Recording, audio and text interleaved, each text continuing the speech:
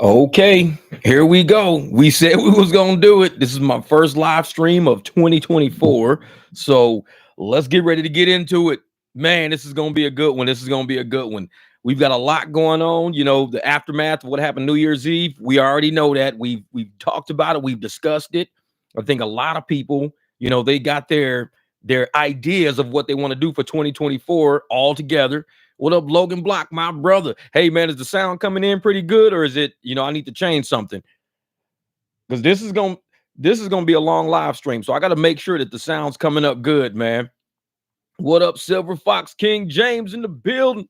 Top Notch is back. All right, cool. The sound is good. All right, bet. Because like I said, this is gonna be a fun one. Juan Vargas, my brother. No habla inglés, señor. Lo siento. What's good? What's good? Time to wake up, my man. Go gig it. Woo, Tempe's all for kicks. You know what? This is going to be a fun live stream. I'm glad you guys are in the building. I wanted to come in a little earlier just because I had to, we know how long this is going to go. I woke up about an hour ago. So I woke up and I was like, you know what? Let me shower up, get ready. This is going to be a long day. This is a day at work right here. What up, NGB, my brother? Doughboy, what's good? Dana Hertz, what's up? William, man, watch some old Jesse Ventura debates when your stream came up. Oh, Jesse Ventura, the ultimate conspiracy theorist. That's my guy right there, man. That's my guy. What up, Matt? My brother Jamil. Oh, Thursday been a slow day. Hey, tonight there's supposed to be some games going on downtown, I think. I was gonna try to head down there, but I was like, you know what? Let's get this out the way, because we made a promise that I said my first live stream of the new year had to be at least, if this equipment can hold up, YouTube can hold up, Google can hold up, we're gonna make this shit run 7. We're gonna make it run 7. Everybody's like, go 8. It's like, man, this is a day at work. Shit, this is crazy. All right, Zay, I'm about to go out now. We'll keep it on in the car. All right, Realty. Hey, well, I'm gonna try to. It seems like it's kind of moving a little slower. I just looked at the screen; it was kind of like moving slow. So I'm like, come on, man, come on. Say, I'm not going this live chat. Yeah, the ASU Utah. Do I got snack? Nope, no snacks. All I got is my shit to drink. That's it. I'll eat when I'm done. I didn't even eat breakfast. Well, I ate earlier today when I was up, so I took a nap, woke up, said, let's do this live stream. Let's get this shit out the way. What up, Rory? My man. Hey, I appreciate that. This is, man, been on so many other YouTube videos spreading your name. I appreciate that, brother, because we all need to come together. We all need to figure out what's going on. You know what I'm saying? Especially with rideshare, with gig work in general. We need to figure out what's going on, because these motherfuckers trying to slave us out. They really are. And, the last video I just put out this morning, I'm happy to look on there and see so many people saying how they've been getting private rides now. A lot of people got their first private ride ever. When you speak up, that's how you're going to eat up. Closed mouths don't get fed.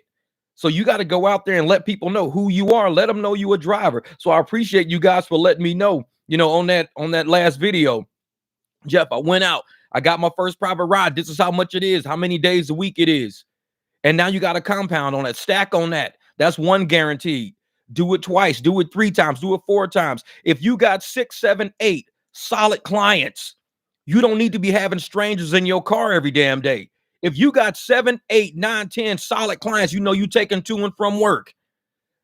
That's your money right there. You're saving them money. You making money. You ain't got strangers in your car. You ain't got to worry about, I don't know their name. Is it a nickname? You ain't got to worry about none of that shit. So your private client base is your ticket. That's your ticket. And that's going to be my ticket for 2024. You don't have to worry about a saturated market, because if you got 8, 9 people on your own, those are your people. You ain't got to worry about shit. They going to call you. They going to check on you because you've always been there. You know their favorite shit. You show up sometimes, you give them a cookie, a bag of chips. You give them something for work. Those are your people now. And they paying you well enough to where you can afford shit now. So, yeah, spreading your word about these companies to everyone in 24/7, 365. Thank you, Rory. Jeff, this early morning podcast, I let everybody in the airport listen to it. Oh, thank you, Jamil. I know they was probably like, this dude. Who the hell is this dude? He's crazy.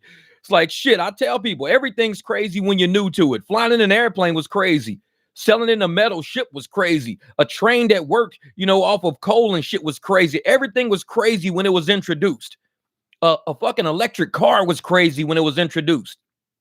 So to do something different is going to sound crazy to people who ain't ready to take that shot. They're not ready yet. They want to stick to the norm. The norm is designed to keep you on the plantation and rideshare, gig work. That's the norm. Crazy shit's going to get you off the plantation. What you mean? We going to leave? We going to leave? Wait a minute. Master know about that? We going to leave? Motherfucker. Sometimes you got to get up. Sometimes you got to go. If shit's not serving you no more, like rideshare and gig work, if it's not serving its purpose earlier was to give us a way to make money, to feed our families, to go out and to take care of business, to kind of learn this city, to learn the city and become tour guides for people flying in and shit like that. It's losing its purpose. It's slowly losing its purpose. And it's not because of us. We're going out buying nicer cars. We're learning new ways and new things to do. And so we're sitting here going, wait a minute, if you guys are playing us out, selling us for cheaper, we can't even afford the cars we got that we invested in this shit. This is losing its purpose in my life. In other lives, 10 clients as of today, time to wake up. Get it, brother, get it. And if it's losing its purpose in my life, it might not be losing its purpose in somebody else's life. But in my life, it might be losing its purpose. So I'm sitting here going, you know, you got a few channels out there. Oh, I'm good. Every market is different. So if somebody out there want to say, you know, in my market, it's good. You know, it's not a lot of drivers. It's not oversaturated. You know, we know how to do this in my market. Cool. That's good for your market. My market used to be good, but it got super saturated real fast because there is no filter. There's no, cap on how many drivers doing how much shit they can do out here. Everybody's kind of doing nutty shit out here. So what do? We figure out, is this still serving me in the same capacity as when I started? When I started, you can look at my videos. I was making $1,500 in 3 days. I ain't got to lie about the shit. I got the shit on video. $1,500, and I wasn't even working 8-9 hours a day. That was online time. I ain't got to lie because the shit's on video. $2,200 a week I made $2,700 a week driving this fucking Jeep around. $2,700 a Jeep driving a big ass Jeep around. I don't have to lie because the shit's all on there. And this was like 2 years ago. And everybody's like, damn, used to make money like that. Used to. Ain't no fucking way I can make $2,700 a week now. And I was $2,700 doing regular hours. I was not working no 80 hours. This was regular time with me using my brain on how to get good rides. $2,700 was like, damn, that was easy. $2,200 was like a slow week for me. Dead serious. I got the shit on video on my channel. It's all on my money and marketing. People can go check it if they want to. They might say, oh, he's lying. Fuck, I got it on video. I don't need to lie to you. 1,000 a week was easy. 8,000 a week was 3 days. 3 days easy. 300 a day was nothing. 300 a day was nothing in 8 hours a day. Nothing. I remember people, oh man, we're going to make $1,000 a week. $1,000 a week was not, that was a minimum. That was nothing. 1,500 a week was like, now we got this motherfucker moving. 1,700 was like, okay, the engine's kind of warm a little bit. $2,000, I think my wheels are warmed up, and we only did 40 hours. That's it, 40 hours. Now people doing 80 hours to make what we did in 40. The shit's on my channel and video. I ain't got to lie to you. Motherfuckers now think 2,000 a week is important. No, 2,000 a week in 40 hours is good. In 80, that's like me making 1,000 a week. That's easy. 1,000 a week is nothing. But this shit has served its purpose for a lot of us. It's gotten to the point where we got people out there settling for a gross of $19 an hour. Gross. That means you're probably taking home $9 an hour, $12 an hour net profit or gross profit. Because we're not even going to count you beating on your fucking car. That's a whole nother level of the game. Exactly. I remember I have 1,200 by the end of Friday. Yeah, Austin, it was easy back then. This shit used to serve a purpose. It served a purpose. Now the purpose is to be the plantation, pushing people out there to lynch, damaging cars. People only have profits to fix their shit. They car break down, they got to go take out a loan just to fix their car. How you taking out a loan to fix your car when you working 80 hours a week? You should have the money at that rate. If I'm working 80 hours a week, I'm pulling 4Gs, 4,500. If I'm working 80 hours a week, I'm 4,500 on that. I'm not 2,000 on that. 80 hours, 2,000. The fuck is this? No, I'm 4,000 if I'm working 80 hours a week. I'm going to have some profit left over. But if you don't even have profit left over to handle the shit you doing, you pushing yourself that hard, you the fool for doing it. You the fool for doing it. So we got to sit there and be like, wait a minute. The tide is changing. When the tide is changing, you have to adapt to the tide. You can't surf on sand. If the fucking tide is low and the ocean is out there now, you got to surf out there a little further. You're trying to surf right here. This is sand now. The tide has been pulled out. So we've got to realize what the hell is on. What are we doing right now? How are we going to make this work for us? A lot of people are moving over to figuring out, how can I get 4 clients to make up the stagger, 10 clients to make up the stagger, 8 private clients to make up the stagger. We got to look at making it. You can still keep your app running. If they got surge going or something like that, get that shit, knock it out. Be a smart driver. Don't be played doing no 30-mile trip for $15. Be a smart driver. Leave your app on. If you're online for 6 hours, you only find 3 or 4 rides, that's what you get. But you got private clients to make up the stagger now. So you ain't going to be destitute because you've already talked to people who want to save money and you want to make money. What William said, I had 13K in cash reserves, now 2K. That's what it is, brother. Like I said, I was pushing, man. And I just knew I could hit 20K. I knew I could hit 20K if I just stuck to my grind, kept driving smart, doing what I do. Got it up to 15. I was kind of hopeful. I was like, I think I'm going to make it, man. I think I'm going to make it. I was kind of hopeful. Then life starts happening, man. Life starts happening. Bills start hitting. Shit starts breaking down. Driving my car's off the road. Go gig it. Thank you for the super chat, brother. Order that Uber Eats tonight, Jeff. I know. Oh, we're going to be here for a minute. I might have to get a burger. Thank you, brother. I appreciate that super chat. Go gig it. Yeah, but we sitting there going, when my car was out for 8 days, that was right after Thanksgiving. I took it off the road Sunday to start that thermostat thing, that heat module repair. Took me 8 days to get it in, to actually get the one out, order the right part, get it. So that was 8 days of revenue I didn't make, and I needed that revenue. I just spent a lot of money. Soon as I get back on the road, what happens? My water heater in my house goes out. It's like life happens. Shit knocks you down. So you got to have those profits and those cash reserves in your life. This is not a hustle. This is for real life shit. But we're like, I'll just do it for extra cash here and there. Your bank account better be fucking booming. Because if your W-2 is not giving you all that extra cash you think you need, and you're to the point to where you're doing rideshare shit, then you better start fucking doing it the smart way, not the stupid way. Not the, well, I only got 4 hours, so I'm going to do 100% AR. I only got 4 hours. You're part of the fucking problem. You've got a W-2. Then you come into our world with a high AR, fucking it up for us. We don't have a W-2. Now we're to the point where we got to go get a W-2 now. So we're going to end up in the same fucking boat you're in. If you're in a boat to where your W-2 can't handle your life, guess what fucking boat we in now? The same fucking boat you in. And we didn't want to be in that boat. Thank you, Bighorn Kev, for the super chat, brother. Had a great New Year's Eve, hole in one, and put the urge in surge. And you returned the phone where the phone they found the phone. That was funny shit, Kev. That shit was funny as hell. She found her phone. She came to my house. That's funny shit. That was good. A hole in one. Yeah, but we don't want to end up in the same boat as people with W-2s, because people with W-2s are in the boat to where they have to do fucking rideshare just to make it. People with W-2s got to do gig work just to make it. We didn't want to be in that boat.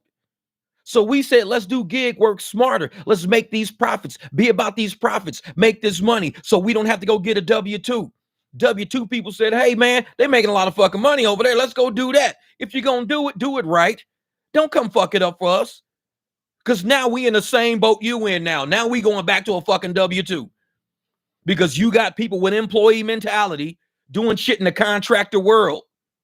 This is a contractor's world, not an employee world. You can't roll around with high AR doing high AR shit. That's employee mind.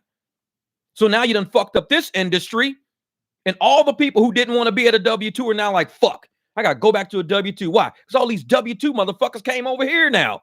They done infected rideshare like a fucking cancer. Now, we do have some smart W-2 people who says, dude, if I'm going to be out there for 3-4 hours, I'm on profits. I'm on profits. Thank you, Top Notch. I appreciate it. ATX 3 at the moment. 3 times was Atlanta was 44 to 46 hours 3 years ago. Now 13 to 19. So saturated. Yeah. And that's what it was, man. That's what our hourly used to be. It used to be that 44, 50 hours was easy to make hourly. And it was with high ARs we were making that, not low ARs. It was high ARs we was making that. High AR now, it's 13 to 19. Real shit. So now we've got to sit here and find a way to get rideshare back together. So we've been spreading the word to people with W-2s saying, hey, man, if you're going to be in this industry, be a contractor. You got to wear a different hat. You can't be an employee in this industry. You got to take that hat off, leave that employee hat at the office, come into contractor work, put on your contractor hat. Keep your value up. Employee, they're going to pay you what they're going to pay you. They're going to give you either you take the job or not. That's the way it is. And if you say no, you probably get fired. But in contractor work, you've got to put on the hat of, I know what I'm worth. I know I'm not doing this shit for that low of a value. I'm not building that swimming pool for that low of a value. I'm not putting that wall up for that low of a value. I'm not painting this house for that low of a value. I'm a contractor. Rideshare is the same way. We're contractors. We're not employees. So when you bring an employee mindset to an industry full of contractors, what do you get? You get apps that are happy as shit like, hey, man, the plantation is growing. We found them. We found them. We got a lot of people out here willing to work for pennies on the dollar. They don't get it. They're not chasing profits. They want to be on silver status, platinum status, diamond status. We're tricking them. We got them. Free hot dogs and shit at 7-Eleven. We got them. And we sitting here like our industry is saturated with people who aren't about profits. That's why our profits are disappearing, because the apps are like, why are we going to send out better rides and give all you people who've been doing this shit a raise? Why are we going to increase your money when we got a bunch of cheap asses willing to do the work? Why are we going to increase your money? Why are we going to give you good quests? Why are we giving you good bonuses? And that's why a lot of people, when we talk about how it used to be, like, we got all the videos historically logged. They're on our channels. So they can never say, no, I was never like that. Oh, I got bonuses, $600 bonuses for fucking 70 rides. You know, $450 for 70 rides. We used to get that shit. Now we're getting $70 for 70 rides.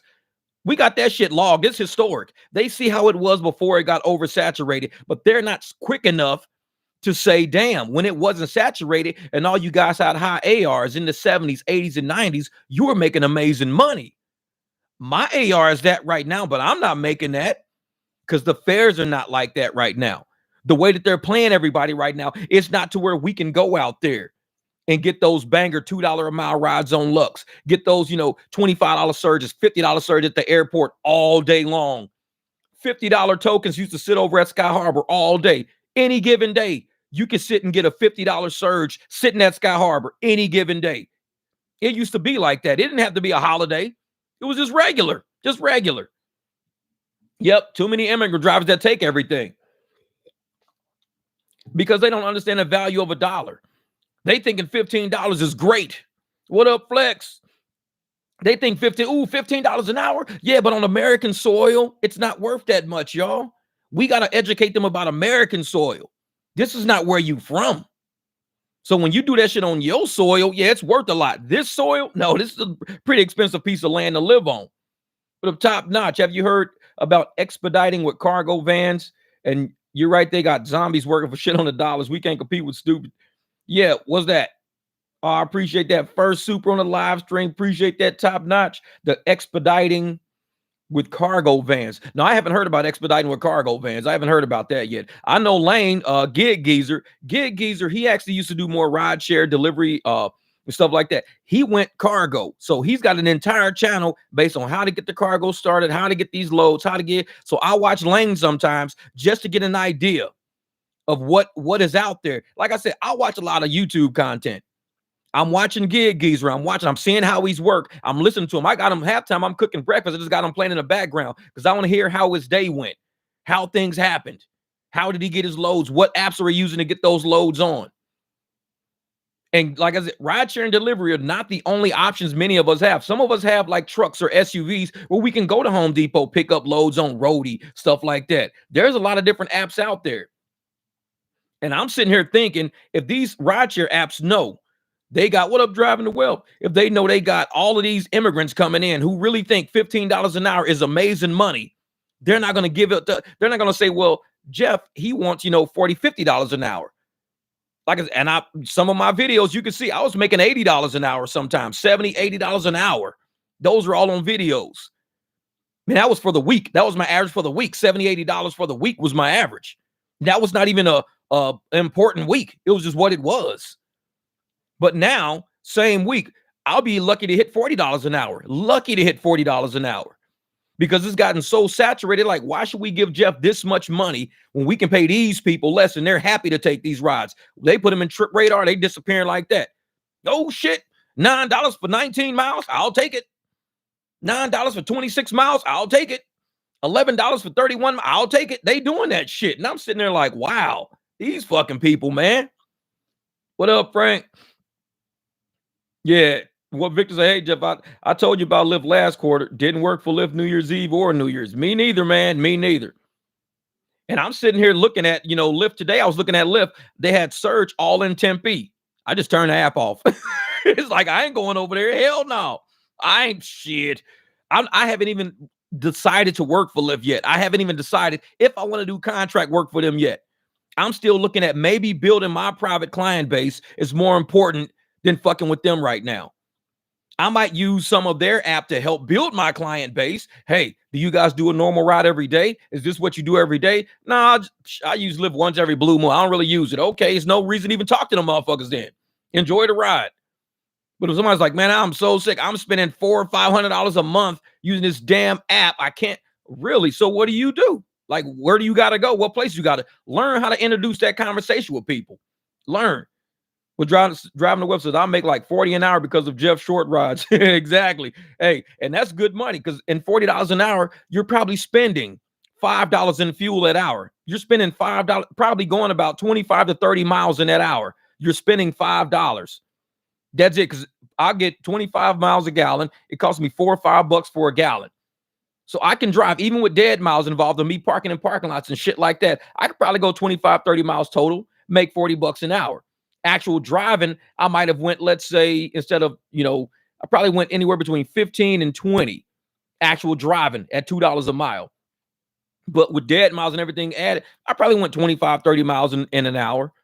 And you're bringing $40, so you're profiting $35 an hour. If you're profiting $35 an hour, you do that shit for 10 hours a week. That's $350 you just profited that week. That's gross profit. You gross profited $350 every 10 hours. Right now, people's gross profit in 10 hours is $90 to $100. They're making $9 to $10, $11 an hour gross profit an hour because they're taking these $18, $19 an hours out there, $17 an hour out there, driving all these miles and shit. So what we can make in $350 in 10 hours driving smart, they're covering 90 to 120 driving the way they drive it. So we're up on them, $230 up on them. $230 in 10 hours. If you do that 10 times, you're up $2,300 over where they are. And you guys have done the same day, same time. Only difference is we've driven less miles. That's the only difference. We've driven way less. So if I can go $2,300 up on you the same time frame in the same exact week or the same exact 2 weeks, I'm up $2,300 on you. I'm gonna win. I'm gonna win that. So that's a battle that a lot of high AR people can't argue with me. We're going to always win the battle on gross profit. They can say, well, my gross revenue is high. That's cool. But if it's costing you $1,000 to make $2,000, you really only profited $1,000. But if it costs me, $100 to make $1,400, I made $1,300. I'm up $300 over you because it cost me $100 where it costs you $1,000. Expenses matter, especially when you're a contractor. Go to any contractor in any industry out there. Ask them, do your expenses even make a difference in what you do? They'd be like, man, if we don't cut expenses, we don't make it. If we don't have enough profits, this paint company don't make it. This landscaping company don't make it. Our concrete company and asphalt, it won't make it. We got to cut costs somewhere. You can't just worry about the gross. If you're not focused on your expenses, exactly, expenses matter. If you're not focused on your expenses, you ain't doing business. You're not doing business. You're being an employee. Because if you walk into any job and ask any employee, hey, you work here? Yeah. Hey, what's your expenses looking like every quarter? I don't know. I put the crackers up on the shelf. I don't. You had to talk to my manager. I just put the crackers up. The motherfuckers don't know. They wouldn't know about the expense because it doesn't matter to them. They're an employee. As long as they fucking badge works when they do this shit, it works. They're at work now. Just put my badge in. It said I was at work, so I worked. What up, Kim? Beauty with S is my girl. So if you just put your badge in and your badge works, that's all you worried about as an employee. And it's kind of how some people are with the apps.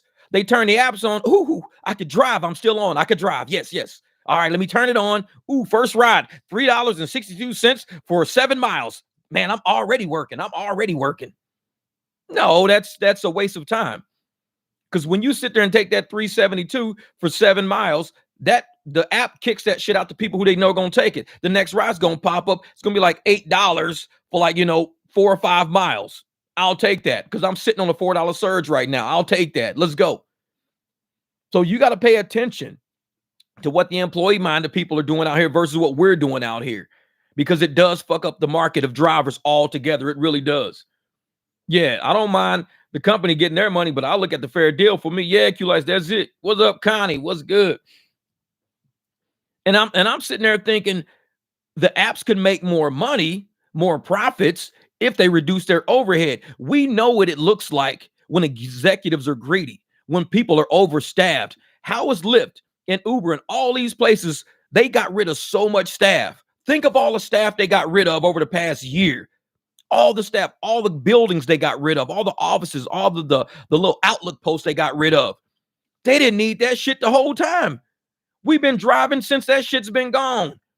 So they've been wasting money. And when you waste money, you don't get that shit back. And that's why I tell drivers, drive smart. You don't get that money back. Once you blow money, it's gone. You don't get it back.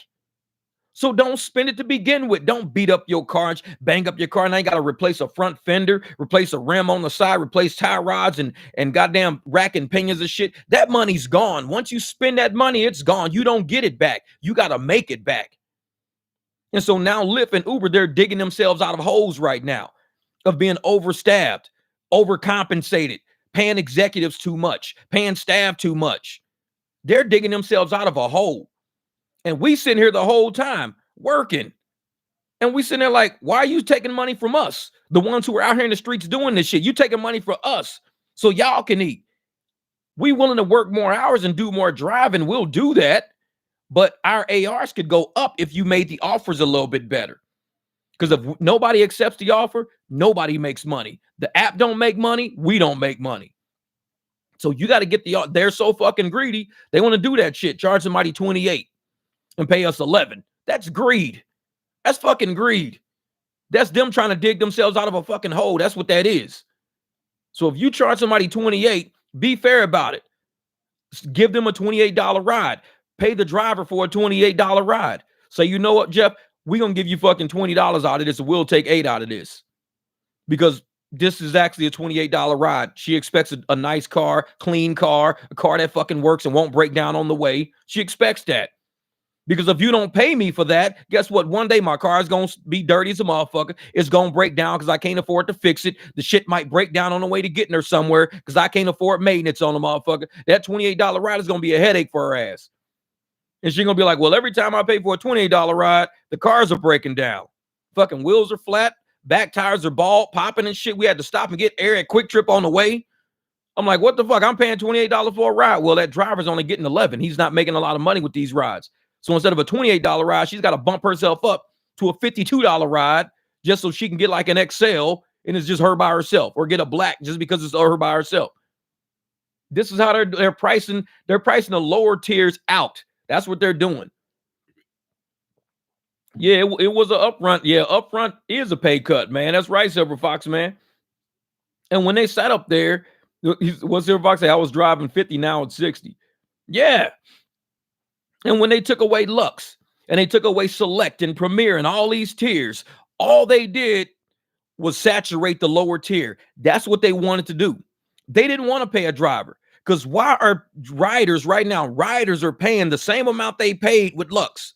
Ask them. They're paying the same amounts they paid with Lux. The difference is drivers are not paid Lux rates.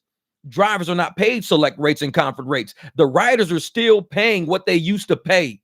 There's no difference in what they paid. They'll tell you, yeah, we paid $60 for this ride. Damn, 62? Yeah, I'm getting 23. Really? Yeah, I'm getting $23 for this ride, man. We paid 62. It's $23 for 16 miles. Yeah, we paid $62 for this 16 miles. Damn. So the riders are still paying Lux rates. They're still paying that money that's up there. But we ain't getting paid that. They wanted to take away the tier, to take away the justification of why we were making the money. Oh, you guys aren't Lux. You're not Lux. You're basic tier. Motherfucker, it's the same car. I'm the same driver. This is the same market. And you telling me yesterday I was a luxury car. Today I'm not because you said I'm not? Who the fuck are you to say I'm not? If I feel luxurious, motherfucker, I'm luxurious. I'm going to go pick up some people. Maybe not on your app. Maybe I have to do this shit outside of your app. Because you're not going to classify me down to benefit yourself, but you still charging these riders the same amount, if not more. So I'm at a point where I'm like, dude, we got to go out and get our own fucking money. We got to do this shit. Yeah, Mel, they want to screw the drivers. That's it. Anything they could do to justify screwing the drivers, that's what they want to do. Hey, put them on a lower tier. A lower tier means they're going to expect lower money. But they got the same car. It's the same driver with the same rating. I don't give a shit. Classify them lower so they expect lower pay. Well, what about the riders? The riders are still paying the same amount. We don't give a shit. Lower the driver classification. Get their cars on lower tiers so they don't expect the money. They know they're going to get nothing. Because if we keep them on Lux, we keep them on Premier, they're going to expect a higher pay. Well, we still charging the customers the same. I don't give a shit what we charging the customers. We're not paying these drivers. That's what we're not doing. Yeah, negotiating in cash. That's what it takes sometimes, man. You know, what did reservation route to the airport this morning? $15 for 24 miles. I looked on the router app, he paid $45, so 6% take rate. Damn, thankfully I got the $10 tip. Man, $15 for 24 miles, that must have been on Lyft. Because on Uber, on my reservations on Uber in the morning, I be getting like $20 for like 6 miles, $20 for like 5 miles. $15 for 24 miles sounds like some Lyft shit. That don't even sound like no Uber shit. What up, Triple? People get fat, hogs get slaughtered. Yeah. Pigs get fat, hogs get slaughtered. Real shit. No regulations, no oversight, no accountability. Just remember, folks, it's always in Uber and Lyft best interest to keep you desperate and broke. This is how they play the game now. It's chess time to wake up his chess. It's all psychological. If they keep you stressing, then they keep your ass driving. Shit, I got to make this fucking phone bill, man. Fuck, man. I just need to go out, just make $80. I just got to go make $80. First ride, $2.62. Shit. Next ride, $3.04. Shit. Next ride, $3.85. Shit. Next ride, $11. Shit. Your ass like 6-7 rides into it, and you ain't even cleared $30 yet. You 6-7 rides into the shit, and your ass is at $28, $29. 6-7 rides into it. I keep getting $3 rides, $4 rides. $4 times 7 is $28. And you ain't getting no fucking tips on none of this. So you driving around all day, slaving all day, being on the market all day, getting there. See, why you got so many mods? To take care of motherfuckers that troll me, because some of my mods don't always show up. So when you say, why do I got so many mods? Everybody don't show up. Some people be out driving, making money, doing shit. So while they out driving, making money, doing shit, I got somebody else to fuck your ass up if I don't feel like being bothered with you. That's why I got so many mods. Now you know why. I'll make everybody a mod except you on this motherfucker. How about that? Say, I got a lot of mods because I want a lot of mods. I do what I want to do. If I want to be bothered, motherfuckers be like, hey, shit, man, don't fuck with me. I keep mods on deck. Trust me. Motherfuckers be like, why you got so many mods, man? Because everybody's working. People are busy. Everybody ain't on here. Triggered. Somebody time that motherfucker out for me. Do us a favor. Show him what mods do. Show that motherfucker what mods do. Show him. Let's have fun. Somebody fuck with him. Mod, time his ass out. Let's have fun with him. Show him what mods do. Time his ass out for 5 days. Like Max's fucking seconds out. Everybody gonna be like, oh shit, his ass got timed out for fucking 8,000 seconds. Yeah, that's what mods do. It ain't about come on, man. That's what I do, man. I have fun. So when you come on my chat, come on this motherfucker with some information. Come on this motherfucker with something that we can enjoy and have fun with. So if you come over here trying to bother me, shit, trust me. That's why I got so many mods. You don't want to find out. You don't want to find out why. But see, that's the thing, man. And we're out here working every day trying to make this fucking money. And these apps, just like Time to Wake Up said, mentally, they'll keep you driving 5, 6, 7 trips in a row at $3, $4 a piece.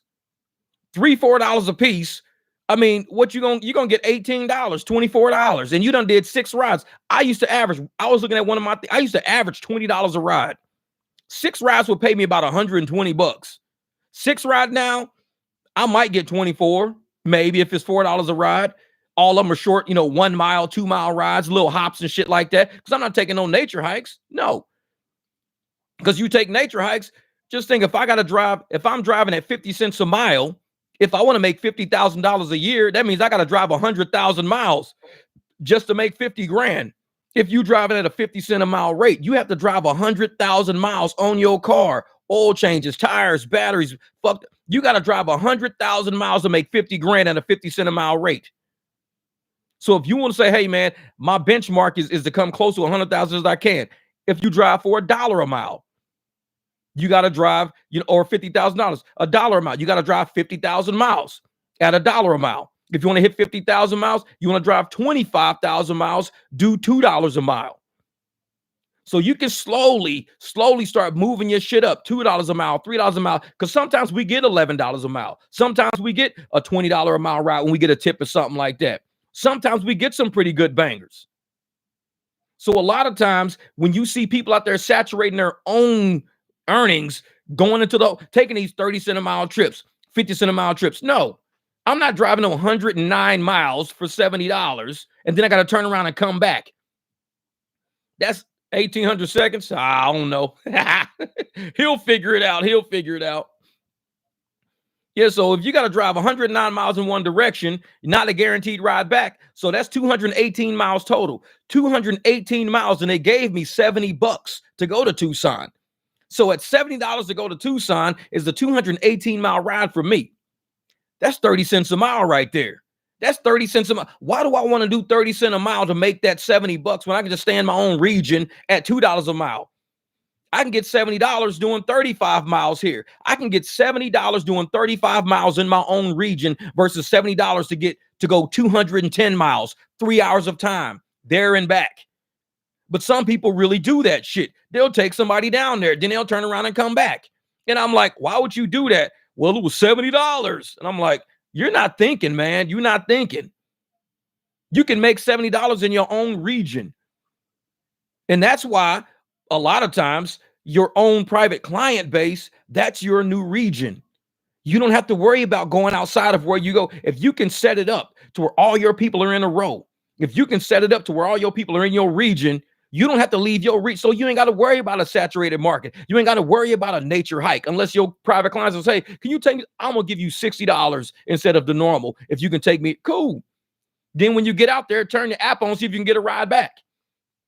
But for the most part, once you generate your own client base, you don't have to worry about these nature hikes taking you to Tucson, taking you to Flagstaff. Because the money you're going to make with your own base in your own region is going to be enough to suffice you for that day. You're going to be like, man, I just made $270 today, $270 off of 5 people today, all private clients doing little stuff for them. I made $270 and it maybe took me like 3 hours total, 4 hours total to fuck with these people. That's it. And that's why private clients are the play for 2024. For me, it's my play. Will I use the apps? Oh yeah, because I'm gonna probably be somewhere, probably catch a surge or something, be on Paw Patrol. All right, I got a $9 surge. Let's see what I can find for that. I'm gonna use the apps what they should be used for, to get a little fucking money. If we're gonna use that shit as side money, let's use that shit as side money. Our main money has to be what's about us. Has to be profits in our pockets. Exactly, Mel. Don't settle. Know your worth. Don't settle. Because a lot of people out there are willing to settle because, like Time to Wake Up said, the apps want to keep you fucking stressed out. Stressed out. They want to sit up there and go, oh, man, I got to fucking come up with rent in 2 days, man. I just got to hit balls to the wall. 12 hours a day is how I'm going to do it. Because they know the rides are out there. They know they're out there. If you leave your phone for I guarantee you're going to get rides back to back to back. If you put auto accept on everything, you will never stop driving. You probably be at the gas station twice that fucking day, but you never stop driving because they're going to keep sending you rides over and over. And at the end of the day, You're going to say, okay, I went to the gas station twice, so I'm minus about 100 in gas because I went almost 400 miles. I'm minus like 100 in gas, but I've made, $360. So really you made $260 and it took you 12 hours. It's about $20 an hour is what you netted at the end of the day, 20 bucks an hour. When we already seen somebody net probably close to 35 an hour gross profit, about 35. Because if you can make 40 in an hour, it's only costing you $5 to make that. Guess what? You making 35 an hour gross. So with you driving like that and making $20 an hour gross profit, I mean, you're $15 behind somebody else who's doing it the smart way. But see, that's what it is, man. A lot of these people don't think of numbers. They don't think of math. They don't think of analytics. But we got engineers and corporate execs and, people with degrees and shit at these corporations. They think of analytics all day. They sit around with paper all day fucking with people. And how do they fuck with us? They just start throwing shit on the screen. Hey, you could be so close to gold. Do this many more trips. Get your AR at this and you're going to be at a gold. And people say, ooh, I would like to be gold. I would really like to be gold. I'll ask those motherfuckers, hey, does gold pay me any more than what I'm getting paid right now? Well, you get one free hot dog a week from 7-Eleven. If you get gold, you might want to go get that hot dog. No, I'm not taking all these shitty trips just to go get a hot dog. I'm going to go buy a whole pack for like $4. Get that shit over with. It's like, man. Yeah, man. Hey, how should we price the rides? What's a good mileage rate? C-Flex, normally for my private rides, I try at least $2-3 a mile. And it depends on the time of day. If you're in rush hour traffic, $2-3 a mile is not going to cut it. If you're in rush hour traffic early fucking morning, it's going to take you 30 minutes to go somewhere that normally take you 10. You might want to price that shit based on time. And if you want to make, let's say $50-$60 an hour, you might want to tell them $30. It's 30 minutes. It might be only like, 5-10 miles, but it's 30 minutes of time because you're sitting in some hard ass traffic on the highway every day. You might just say, hey, $30. 30 minutes, $30, you're making $60 an hour. So me, I would say $2-3 a mile because like I said, I don't have to drive that far. Might as well say $2-3 a mile. Be done with it. So shit has gotten so bad. I actually logged back on the DoorDash today for the first time over a year. Not surprisingly, it's fucking horrible. No, so yeah, exactly. We Wakanda. We're vibranium over here. Shit, they need to put vibranium on that shit. If you're under this percent, you're Wakanda. Send us a motherfucking Wakanda mask and everything. I'll drive around in that motherfucker. Wakanda. Scare the shit out of people when they get in the car. Motherfuckers take off running. We saw Black Panther. The movie? No, the motherfucker. He was in that car over there. Motherfucker said Wakanda and ran. We took the fuck off. Yeah, I would charge $1 a minute. Yeah, exactly. No filter. I would do that. And that's what you got to look at. You've got to look at, the time of day. You got to look at the way the traffic is set up, the region you're going to. Because if somebody told me, hey, Jeff, every day I need to ride to Anthem. I live on South. Anthem is far north. Anthem's probably about 30 miles north of me. So for me to say, hey, man, I'll charge you $2 a mile, $60 to go to Anthem, to me is not worth it. Because I can make $60 in my own neighborhood just driving around.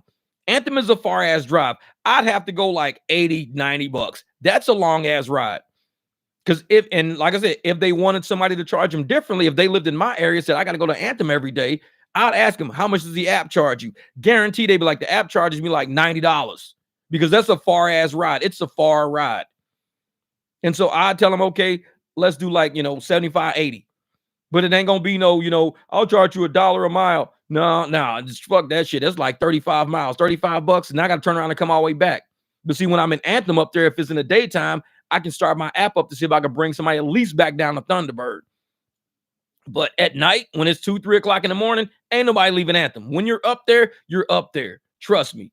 I've gotten stuck up there. No.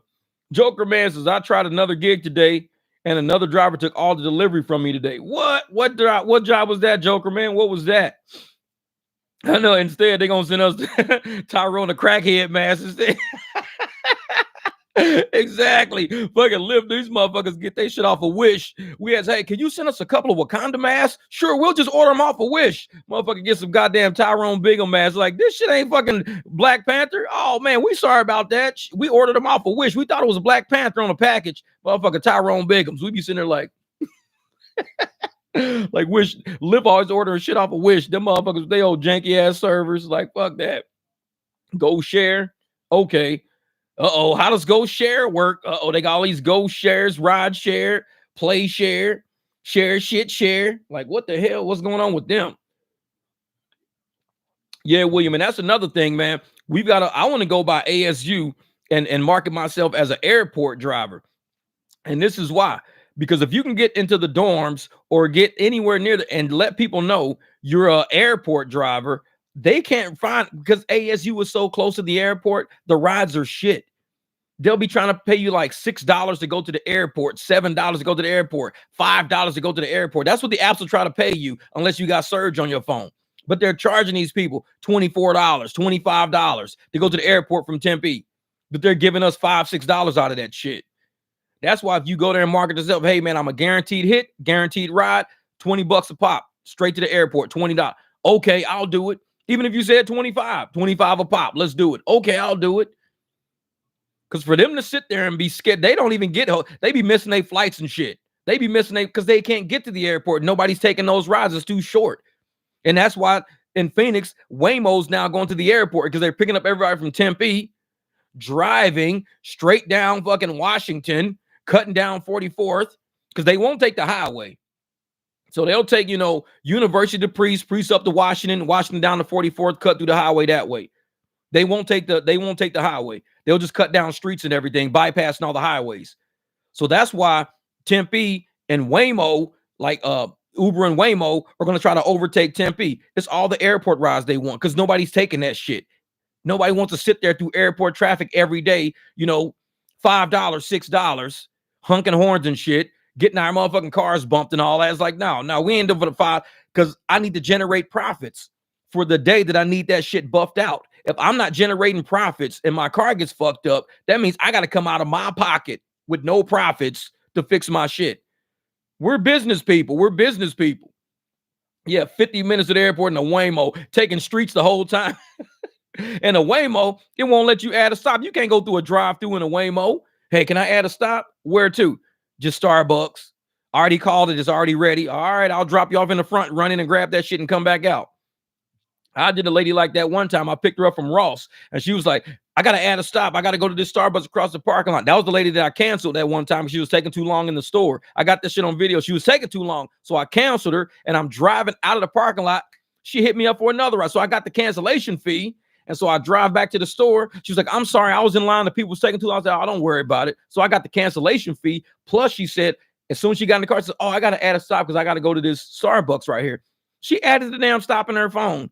And I'm like, you could have just gave me the $5, motherfucker. So I drove across the lot. She walked in, got her Starbucks, and I took her home. It was a whole bunch of fuckery with that whole ordeal. But I canceled her ass and got her back as the next Friday because I don't play that shit. Taking too long with me.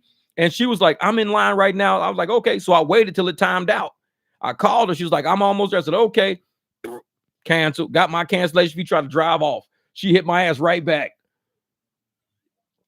Man, well, I got an Uber guarantee. Should I ante up and make them pay me $1,500? Oh, man, a guarantee? Well, how many rides is that, Silver Fox? That's the thing. How many rides is that guarantee? That's what I want to know. How many rides is it? Because if it's worth it, then I would do a whole bunch of short-ass rides in a short amount of time, make them pay you the big difference on it. Be like, hey, pay me that. They probably owe you like about $800. Time to wake up. Average U.S. taxi fare. Initial charge $4.50 per mile, charge $2.50, typical short fare $6.50. Yeah, we're getting fucked. Yep, because we're getting $2.62. $2.62 is what we're getting. $2.62 for a nice private car, clean car, Spotify. And we clean our cars after every few rides. Smell nice, smell good. Taxis don't roll like we roll. Shit's different. So these people are getting in our nice ass cars and we're getting paid, $2.62. They're probably paying like $9 for the ride. So they're paying a little more for the ride than riding in a taxi, but we're not getting shit out of the deal. Our base, I think the base fare, no matter how short it should be, period, should be $5. You cannot get in somebody's private fucking car if you don't have $5 to get his driver.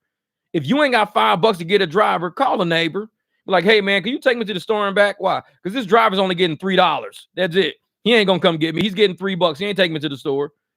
If you ain't got at least $5 minimum, you can't get in the car. What up, Daytona? They think about it this way: Uber is undercharging a passenger if you see taxi rates. Well, I don't know. Yeah, Uber is I think Uber actually is basing everything on like availability. That's where they're getting away with it. Uber and Lyft charges based on availability of a driver. So they would say, hey, if you want to, have a driver to your house, right to your door right now, clean ass car, detailed wheels, smells good, running Spotify, we got a driver for you, $19. Now, a taxi might cost that same person, let's say $16, but they're going to pay Uber $19. We going to get about $7 or $8 out of that 19. That's all we're going to get, $7 or $8. And now this person's gonna be like, well, we showed up in a nice ass car. It didn't have no numbers and shit down the side of it, talking about rates, big ass phone numbers across the back of the bumper and shit. It was a really nice BMW thing. It was fucking clean. It was nice. They're gonna want that type of a ride showing up at a club. Not a lot of people like getting, unless you're in New York, Chicago, Miami, LA, they don't mind numbers across the bumper. I don't ride in cars with numbers across the bumper. I never have. I've never been in a taxi my whole fucking life. I don't ride in cars with numbers on the bumper. I don't even ride in a motherfucking ambulance. It's got a number on the front. It's like, no, I'll just take myself to the hospital. I'll do it myself. You got numbers on the bumper. I can't fuck with you. It's like shit. I grew up riding on the bus. Now, the bus had motherfucking commercials and shit rolling down the side. I mean, that shit felt kind of weird when I was little. I'm like riding around, motherfucking Marlboro cigarette. I'm getting off. I'm like 7 years old, standing next to a motherfucker with Marlboro cigarette smoking on the side of the bus. Be cool. I'm like, what the fuck is this kid getting off a cigarette ass bus for? Like, exactly. It's like when you pull up in a nice ass car, a car somebody's taking care of, making sure it makes it and everything. You got to pay a little bit, man. You got to pay a little bit. And everybody, like I said, because the way Uber and Lyft is set up, people think they're entitled to a clean car, entitled to your nice car. They're entitled to all of this shit because they'll pay the app. And the app says, hey, man, you're entitled to having this car show up, this and that. But they're not entitled to paying us. They're not obligated to tip us. None of that shit. But yet we show up in this nice ass fucking car and we get played every time.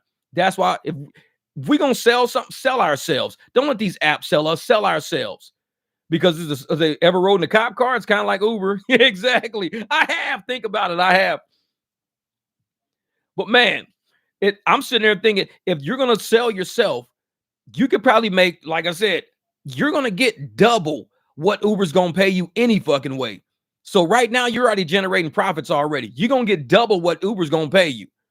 And Uber, in the meantime, is going to have to say, hey, we're losing a lot of opportunity out there by not paying drivers. We're losing opportunity. People are doing private rides more now than ever because riders are tired of getting overcharged. Drivers are tired of getting underpaid. I think we overplayed our hand. We overplayed our fucking poker hand. We can call a fucking bluff. They want to say they got a fucking royal flush. We know they don't have a royal flush. We know that because we got one of the fucking cards in our hand. They don't have a royal flush. So we know we can call a fucking bluff. If we're sitting around all these passengers all day anyways, we in all the neighborhoods and all the communities anyways, we can play our hand. What's our hand? We show up. We use our mouth. Hey, guess what? I don't know how much you pay for this ride, man. We paid $82 for this fucking ride, man. 82. I said, well, that's what you thought you paid because I'm going to cancel this ride. No charge to you, man. I'm going to cancel this shit. No, give me 60. For real? $60? 60. Because they only paying me fucking $33 out of this anyways. What? Yeah, I'm getting 33. So pay me 60. You saving 22 and I'm making about 30. So shit, let's call it good, man. Deal. We can play a poker hand too out here. Do motherfuckers want to pretend this is a glitch? I can say, hey, man, my phone glitched. I didn't try to cancel that. My phone glitched. Y'all know glitches exist. I was trying to sit up here and start the ride, but the phone glitched. I'm sorry. Maybe you should fix your app. Hey, you guys know your app glitches all the time. Jeff, you done canceled the last 4 fucking rides, but the people actually got to where they're going to get because I was trying to start the ride, but the phone glitched. The app glitched. Maybe it's Android glitching. Maybe it's iPhone glitching. I don't know. Shit's glitching because that's our excuse now. The people were like, well, we like your personality. We like your car. Since you're here, you might as well just take us. We got rid of so the glitch fucked up. We couldn't do the ride because of the glitch, but the people still got from point A to point B and I still got paid. Send me another fucking ride. Let's hope shit don't glitch. And you just keep doing that shit over and over. You want to play the glitch game? Then let's play the fucking glitch game. Let's play it. If you want to play the get glitch game, let's play it. Where my man Glitch Dad's at? We glitching, baby. If you want to play the get glitch game, let's play that game. If that's your excuse, if you sabotaging shit, then I'm gonna sabotage my shit. We gonna play that game. And when they sit up and go, well, Jeff, you keep canceling all these rides. No, my phone's glitching, man. My phone's glitching. It's not me. Y'all know how that shit works. Glitches happen. Instead of shit happens, glitch happens. Motherfucker, glitch happens. You see, Jeff won't even riding a hearse about decline. Exactly. I ain't riding no motherfucking hearse. Shit. Give me something else. Yeah, time to wake up. Glitch is my shit, man. That's my motherfucker right there. Yeah, Buddha's the Pax is the enemy. The Pax is the enemy. Yeah, man. And I'm one of those people that say, hey, if you want to sit up and play this game with drivers, knowing that we're smart.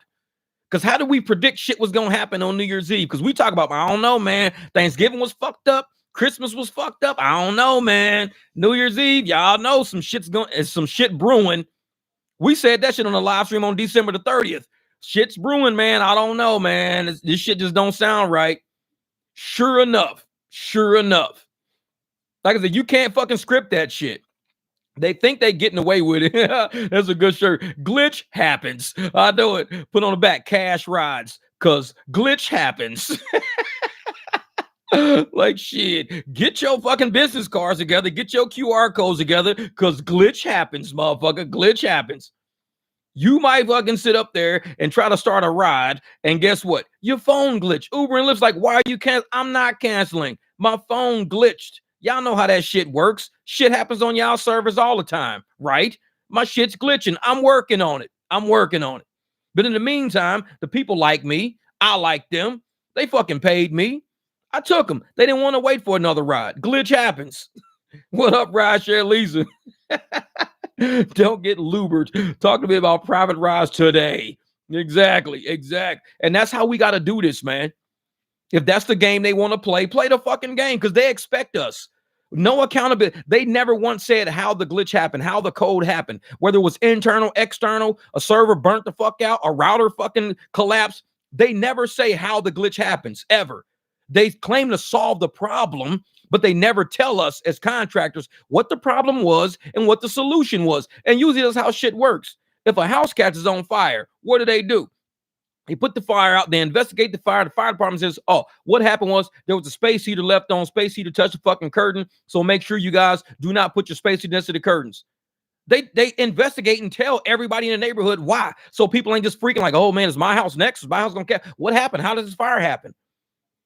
No other fucking industry I know will have a meltdown like this so many times, so much money missing, so many tips stolen, say glitches are happening left and right, but they never say what happened nor how it was solved.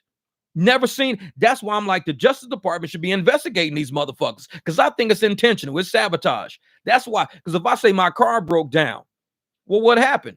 My tire went flat. Here's my receipt for my new tire showing I was right at the building where I was. It broke down. Here's my receipt. So I can show, yeah, his tire really did go flat. He really did break down. Or here's a receipt to my alternator. Here's a video of me putting in my alternator. My alternator went out. But yet this industry, the only industry that will have shit this major happen, never tell you why it happened, how it happened, nor how they fixed what happened.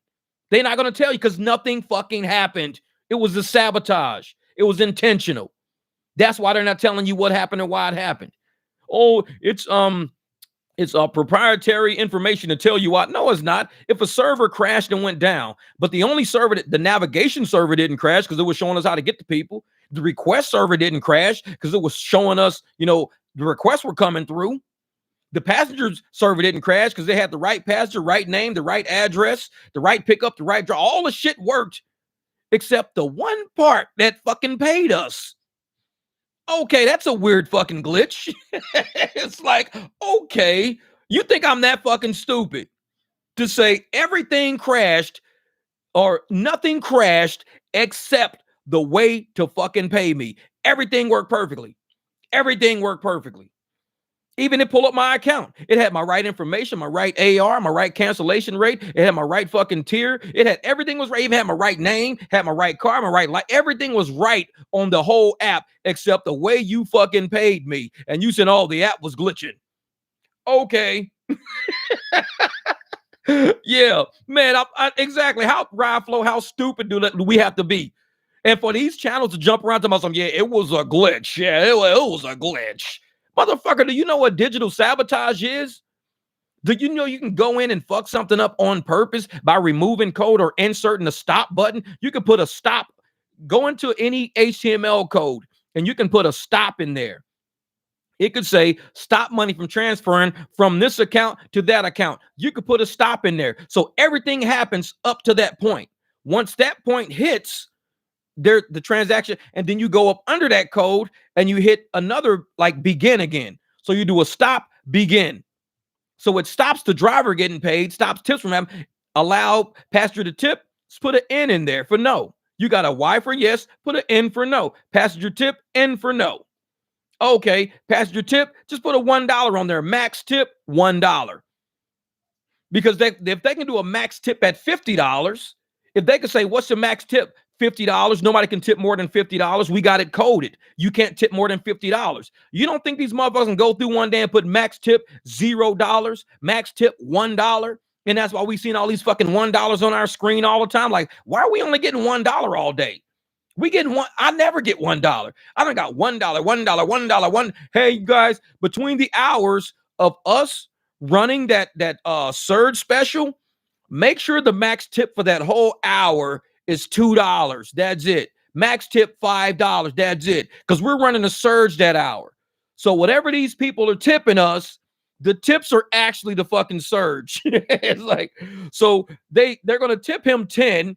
The surge was 5, but his max fucking tip is 5. So he's going to get a $5 surge and a $5 tip. Really? The customer really paid $10. So we didn't lose no fucking money on that. It's like, man. Yeah, exactly. Man, I've been preaching about the Justice Department for a minute now. You see, yeah, brother, we got to get that Justice Department in there, man. Blame it on China and Russia. Yeah, EMP attack. Oh, yeah. Man. Oh my God, Jeff Lift has been showing my tips on the app. I went in my wallet and noticed I'm missing a lot of tips. Also get screwed on 9 toes. I got tipped 10 tonight and it shows on the app, but didn't transfer. Chris D, I said that a couple of live streams ago because somebody brought that to me when they said somebody tipped them $20. It showed up on the ride as $20, but it never transferred to their wallet. We have to audit the wallet. I've been saying that shit since he put that in one of my comments on my channel. We need to audit the wallet. They'll show you tips on your rides, but it never transferred to your wallet.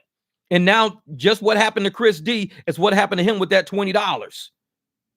And so unless riders are really logging shit with a sheet of paper in your ride, hey, thanks for that $13 ride, and that $6 tip means I got $19. At the end of the day, you add all that shit up. Guarantee you're gonna be like, why is it saying 172 on the app, but yet all my shit adds up to 226? What? There's a difference. What the fuck? Excuse me, tips ain't transferring over. They don't transfer the tips over. And the guy said, yeah, he tipped me $20. It said $20 right on my app. Looked in my wallet. 0. There's no tip there. It never showed up in the wallet. Yeah, the glitch is gender neutral and only hit your ass in your wallet. Exactly. No. Lyft is still sending money without explanation 3 days later. Yeah, exactly. I got 0 tips after 10 p.m. New Year's Eve on passenger trip 4 a.m. January 2nd, 2024. And that's what they do. You can go through the code right now. And Chris D, make sure you log all of that shit. Log it all. And if you want to, you can email that shit to me. I'll do a video on your shit, man. I'll show these motherfuckers how it really is. You can, my email is in the description of this video. We'll go through your documents. We'll go through that shit. We'll explain it to me, this and that. So when I do my video, I know what the fuck I'm talking about. I got the right numbers. I got all your tip amounts and I got your actual wallet amounts. I got and we can fucking have that shit fucking explained to the T. And people around the world can see how we're getting fucked and to audit your wallet. Put an end to the bullshit. Thank you, Bighorn Kid. Thanking God I didn't come down with an itch on New Year's Eve. The hole in one, but that shit. And see, that's the thing, man. And if we can sit up there and expose Chris D, what you said, like I said, the one guy, he just said it in my comments. He never sent me anything. So we just chatted about it. But if you actually say, I got information, I got the actual proof showing all my rides, all my tips, and my wallet amount, This could be the fucking nail in the coffin for these motherfuckers once we start auditing our wallets back and forth. When people say, hey, man, it says 220 in my wallet, but all my rides add up to like 260. There's $40 missing in tips for my shit. What the hell, man? I should be having 260. My wallet says 220. You might be that nail in the coffin, that bridge to close the gap to what we need to be doing when we auditing these people. And they're not going to audit us. They don't work for us. We're contractors. If they're going to steal from us, we got to prove that they're stealing from us through shit like this. We all see it. We all see it. But yet nobody's going to ever say it. Oh, yeah, man, we're actually stealing from you, man. It was a glitch. We're stealing from you. That ain't no glitch. It's an intentional sabotage. Because if you can max out the tip on my app to $50 and nobody can tip you more than 50, who's to say you can't go through the code and say, for today, the max tip is going to be $5 today, y'all. $5. We got a lot of surge going out today, y'all. We got a lot of bonuses and zone bonuses going out today, y'all. Max tip $5 all day. Put that shit in the code right now. Everybody's going to be happy to be getting $5 tips. For the next 10 minutes, max tip $1. For the next 10 minutes, put that shit in the code for 10 minutes. They got a clock fucking running. And all of a sudden, boop, 10 minutes up. All right, open it back up. Let everybody tip like normal again.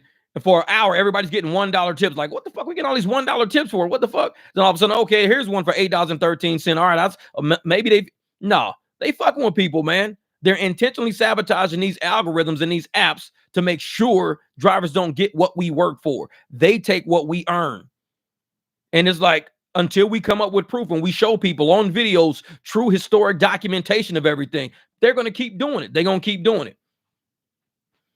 This is Jeff. Will you do a video how to create business cards as for folks that haven't stepped up their game yet? Oh, it's easy to make. Like I said, I just go to Vistaprint.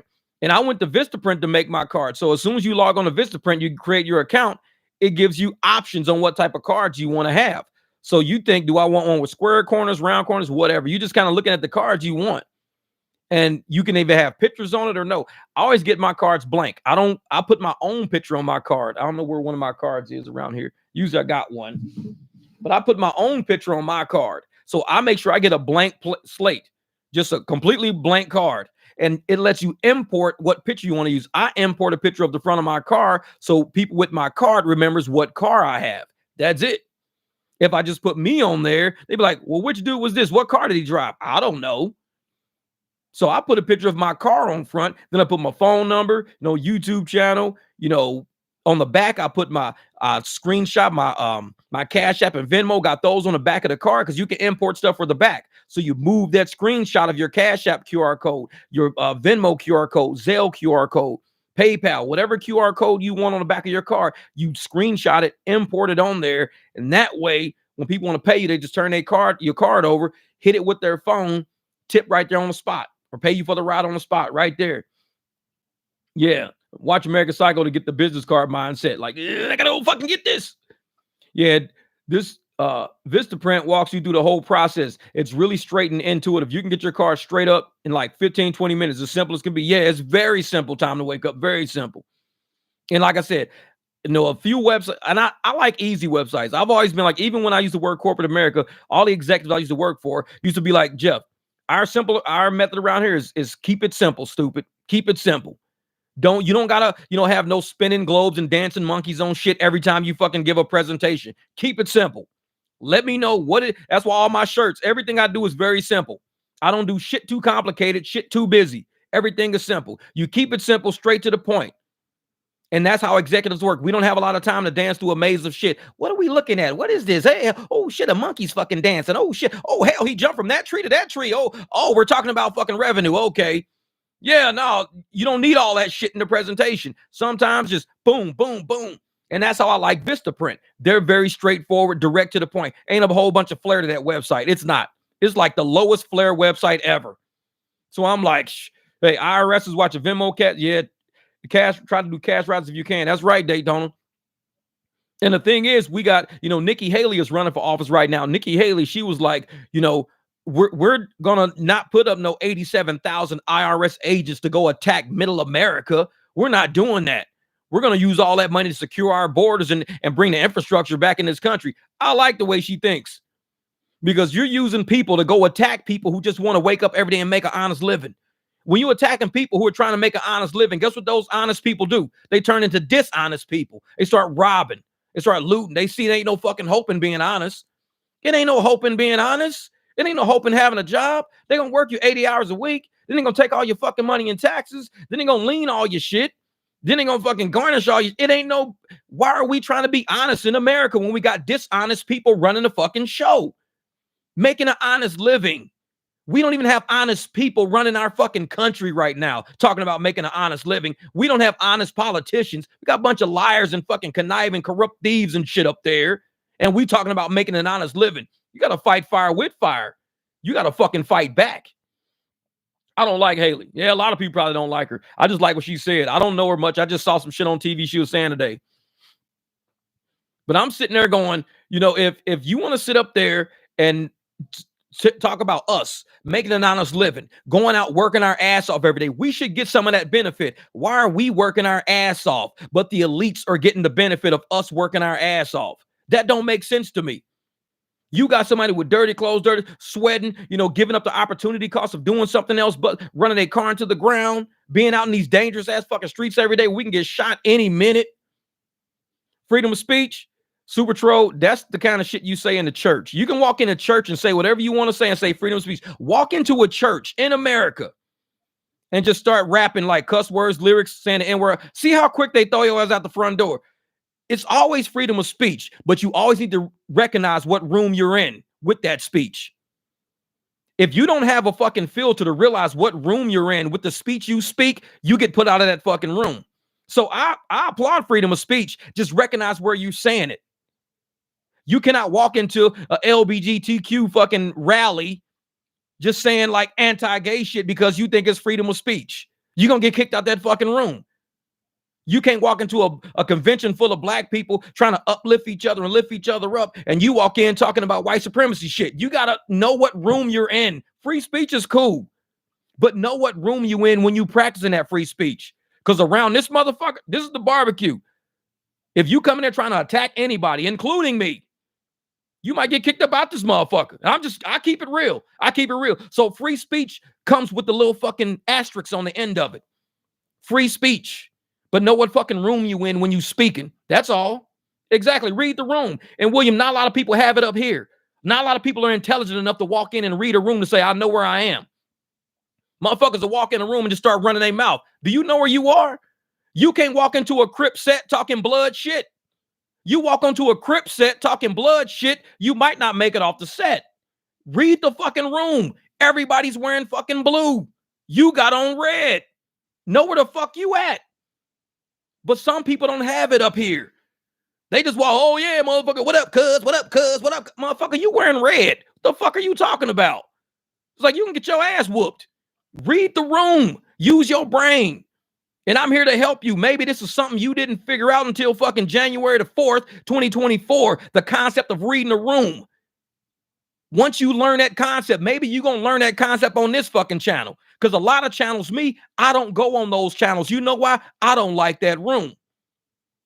I'm a podcaster. I don't go on other fucking channels that I don't like. Because I'm not going to go in there saying some shit that they don't like. I've read their room. I don't like their room. If it's a high AR channel, you think I'm going to go in their room? No, you didn't ask why I had so many mods. If you don't know why people have a lot of mods because you're not that intelligent to know why people have a lot of mods, I explained to you why. And then I showed you why. My mods all have fucking jobs. We don't live on the internet. 2 people might be able to mod my channel, but everybody else is fucking working. So the other fucking 15 mods might not even be on my channel right now. Everybody's not on the same schedule. This ain't no fucking job. I don't call it, hey guys, I'm about to go live streaming. Get online. Be my mod. These motherfuckers get on when they want to. They get off when they want to. Claudio, I'm glitching you, Lucky 7. I adopted a lot of these channel ideas. I'm looking forward to expanding my business knowledge here. That's right, Claudio. That's what I'm talking about, brother. This channel is out, and thank you for the first super on the live stream. Appreciate you trusting this channel enough to say I'm a super chat this motherfucker. I trust him. It's like, let me see how do I go through this system. Yeah, but a lot of people, they don't understand why people have a lot of mods. You have a lot of mods when you have people that are busy fucking people. Bighorn Kevin's not on all my lives. Jamil's not on all my live streams. Time to Wake Up's on all my. When everybody does come together, oh, it's a beautiful blue sea of fucking wrenches. So you better watch out. You better watch the fuck out. But when everybody's not on my live stream because I got on at a certain time or didn't get on at a certain time, they could be asleep, they could be working. That's why you have a lot of mods. You have people in different time zones, different states, different regions that can probably get on, different jobs. Have everybody different. If I had the same fucking people on my thing who all work when I work and don't work when I don't work, they probably wouldn't get on when I got on. They would be asleep right now, or they'd be working right now. So I hope I answered your question as you bounce around fucking YouTube wondering why do people have so many mods. I helped educate you today. This channel is about educating motherfuckers. Apparently you didn't know why. Now you know why. So when you see a channel with a lot of mods, it means they trusted all those people enough to give them a wrench, that they won't throw dumb shit in my fucking live streams and my podcast. They won't do that. They're smart enough to see when people fuck up stuff. And they say, well, we got a troll in here, Jeff. We're going to get this shit out of here. That's why these people are my mods. So you can go through YouTube and look at every other fucking channel, see mods in everybody else's live streams. When you go look at podcasting channels, you will see a lot of mods in those channels. Those are trusted people who will trap in. And nobody gets a phone call saying, hey, man, I'm finna go on live stream right now. Make sure you're on there, mod. No, they get on when they want to. They leave when they want to. It's not a paid fucking position. They could be like, hey, man, I got to get going. Cool, get going. I'm out. And they bounce. And that's one mod gone. But guess what? Two mods might show up. So the show still goes on. It may, like I said, maybe you didn't know why people had so many mods, which is why you asked me why I had mods. I don't have a lot of mods compared. Some channels I see, these motherfuckers got like 300,000 people watching a live stream and shit. You know how many mods are in that fucking live stream? And you worried about my shit. I got 7,000 people on my channel. I watch podcasts. People, like I watched Club Shay Shay with Cat Williams yesterday. Watch that whole fucking podcast. Motherfucker already had 5 million views. It just came out. It just came out. This motherfucker's at 5 million views already. That's what I'm talking about. That's the shit I watch. You know how many mods these people got? Say, how do you be a mod? Oh, ABC, people get to be a mod just by being consistent. That's it. When I see a lot of people coming to the live stream over and over again, and I'm like, oh, cool, this person, he can help me out. And I see the type of, the type of interaction we have back and forth. Cool, I trust this person. Jeff, what are the channels you watch for rideshare content?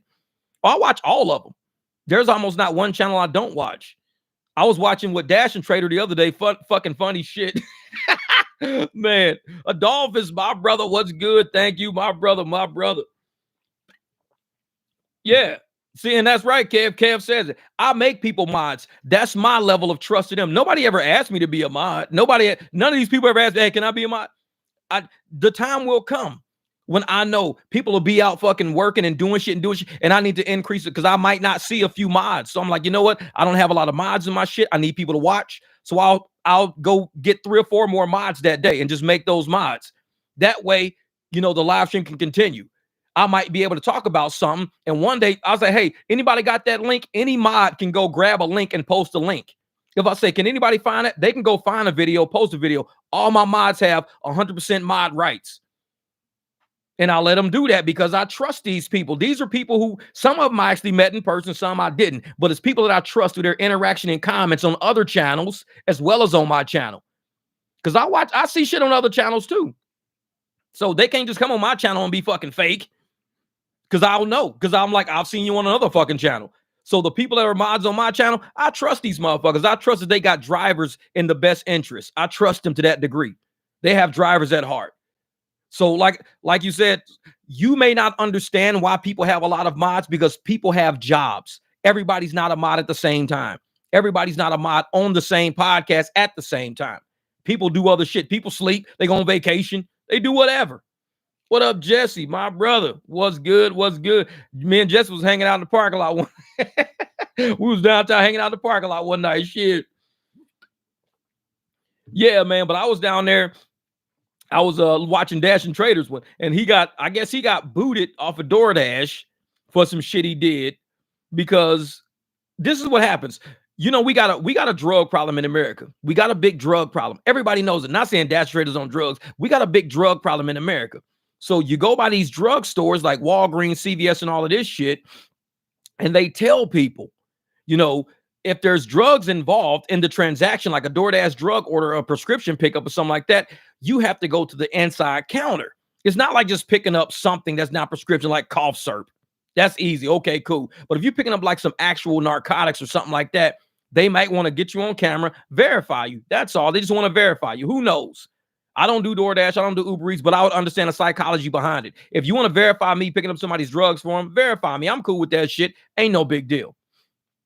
But Dash and Trader went on this big rant about how this lady was a racist and she was a Karen, and people ate his ass up in the comments. And I'll say they did it because they really did it. You can go read the comments to see it. I mean, they weren't really disrespectful to it, but they just ate his logic up. They fucked his logic all up. So for him to make the video saying this lady was racist, man, there were so many comments eating that logic up. And to a certain degree, you know, I gotta agree with some of the people.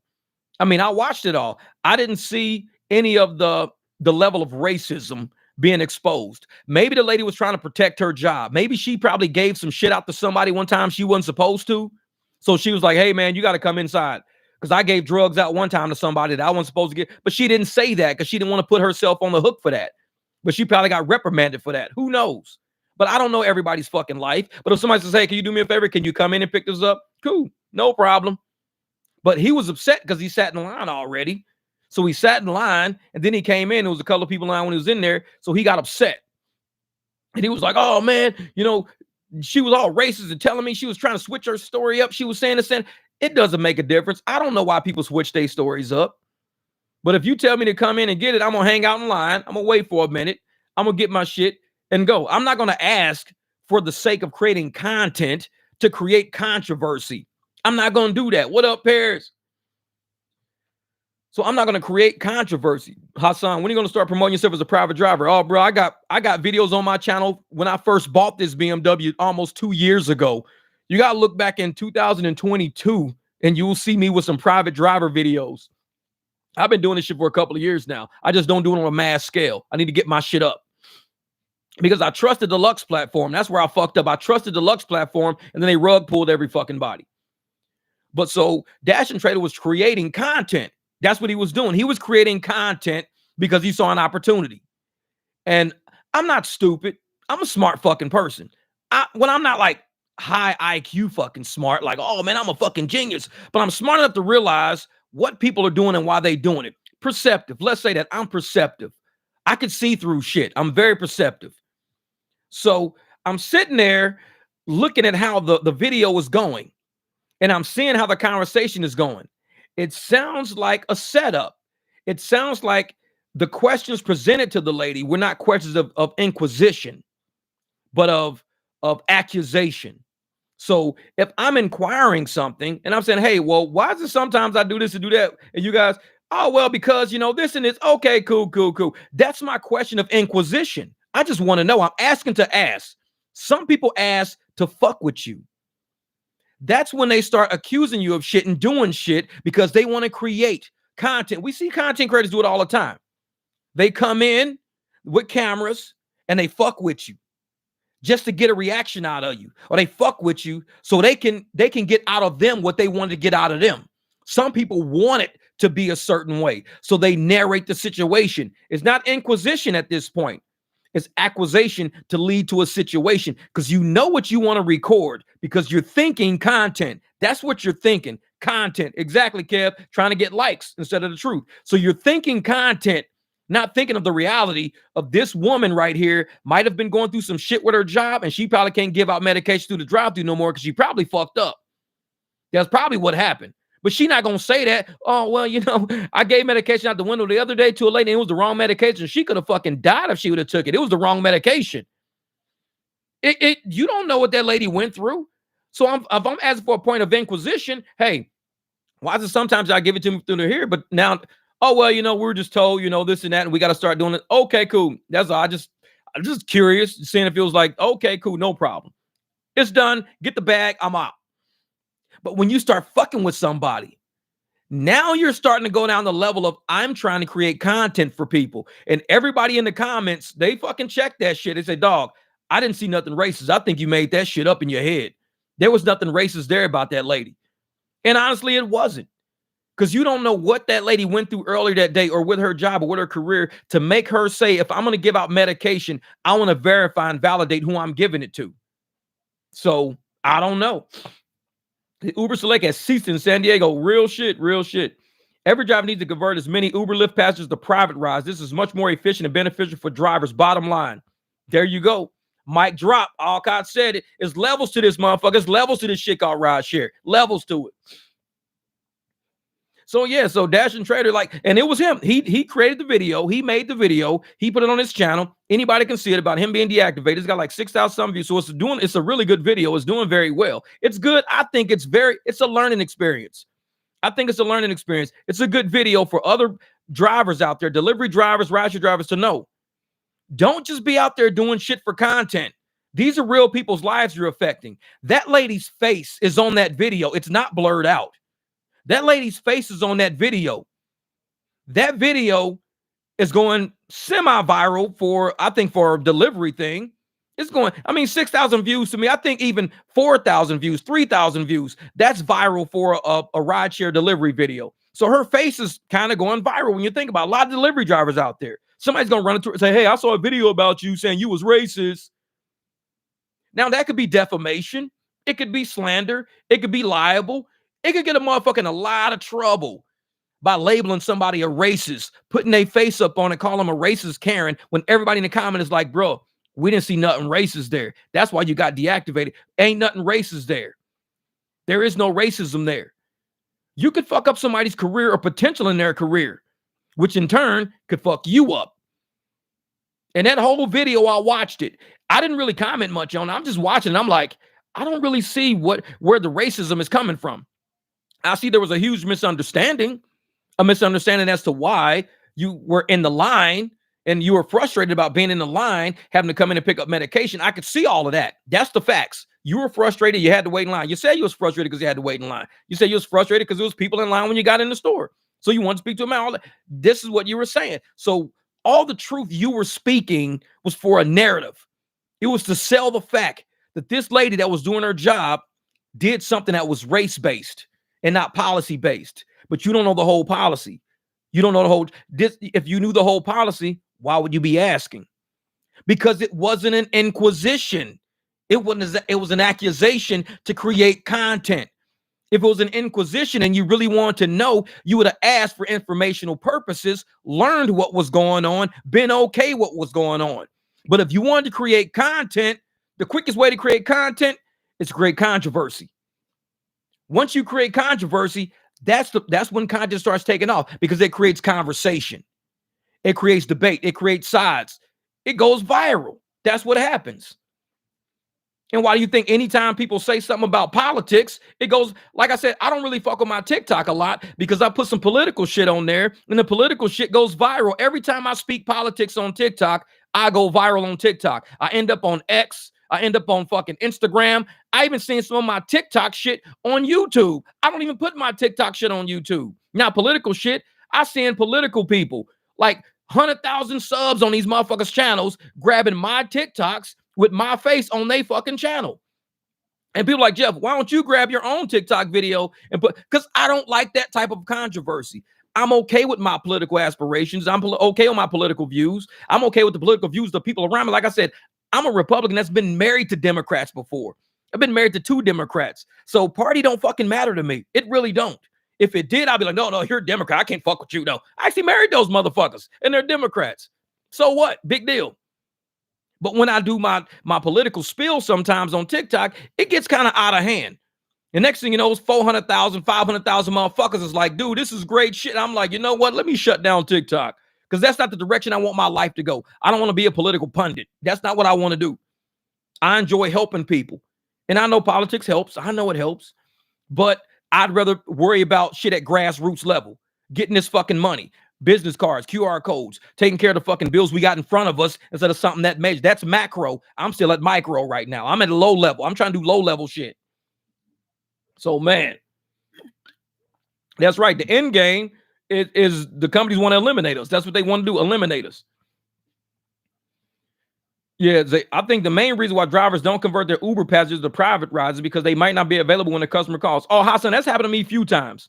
People have texted me, asked me, hey, man, we're outside the club right now. Can you come get us? Dude, I'm in Gilbert right now. You guys are up in Scottsdale. Oh, that's why I tell my people, I am a driver. I am not an on-call driver. I'm a private driver. An on-call driver costs a lot of money.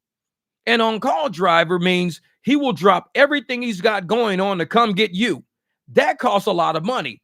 I'm talking about $300-400 a pop kind of money. You want an on-call driver? You want a private chauffeur on call? Oh, it ain't no $25 ride. These are $300-400 shit we talking about. If you're going to be in control of somebody's life to where you call them, and the moment you call them, they have to show up, that's big fucking money. That ain't $25. That ain't even $50. That's big fucking money. If you're available and you're free, that's one thing. But to drop every fucking thing? No. That's an on-call driver. We're private drivers. We're not on-call. On-call is a little different. And I used to do that when I was a mechanic. You know, I was a mobile mechanic sometimes. I would have I had big 3-bay car garage, all my equipment in it. People used to get their cars towed to me. My man Thomas owned a tow truck company. My cousin Weed Hopper owned a tow truck company. They would tow all the cars to me. So they towed the cars to me at my shop. I would fix them right there on the spot. But sometimes people couldn't, which is why I have the Escalade. I took the third row out. I put hardwood floors in the back of my Escalade. People see pictures of my Escalade with actually hardwood floors in it. Yes, hardwood floors from the house. I put hardwood floors in the back of my Escalade because I would put tools back there, equipment back there. I didn't want shit seeping through and getting on my carpets. So I custom cut all these hardwood floorings, put everything together, had laminated everything. You look in the back of my Cadillac, you open that shit like somebody's fucking kitchen. But all my tools would be back there. I would put shit back there. You know, I would put a big ass tarp back there and sit engines on top of it, transmissions on top of it. But I would go mobile sometimes, so I made that able to go mobile. Now, I wasn't an on-call mechanic. You couldn't call me, hey, Jeff, my car's broken down on the side of the highway. Can you come get me? You could check to see if I'm free. But because I'm not free don't mean, oh, I'm not using you no more, man. I thought you was a mobile. I am. I'm just not on call, motherfucker. I'm in the middle of a transmission rebuild right now. If I'm in the middle of a transmission rebuild, I'm not getting the fuck up, leaving all these check balls and valve bodies rolling the fuck around because you don't know why your car won't start. That's a lot of money we talking right there. For me to stop doing that ain't no just $50 service fee. Yeah, we talk about $400, $300. If I'm going to stop my fucking job, money's got to transfer. So I save people money by not being on call. If I was on call, I'd be way more expensive. They don't want me to be on call. Trust me. You want me to be scheduled. You want me to be, hey, if I got time, I'll come through, whatever, this and that. You do not want me to be on call because that's going to cost you way more than you just calling Uber or fucking Lyft. Way more. So, yeah. So I'm going to start charging my wife for on-call rides. Can you come pick me up, lady? I'm sitting here watching fucking TikTok videos. Yep, private rides, you got to tell customers, get 24 to 48 hours to be better. Even the next day, like you said, even if it's like, if right now it's 7 o'clock at night, if somebody called me right now and say, hey, Jeff, can you pick me up at 7 o'clock in the morning? If they call me right now and I had time at 7 in the morning, I say, okay, I can. I give them a good 12-hour window, but I check with them first. Like that on-call shit, I can't do it. Well, no, I have developed a rideshare company and have an app about to launch in a few months. I had to learn to make myself available so that I could build up my customer base. Yeah, no filter. You got to do that. So once you get, your own customer base to prove to yourself, we've proven to ourselves we can do this. We can sustain it. We've worked a lot of hours, put a lot of miles, fixed a lot of cars. We know the roads. We know the market. We've proven it. And now the apps out there know who we are and how we are. So what they do is they take all of our abilities and capabilities and they price it to a rider. And they say, we got these people out here. We got these guys. We're going to charge you $62 for this ride. But trust me, it's going to be a clean car. It's going to be a driver who's like very hospitable. He's going to be okay. He's going to get you from your point A to point B. $62. They're going to tell the driver, we got a $24 ride. It's $24 for 25 miles. And it's sitting right down the street from you. You want to go grab this person. $24 for 25 miles. And we're like, okay, how much you sell me for, motherfucker? 62. It's like, exactly. You sold me for 62, but you're giving me less than half of the money. You sold me out. That's what you did. You sold me out. So what you can do is say, I'm going to go to this client right here. Hey, how much did you pay? $62. This is how much I'm getting paid. 24. You was only like a few blocks away from me, which is why if you was 10 miles away, I wouldn't have came here. You was a couple of miles away. I drove and showed you how much I'm getting paid. And the reason why you probably won't be getting picked up, because they're only offering drivers this much to take you, but they're charging you that much. So We can do a deal. My phone can glitch to where I make a mistake and cancel your shit. It can glitch. My phone glitches all. I can glitch it out, make a mistake, cancel your shit. And you can say, well, since you're here already, how about you just Cash App Venmo me? Perfect. That'll work. How much? $45. 45 sounds like a deal. I'll go from 24 to 45. You go from 63 all the way down to 45. Everybody fucking wins. The glitch fixed life. The glitch you saved Christmas. Fuck that. The Grinch you. Hey, we're the glitch you saved Christmas. God damn it. So there's a surcharge if you stop me from watching Jeff's live. $3. Exactly. Yeah, last minute calls don't work when you go private. That's right, Joker man. It don't. It's a very rare chance. I'm talking about like 5% chance that it's gonna work. Once you go private, it's a very low chance of you being able to be an on-call driver at the same time. Because you've got to get your schedule, you got to let your people know who you are. Your time is important, your life is important. So if they thinking, oh, well, he's just a private driver, he just does what I tell him to do. No, you got to understand, I'm a private driver, not a on-call driver for you specifically. There are other people that I drive for. So just like with the apps with Uber and Lyft and all that shit, Lyft would do that shit all the time and it would piss me off. Lyft would turn us to on-call drivers. We be driving to a location to go get somebody, be a mile away from getting some fucking body, and they let somebody on-call our ass 6 miles down the fucking road. Rider updated. No, the rider ain't cancel. I cancel that shit so fucking fast. Don't do me like that. If you know I just drove 3 miles, I got 1 more mile to go to get to this fucking person, and you gonna let somebody on-call me, and you ain't paying me no extra money? So I just went 3 miles, and I gotta go to 6. So I just went 9 miles to get to somebody, 9 miles. And now I got to pick them up and take them for how many miles they got to go for the amount you already agreed with them on. You didn't give me money for the 3 miles I've already driven. You ain't paying me for that shit. So you didn't pay me for the 3 miles I drove, got me going 6 miles this way. Probably gonna pay me much for that. Take them somewhere. I'm fucking around getting, 30, 40 cents a mile after all the shit I'm doing for that one because you chose to on-call me. Lyft was horrible with that shit. Do not allow these apps to on-call you. You're not an on-call. If they're going to on-call you like that, the money has to jump. Hey, man, I just drove 6 miles. I'm right by the fucking building. New rider update. Like, dog, I got like maybe 3 fucking blocks to go, and you going to update a rider with me? Rider cancel. New rider update.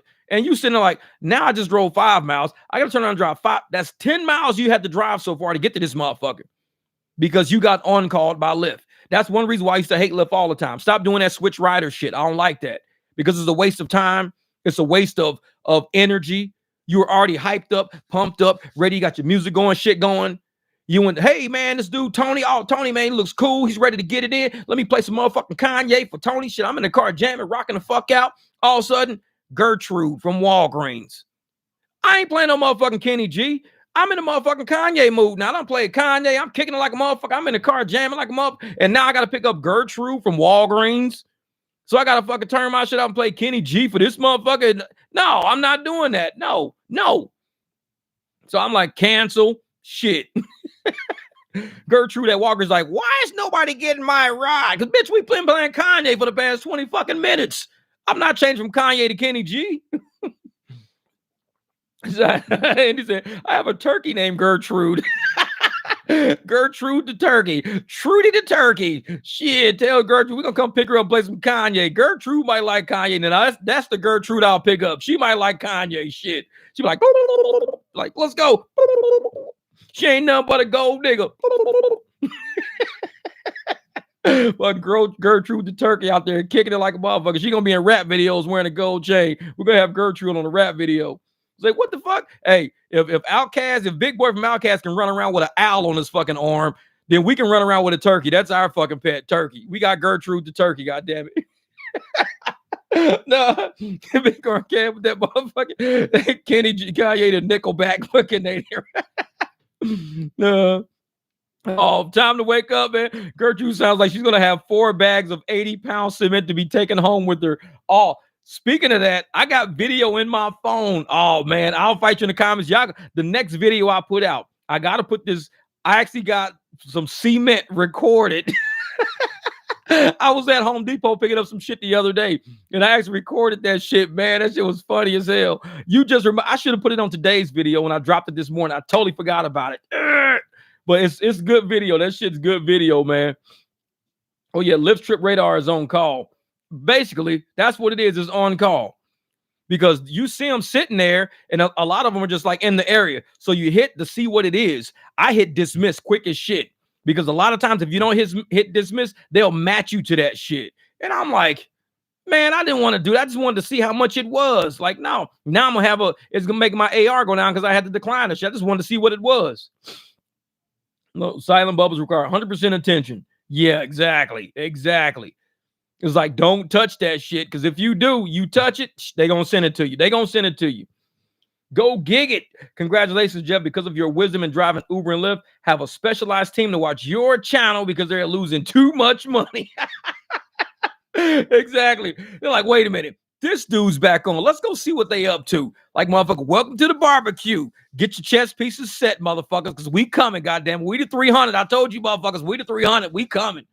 That 2024, well, these apps, they've been doing all of these changes to benefit the app and to fuck the driver. They've never done a change to benefit the driver anyway. They've taken away our money. They've taken away tiers. They've stolen tips. They fake glitched shit, sabotaging shit. They always doing something to fuck with us. We have to fight back. We're humans. We got families. We're a bunch of adults and shit with expensive ass equipment. We have billions of dollars in equipment driving around for these ragged ass fucking apps.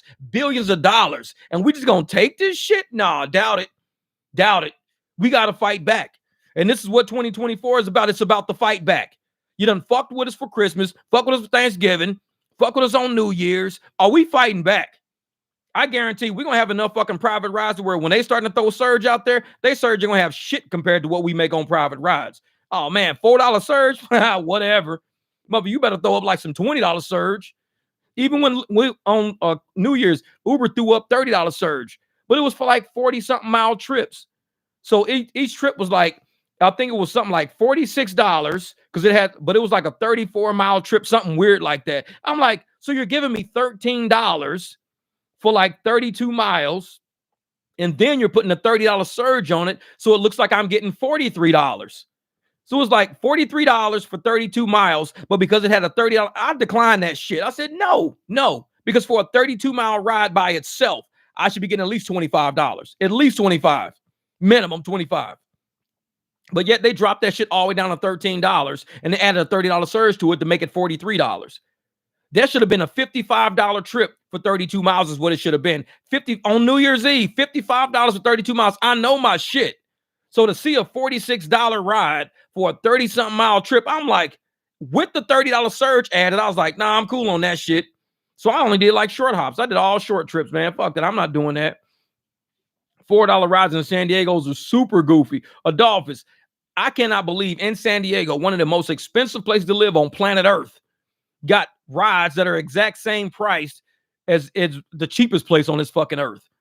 So a $4 ride in San Diego is like, no. That's like when you go to the airport. Why are airport hamburgers cost so much versus airport hamburgers that's like around the corner from my house?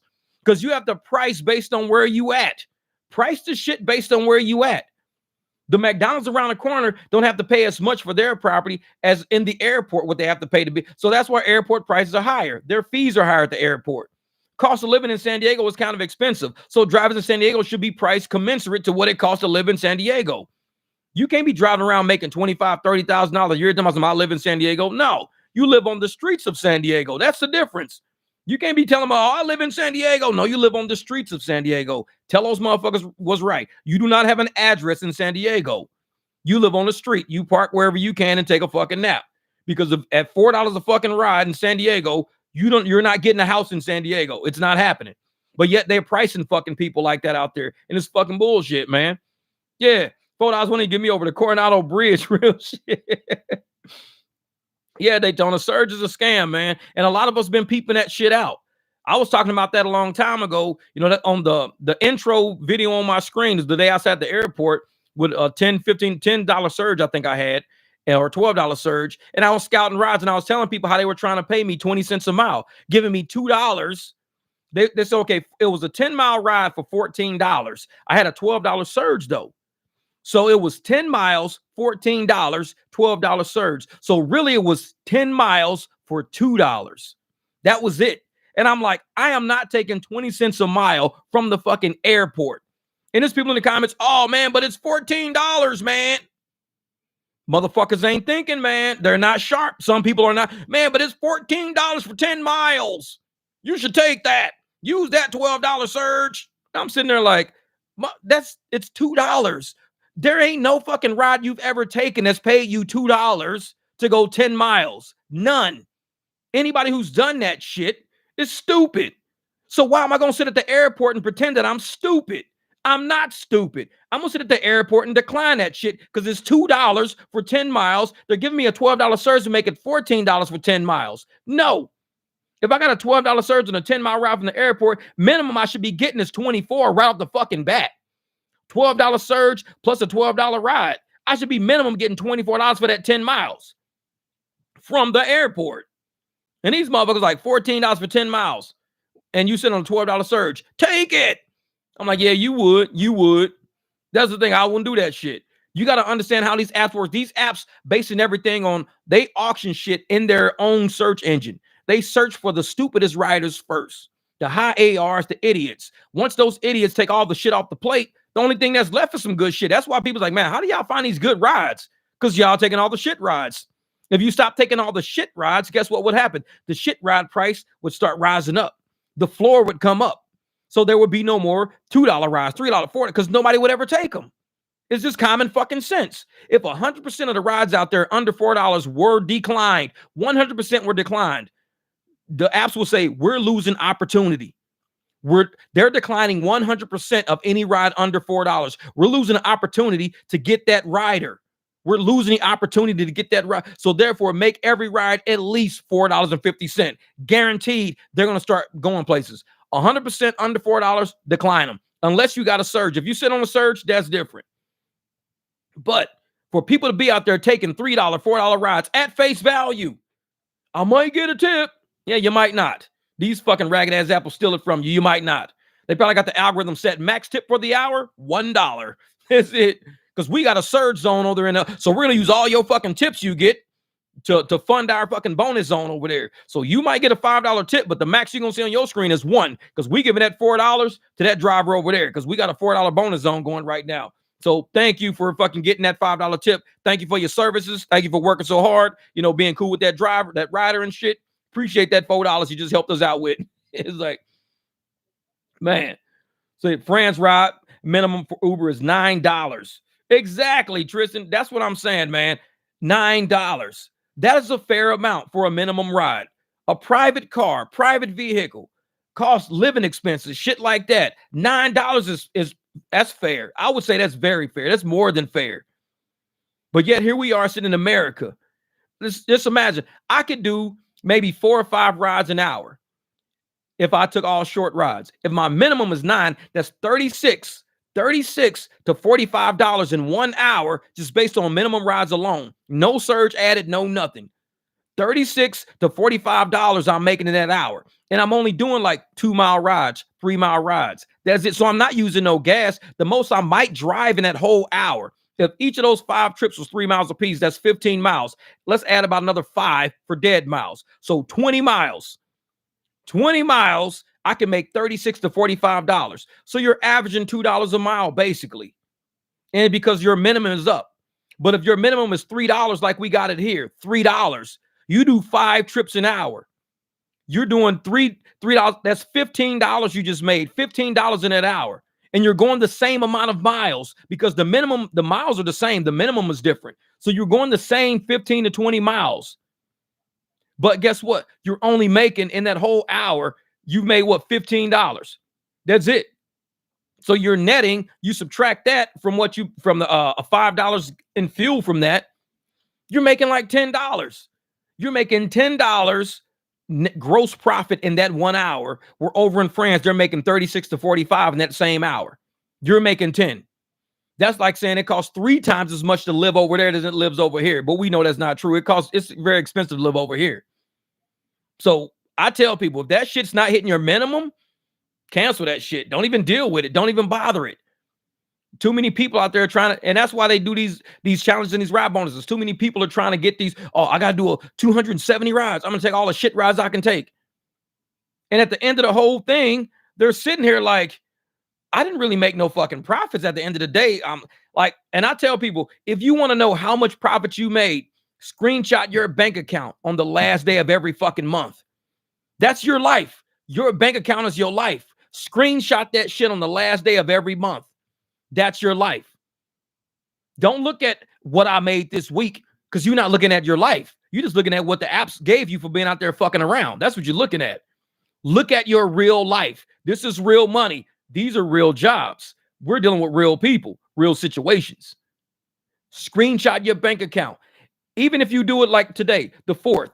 If you screenshot today, screenshot it on every 4th. Screenshot it on every 4th. Guaranteed. If you don't see your bank account going up, you got to change some shit up a little bit. You got to move some shit around. And that's not to say it's always going to go up because people know my shit goes down like this. Shit happens. Life happens. Hot water heaters go out. I need I bought tires. I bought full set of tires for the Jeep last year, full set of tires for the BMW last year. So I had a lot of expenses coming out, plus repairs on each, stuff like shit happens. And because it happens, you've got to have that bank account is your lifeline. That's how you going to cover shit. I don't really look at, like I said, when I first used to do videos, I used to post, what my weekly gross was. I don't think the weekly gross is what I'm aiming for. The devil is in the details. I'd rather tell you the details of how I'm making money, not what I made. Fuck what I made. Let me tell you the details of how I work. The details of how I work. Then you add your own flair to the details of how you work using the details of how I work. I add some of how you work to how I work. We're now sewing shit together. By the time you finish sewing this shit together, now you can look at the bigger picture and you step back and go, my bank account is going up. Shit, my bank account's going up. Okay. Because the devil is not in the gross. The devil is in the details of how we do this shit, how we drive for profits, how we link these rides together, how we sit somewhere and not use gas driving around waiting for a ride to ping. I'm not moving my car if ain't no. If I know I'm in a dead area, then of course, if I'm in a dead area, I'm going to drive to an area that's a little more busy. So I'll drive to an area and I'll say, okay, maybe I'll get some pings here. I want some short rides. I'm going to sit here because where I'm at, there's only going to be nature hikes taking me clear out to somewhere else. And I'm not trying to be there. I got to pay for that Tesla at the end of the month. I'm telling you, William Mills, you got to pay for that Tesla, man. It's my brother, William Mills in the building. Shoot. What up? Say, you need to cherry pick to make it work. That's right, brother. And I'm going to tell you right now, William, man, a lot of people don't understand the details of how we work is way more critical than all these growths. Because I can do less hours, less miles, and make enough profit to live on versus me out there just grinding, making this huge gross. And then once all the expenses hit, they whittle away all the fucking expenses, the wear and tear, the depreciation, the gas, the fuel, everything. And all of a sudden, my profit is looking like this now. And it's like, this is really what you fucking made. So if I'm like, let me work smarter and slowly increase my profits as I'm working, and you're slowly increasing profits as you're working, and it's slowly getting bigger, and you're slowly increasing, and next thing you know, your profit margins are so fucking big, you've been driving for $5 a mile, $4 a mile, $6 a mile, $3 a mile, $4 a mile, $11 a mile, $12 a mile, $15 a mile. Your shit's like this. The 50 cent a mile person who made all this money, all the expenses hitting that motherfucker's all the way down here. But you're still sitting here with profits, and they're sitting here with profits. It's a profit game. It's a profit game. It's not I'm going to stay busy game and keep driving till I make all this money. That's the gross. Whittle away all your expenses. Shit. Yeah, exactly. Look at your bank account. That'll tell you your story right there. Anthony, fats. It's all fats over here, baby. All fats. I need to make that shirt all fats. I'm gonna say, what's that mean? Oh, Anthony, she did a typo a long time ago. She was supposed to say all facts. She said all fats. Now we've been rolling with that shit for like a year. That shit's funny as hell. She was serious as a motherfucker, dude. She was like, oh yeah, motherfucker, all fats. Oops, sorry, typo. We fucking ran with that shit. That shit was funny as hell. We was like, nope, you said it. We leaving it. All fats is what it is. She's like, I meant facts. Nope, too bad. Nope, too bad. Shit is all fats around this motherfucker. Man. So just it was funny. Hey man, I want to try an experiment that will require you and all the friends here in the chat. Uh-oh, James, what is it? You want us all hold our breath for 60 seconds? What are you talking about, man? An experiment. What do you got? What do you got? Base rate for a wheelchair pickup's $45 and 3 miles. $3 a mile. That's funny shit. Exactly. Wheelchair pickup will fuck your shit up, scratch your shit up. And I can't even fit a wheelchair in my trunk because the handles and shit, the wheels and everything, my trunk is very shallow. It's not made for wheelchairs. It's just not. Just one of those cars. So, okay, everyone here stop typing for a minute.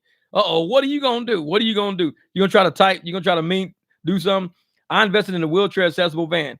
I have no heart anymore. I used to be so kind of patient and attentive to my passengers. Now, if I roll up somebody who's morbidly obese or in a wheelchair, I just keep it moving.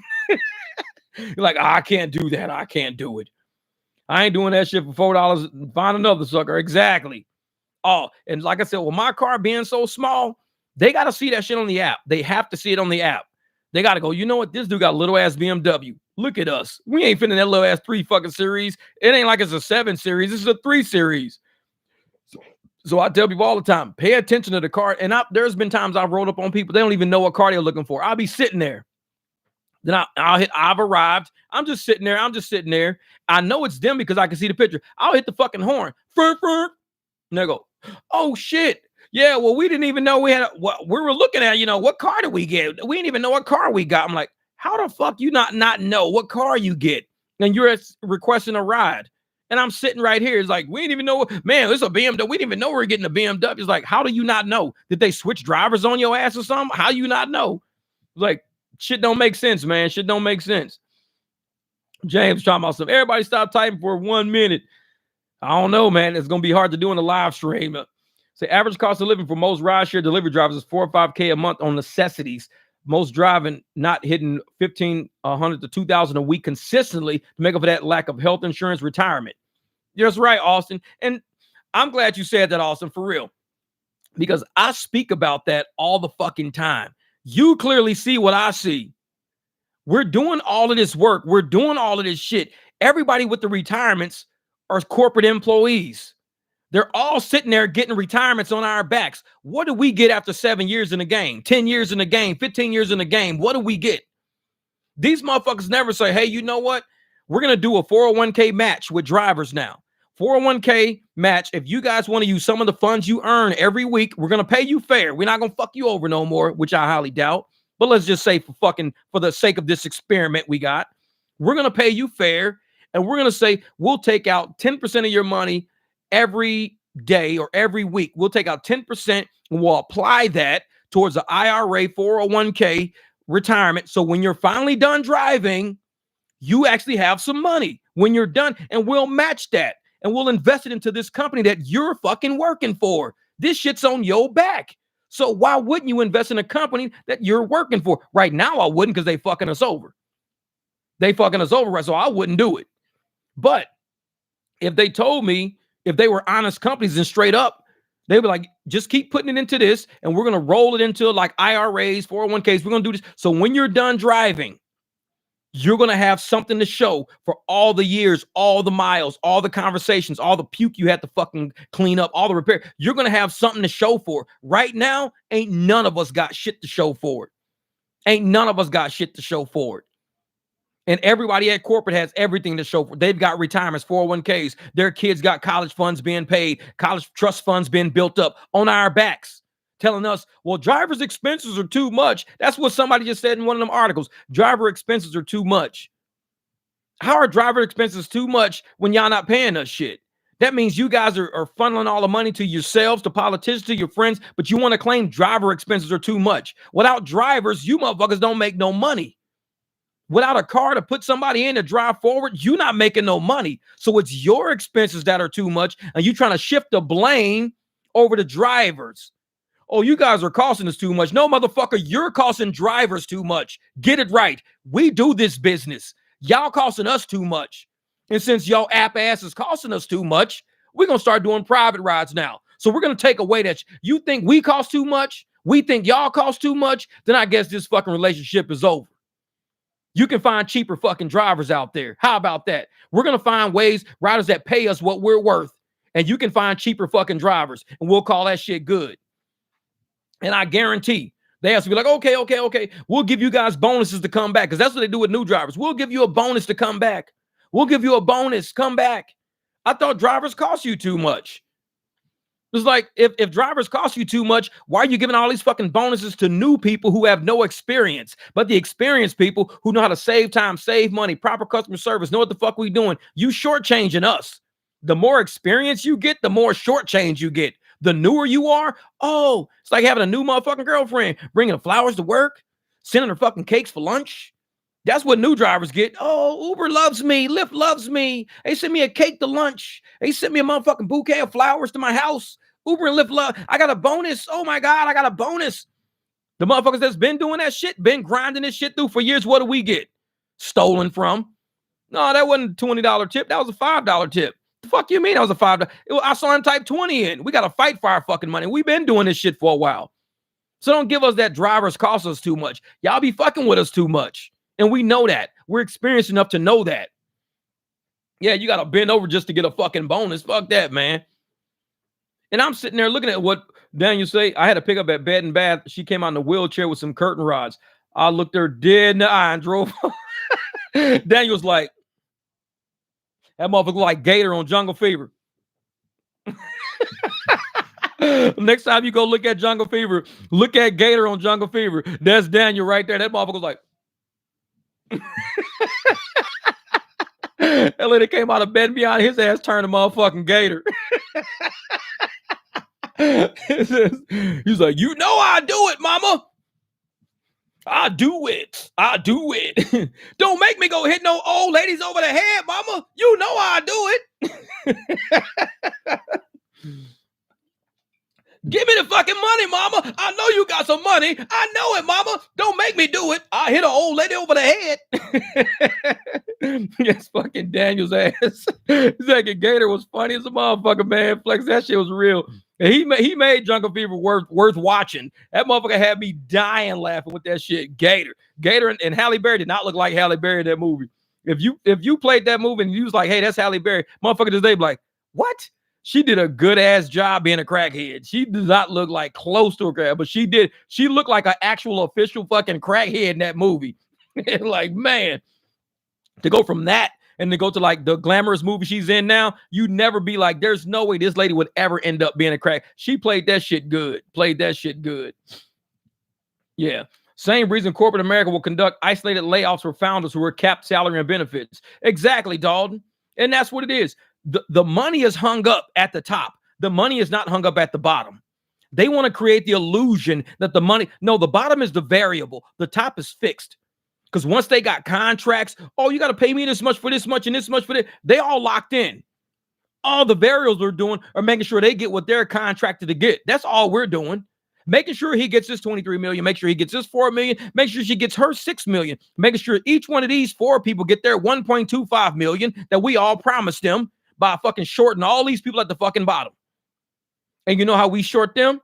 Cash App, Venmo, Zelle, private rides, private tips. You can get your tips on Zelle, get your tips on, you can drive for the apps. Just keep your tips and all your good money off the apps. Because if you're taking a $3 ride and you know motherfuckers will tip you $10, they'll tip you $10 real quick. But if you give it to the app, you're going to get a $1 fucking tip. Where's that $9 at? Well, they cap your tips at $1 for the day. You get $1 here, $1 there, $1 here, $2 there, $3. But yet, motherfuckers gonna tip you 10, 8, 7, 6, 5. And you sitting there like, damn, man, I keep getting $1 and $2. What the fuck?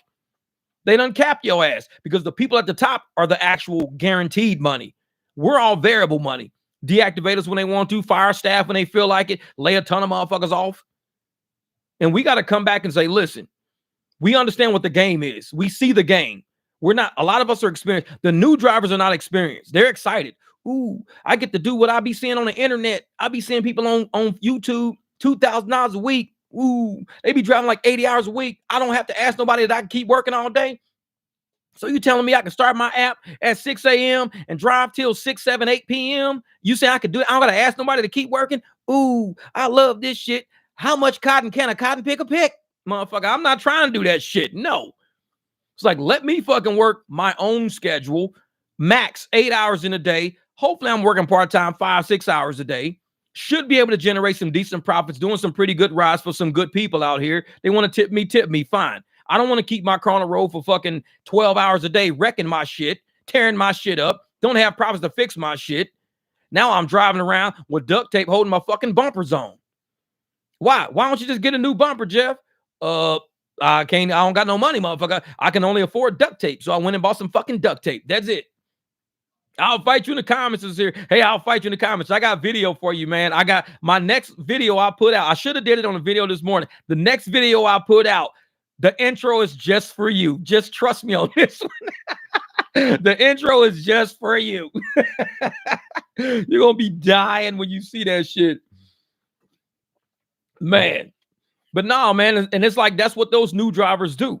They come in, they get excited because they don't see real channels like this to say, hey, when you come in, don't be played. Do not fall for the 100%. I'm going to keep my shit at 100%. Don't fall for that shit. Don't fall for that. When you come into the game, look at profits right off the bat. Hey, trust me, man. Wait till you see this. You're going to love this shit. You're going to be like, dude, you're fucking crazy. That shit's funny as hell, though. And so when you're sitting there and you get these new drivers come in and they're all bragging about how they got a high AR and all this, Alpha John, what's good, brother? We have a channel here that says, welcome to the barbecue, welcome to rideshare, but come in intelligent. We're going to shortcut you to intelligence. A lot of channels don't do it. When we came in, we didn't get that. A lot of channels to this day don't do that. They don't tell you the details of how they do shit. Because if they told you the details, you'd be like, man, you stupid as a motherfucker. You really did $13 for 29 miles and it took you 36 minutes. You really did that? Yeah, because I got 12 hours to make the money. So $13 and it took you 36 minutes. Bruh, that's less than $25 an hour. You're running about $22 an hour gross. $22 an hour gross minus the $10 you're using in gas, the 26 miles of driving. That's at least a good gallon of gas. So knock off $5 for that trip. That's really an $8 trip. Next trip you take, knock off another $5. So you minus $10 an hour. You running at a $15 an hour net profit. $15 an hour beating your own fucking car up. You still got to pay rent. You got to fix your car. And you got to save for retirement when you done doing this shit. What are you going to do? Drive fucking rideshare for 15, 20 years? Be 70 years old and decide, I think I'm going to go get me a W-2. I'm retiring from fucking rideshare. I'm finna go get a W-2. You're 72. What the fuck are you going to do now? You cannot interview for a job at 72 years old if you don't have retirement at 72 built up from doing rideshare for 20 years. You're done.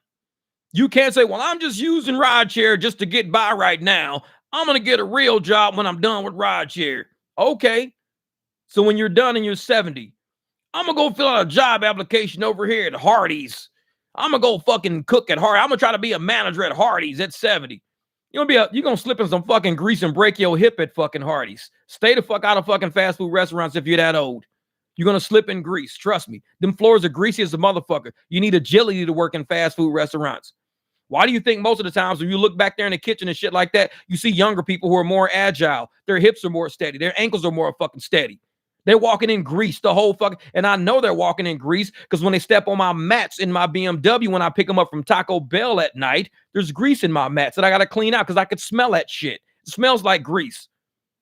So I'm taking home people who've been walking in grease all fucking day. They don't have grease cleaning shoes and shit back. No, they're walking through fucking grease the whole time they flipping burgers and making fries and shit. You cannot be 70 flipping fucking burgers. You're going to break your fucking hip.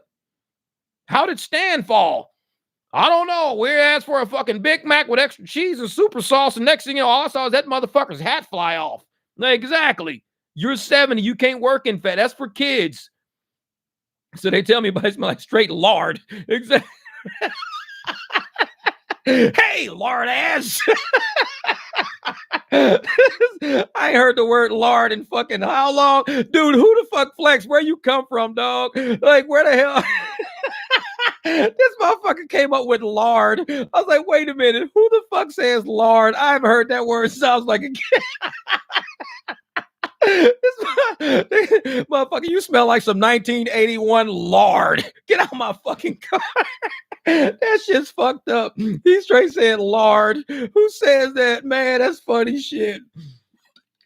Flex, where you grow up, man? Where you from? Where the fuck you from? Nobody says lard. You ain't from the city. You cannot be from the city. I'm from goddamn Alabama. We fucking use lard to make biscuits. Like nobody says lard. Like, dude, I have not heard that word in I don't know how long. I can't even fucking tell you. That shit's funny. I like that shit. I'm gonna use that. You brought it back. I'm bringing lard back. Fucking Justin, like, I'm bringing lard back instead of sexy back. This motherfucker bringing lard back. Tom and Jerry cartoons, real shit. So I heard the BMW smells like fried chicken. Exactly, man. And you got to clean the seat up because sometimes they had a shit on their pants and they'll get up and some of that grease soaks into their pants while they're working in the fast food restaurant. So when they get up, you can see like the grease spots in the seats. And so you got to sit there and be like, hold the fuck up. Wait a minute. Get out because you can smell it as you're driving. That wind hits that back seat and that whole smell wraps around to the front. So you got to pull over in the parking lot, clean out your floorboard, clean out your seats, even if you got another ride on here. Now, if you got a Lyft ride, chances is they're going to decline your ass or they're going to cancel you because you cleaned out your fucking car. They don't give you a car cleaning fucking icon. They just expect you to drop somebody off and pick somebody up. You don't have no time to clean your car out. So I'd be like, if I got a ride lined up, guess what? These motherfuckers can cancel me if they want to, but I'm cleaning my car out for the next one. Sometimes they do, sometimes they don't. They be like taking too long to get the passenger, whatever. Who gives a shit? But you got to clean all that shit out because, man, like I said, that shit, it smells like straight lard. And I'm like, and you know, no knock to motherfuckers working hard. I used to be a mechanic, you know, every day I walk around smelling like transmission oil. I walk around smelling like oil, fucking antifreeze, coolant, garage tools, metal. I smell like metal and shit because I'm holding on tools and copper and shit all the time. I know what shit smells like. So before I go anywhere, especially in somebody's car, I would go take a shower. And people know, like my wife that was with me at the time, my ex-wife, she'll tell you, I used to shower fucking 3-4 times a day, especially if I had to go somewhere in the middle of me doing a repair, because I don't like walking around smelling like that. I have tons of mechanic clothes, tons of them. I mean, fucking racks and racks of mechanic clothes. So it's nothing to me to change clothes in the middle of the day being a mechanic. Nothing to me. I want to go upstairs, get all the transmission, jump in the shower, all transmission fluid off, get fucking spots off my head from hitting up under the fucking car and shit, oil, grease, all smudge all on my face. I would wash myself up just to go somewhere to do things, then come back. Because I'm not going looking like this. I'm not going smelling like this. I know I'm a mechanic and that's what I do for a living, but no, fuck that. I'm not going to be walking around somebody like, ooh, that dude stank like a motherfucker. He smell like fucking burnt fish. Motherfucker, that's transmission fluid. It's burnt somebody burned a transmission out. Now I smell like a burnt transmission. Worst smell ever. Exactly. 90 weight oil smell. Kev, you already know what I'm talking about. That's that burnt transmission smell. 90 weight oil smell. It's burnt transmission. It smells like fucking fish. The shit stinks. It's one of the worst oils. Once it gets on you, oh man. And if it gets on the floor, cat litter that shit up, get it up. Gear oil is like the most pungent fucking oil ever. And it man, you can't walk around smelling like that. People gonna probably not even help you at the store. Like, no, man, I think he's homeless. He ain't homeless. He's a mechanic. It's like, what the fuck? Yeah. Yeah, that's what I'm saying. Lyft and Uber for me is the main income, and I'm struggling, and my car needs repairs, and Lyft is also telling my tips, trips, and toils. Time to move on. Chris D, I'm telling you, man, I'm telling you. Some people buttocks be stinky. I'll wipe all day. Exactly. Motherfuckers, wipe your buttocks. Clean your ass. But see, that's why I got that spray in my back seat. I got a spray bottle and it's full of that ammonia, fabric softener, and laundry detergent mixture I got back there. Because I'll shake that shit up. And the thing is, it dries really fast because it's got that ammonia in it. So I'll shake it up real good, spray my seats off. I'll let it sit there for like about 30 seconds. Just kind of work into like the fabrics a little bit. Wipe it up real quick. It cleans everything. It cleans up the oils. The seats are like completely dry. And then I hear them grab my my conditioner, spray the seats real quick, wipe the conditioner down. Seats are done. And I can go to the next person. But that's what we do for people. And people don't even realize we're not a fucking bus. We prep our car for the next passenger to make sure the next passenger ain't riding in dirt. And some people don't appreciate that shit. They'll get in the car. Oh, it smells nice. Oh, it smells. But they don't. Hey, man, here's $5. I know you probably cleaned this motherfucker right before you came pick me up. Appreciate you looking out for me having an enjoyable experience. Appreciate that. Here's $5. Here's $10. Appreciate that. And that's what we do to help people, man. Says, Christy says, I need your advice on a car problem. 2 mechanics now, don't know what it is, and I just keep buying part after part after part. What is it? What is it? Kim said, what it called again? It's called that lemon scent ammonia. You get some lemon scent ammonia, and I got some Suavitel, some fucking Suavitel shit, fabric softener, and I got like a squirt of fucking laundry detergent. Then I fill the rest with water. But I got a video on a short on it on my channel, and I mix it up and everything, and it kills the smell of bacteria. It cleans shit up real. It makes it smell like laundry. Like some girls got in my car one time and said, "Man, this place smells like a laundry in here." It's like I'm like, because I just cleaned my car out, and I told them what I use. It was like I knew I could smell it. It smells like fabric softener. I'm like, that's what it is. She's like, it smells so. What fabric softener do you use? I'm like, Suavitel in a yellow bottle. Yeah. Oh, Fabuloso. Shit. That's what I got in my spray bottle in the house. I use Fabuloso mixed with lemon scent ammonia, and I spray all the places where the dogs go. All the bedding, the floors, my floors with that shit. Anything that the walls, spray that shit on, because Fabuloso mixed with that ammonia, it'll kill the bacteria, plus clean that shit, and it'll leave a much fresher scent, way fresher. And I use the purple Fabuloso. I like that lavender smell. I used to use the teal, the bluest color with the flowers and shit. Now I use the purple. That purple shit, man. All right, Chris D, cool. Email me the product. We'll walk through it, brother. We'll walk through it. We'll see. Yo, yeah, that purple. That's what I use, Ride Flow. I use that purple Fabuloso, and I got the big one that's like 128 fluid ounces of that shit. It's the real super big bottle, because I go through that shit like crazy, man. I got dogs. So it's like I tell motherfuckers, I'll let them walk, run, do whatever they're going to do. But every night, I spray Fabuloso with that lemon scent ammonia everywhere, get that smell out of everything, and now the house smells nice and fresh, this and that. It's like, it's good, man. Odo Band. Yeah, Odo Band. I got to find out what that is. That shit works super good. Ammonia, fabric softener, that little laundry detergent. Oh, yeah. Mark, hey, you already know it, brother. Hey, Mark said, hey, I'm going to try that. He been doing it. And I'm telling you, and the thing is, Mark, like Mark, he'll tell you, once you do that and it kills all the smells and carpets and the smells and fabric and shit like that, you don't have to you can clean the dirt off, sure, but it's down into your actual cotton. It's down into the fabric and the stuffing of everything. And you're like, when people sit in it, it just like the whole smell of laundry just wraps around them. It's like laying in a comforter that just got washed. Like I'll spray my seats and that shit. I'll clean everything. So when a person sits down, as soon as they hit it, the air wraps around them and it smells just like laundry instantly. There's no other smell to it because it kills all the other bacteria that was there. And all you have is what you just cleaned with the ammonia. And that's why you have to use that fabric softener, because you want that extra lighter smell, not that chemically smell. So that fabric softener wraps around you. Nope, it don't mess up leather. I only leave it on there for like probably 20 seconds, but it don't mess up leather or nothing. I've been using it for years. It's not like ammonia is not a real harsh fabric. Once it's diluted enough, it's not harsh. That's why I only use like a little bit of ammonia. You don't need a lot of ammonia, and it goes along because the shit's very strong. You use too much, it's going to smell like a swimming pool. It's going to smell like ammonia. So you use like just enough to dilute, and then you add a little more fabric softener to it. I think I have about as much fabric softener as I have ammonia. So you got about an even mixture. A squirt or two of laundry detergent, fill the rest with water, just kind of slosh it around. But as long as you dilute ammonia, it doesn't have enough, the pH is not enough to damage anything. But straight ammonia on something, I've never done that before. I've never done that. But it's like, man, Liv is happy you keep them in tip money. Yeah, exactly. I put fabric softener under my seats and wipe my seats with the sheet. I love it. Yeah, Chrissy, that's what it is, man. And somebody else told me that they put fabric softener, they put sheets in their car. I never thought of that. I was like, dude, because they do hold their scent forever. People be out spending all this big ass money on air fresheners to hang in their car. I'm like, but you got dryer sheets in there. Somebody said, just use dryer sheets. I was like, dude, that's the smartest shit I've ever heard. Get dryer sheets, just stuff that shit down into your seat and guarantee your car's going to smell fresh as a motherfucker all the time. Yep. See, I spray tough stuff in carpets before a vacuum lift off the dirt, and black ice spray is the shit. Oh, yeah, that black ice. People love that black ice. And that's the thing. A lot of rideshare drivers, they'd be like, yeah, or passengers say, yeah, usually when I get in the car, it smells like black ice. See, I don't use black ice. I use pet spray. I got this fucking shit. It looks like these little Glade things here, these little miniature sprays, but mine on it says pet odor.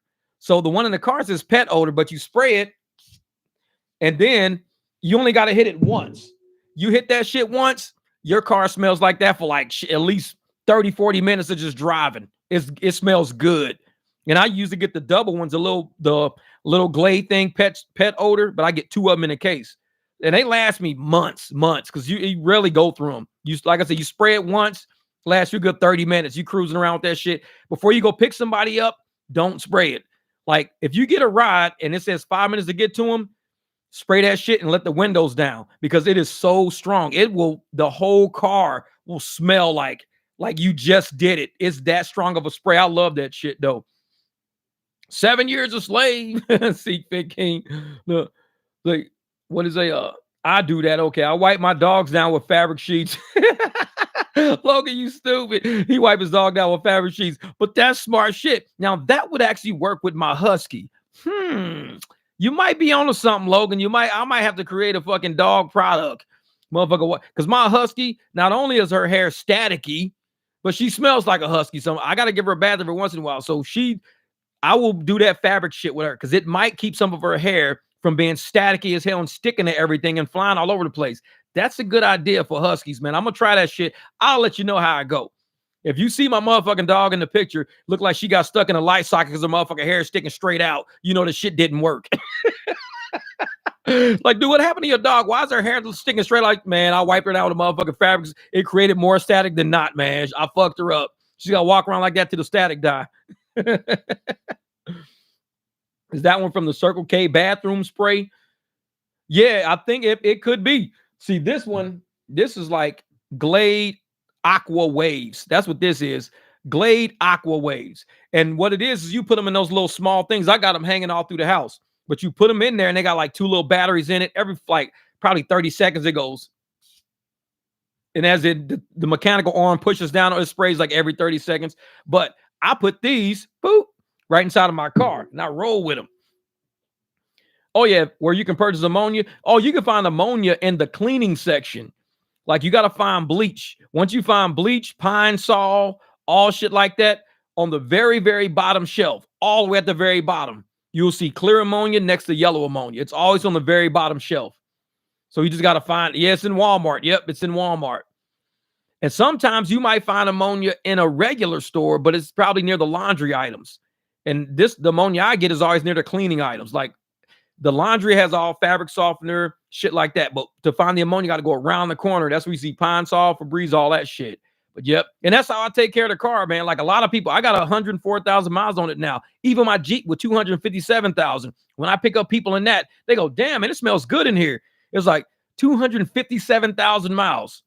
But with the Jeep, I got to clean out the whole back because there's carpet in the very back too. So I spray my carpets back there, get a clean towel with a bucket, wipe everything out, and I'll make sure I get that ammonia concoction good into the carpets. So that way my carpets smell like fresh laundry. So if somebody let their window down, it hits, the wind goes back and it wraps around and it pulls all that fresh smell to the front.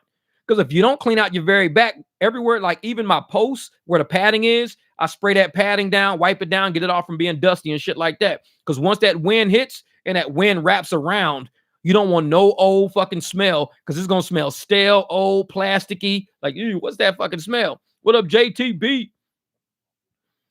Yeah, exactly. Yeah, watch what you mix with ammonia, especially bleach. Yeah, I don't mix anything. Like, that's why with my ammonia, I use ammonia, water. I'll use fabric softener, Fabuloso, and I'll use laundry detergent. I do not put any other thing with a high pH in it. Because if you put bleach in it or any other cleaning solution, see, Fabuloso is easy. Fabuloso is almost like laundry detergent. It's not a harsh cleaning agent, not very harsh. But if you mix ammonia with, let's say, oven cleaner, the fumes it'll kill you. The fumes will kill you. It's way too much, way too much. So, do you like the product? Awesome. It cleans well. I don't think I've used Awesome before. Yeah, I haven't used Awesome before. Yeah. What? Flex it. I've been driving around downtown Fort Lauderdale for an hour and haven't gotten a ride. Hey, Flex, you running both apps? Turn both apps on. See if that'll work. Because sometimes I'll do that, man. Turn both apps on and see if it'll hit. Something will happen. What up, Cornelius? Hi from Chi-Town. Cornelius in the building. It's like, hey, is it snowing out there yet or what, brother? Always store ammonia in separate spots away from bleach. Yep, Mark. I got all my ammonias up high all the way over. My bleach is nowhere near it. Even my laundry detergent ain't nowhere near it. Because if that shit leaks, if it accidentally leaks, like you creating a fucking bomb in there. Them two things touch, it's a wrap, because them fumes will kill you in your sleep, man. That shit's dangerous. That's why my shit's all the way across the thing. No, I've seen a guy in dietary use bleach and ammonia. They had to evacuate. Doc, what the hell? This dude, he ain't got no fucking common sense. That's like, you do not mix those two. Those two are very potent. They're both fumy, very fumy. Anything that's got fumes, do not mix with another thing that got fumes. The pH is way too high. That shit, man, you can make imagine if you had two containers and you dropped them at the same time and they both like bleach and ammonia mixed, everybody in the fucking room would probably drop dead. It would stop you from breathing. It would probably stop you from breathing right on the spot. Bleach mixed with ammonia? Shh, dude, you couldn't take a breath. You die. It's like, the hell? That's crazy, man. I'll be using detergent with a bottle of warm water and shampoo the floors. Yep, that's what you got to do. Because like I said, it's all dirt. That's it. So if you use laundry detergent to clean up like carpets, clean up fabric, it's like washing clothes is all it is. And a lot of people don't wash their carpets. People get in my car like, man, this is the cleanest Uber I've ever been in. And I'm thinking, do Uber drivers just not clean their shit or something? Like, everybody on my chat, like, everybody knows how to clean shit. Everybody's got clean cars. Everybody knows how to, spray things down, wipe things down. What up, Rick? And it's like, I don't know what channels these people go on. We've always been talking about cleaning solutions on this channel. We talk about our vehicles, the investment we got, the level of seriousness we use when working, in this industry. We talk about it all the time. I think some people, like I said, they might be W-2. They might be so busy working their W-2. They get off work, they hurry up, they start driving their car. They don't take time to clean it. I wash my car every time before I at least wipe it down. Wipe out the floors, because I prep my car when I get ready to go drive. I prep it. And a lot of people who are in the industry just to get the money out of it, not to really do the service or to have pride in what they do. It shows that they don't have pride in what they do. Just look at their vehicle. I've seen cars pull up covered in dust. In the back of my car, I got all kind of cleaning agents for the outside and the inside of my car. Because if I ain't got, even Juan Vargas will tell you, sometimes we'll be sitting chatting. I'll be spraying my car off, waxing, cleaning this and that, doing. He'll tell you I'll be wiping my wheels down or whatever, because it's my car. That's a part of me. It's part of my presentation. And we know the Lyft and the apps are selling us as being presentable. They're selling us as being a certain way. We need to start selling ourselves as being a certain way, because we know we ain't getting paid what we fucking worth. Yeah. Also, if you're out driving and you see a black plastic bag that is puffed out to the max, don't go near it. Call 911. It's a meth death bag. If it pops, it will kill you instantly. A meth death bag. I ain't never heard of that shit, man. That's crazy. Meth death bag. Exactly. Prepping your car for them $1 tips. Man, we know damn well we ain't getting no $1 tips. That's how we know these apps are full of shit, man. Because these people are like, man, this car is clean. This car is nice. That's why I'm like, you know what? I'm going to start getting tipped. Cash App, Venmo, Zelle. I don't want my tips on the app. I do not want my tips on the app. Doc, appreciate that, brother. Thank you for the super chat, brother. Just showing love as usual. He called himself mopping the floor. Enough is enough. Enough is enough. I had a carpet guy do my seats and floors in Durango. Told me it was a blessing. He just prayed last night how he's going to get $100. I gave him $100 to do my interior. There you go, brother. See? A lot of, man, Logan, because you on that energy shit, man. You universal. And the universe, and that's why I got this 1111 tattoo. The universe will guide you, direct you, align you with the people and the places you need to be. If you always in a situation where shit keeps happening, you just bad shit, it's something within your own soul and your energy is not aligning yet. When good shit starts happening to you, you start finding good deals, doing good shit, is because you're giving out good energy. And because you're giving out good energy, it's aligning you with good energy. Whenever you're doing foul shit comes back on you. Like rest in peace to the couple that was just killed in California. The guy with his pregnant girlfriend, she was supposed to be induced for labor and everything. Rest in peace to that couple right there. That was a major story. I've been watching that, following that. But, the guy, the man, he aligned himself with some really dangerous energy. He aligned himself with some really dangerous energy, and that girl and that baby got caught up in that energy because everybody was showing his Instagram and showing his Snapchats and all of his stuff like that. They were showing everything. I mean, this guy, he was always, flashing guns, flashing cash, pills and drugs, posting that he had drugs for sale. If anybody was interested, he surrounded himself with that energy. He aligned his universe to be in that way of life. And when he aligned his life with that path of, when he aligned his life with that type of energy, that energy found him. It aligned with him because there was somebody in that realm that found him and his girlfriend who was on their way to go get induced for labor and everything. And that's why I say, man, I stay away from a lot of shit sometimes. I don't deal with a lot of people. I don't deal with a lot of different energies, especially on channels that I see. Like I said, if this channel ain't for you, you can just fucking bounce. You can go. I have no problem with that because I understand how energy works. I understand that shit. There's channels I go to that I don't fuck with, and I don't comment on them. I don't deal with them. I don't be like, I don't like this channel. This channel, I don't say, I just leave. I don't even align my energy with that. And so once you find your energy, you find your line, you find your space, good shit is going to always keep happening. Always keep happening. Oh, I didn't even, Jeff, did Lyft reimburse your 85-cent express fee during the glitch? I never cashed out during it. I was already done. I cashed out the day before. Just bought new slotted brakes and rotors front and back for $200. Damn, that's a deal. That's a deal. Hope they got them ceramics on there. Get them ceramics. Them ceramics last forever. They don't cook that hot. When you get semi-metallic, they shave off a lot and you get gray fucking rotors all the time. You get gray all inside of your rims. It's always gray. But with my my ceramics, I just get dust. I get brake dust from like the roads and shit like that. But nah. Oh, that was San Antonio, Texas. That's what it was, man. Man. Yeah, that was it. I knew it was on the West Coast somewhere. Man, that shit, that was a sad story. When I saw that shit, man, that shit broke my heart. Broke my heart, man. It was like that lady, she was on her way to go get induced for labor. She was so happy and proud to have her first child and everything like that. Shit was horrible, man. That shit was horrible. And I'm like, you know, the energy that was around that family, it was not very good energy.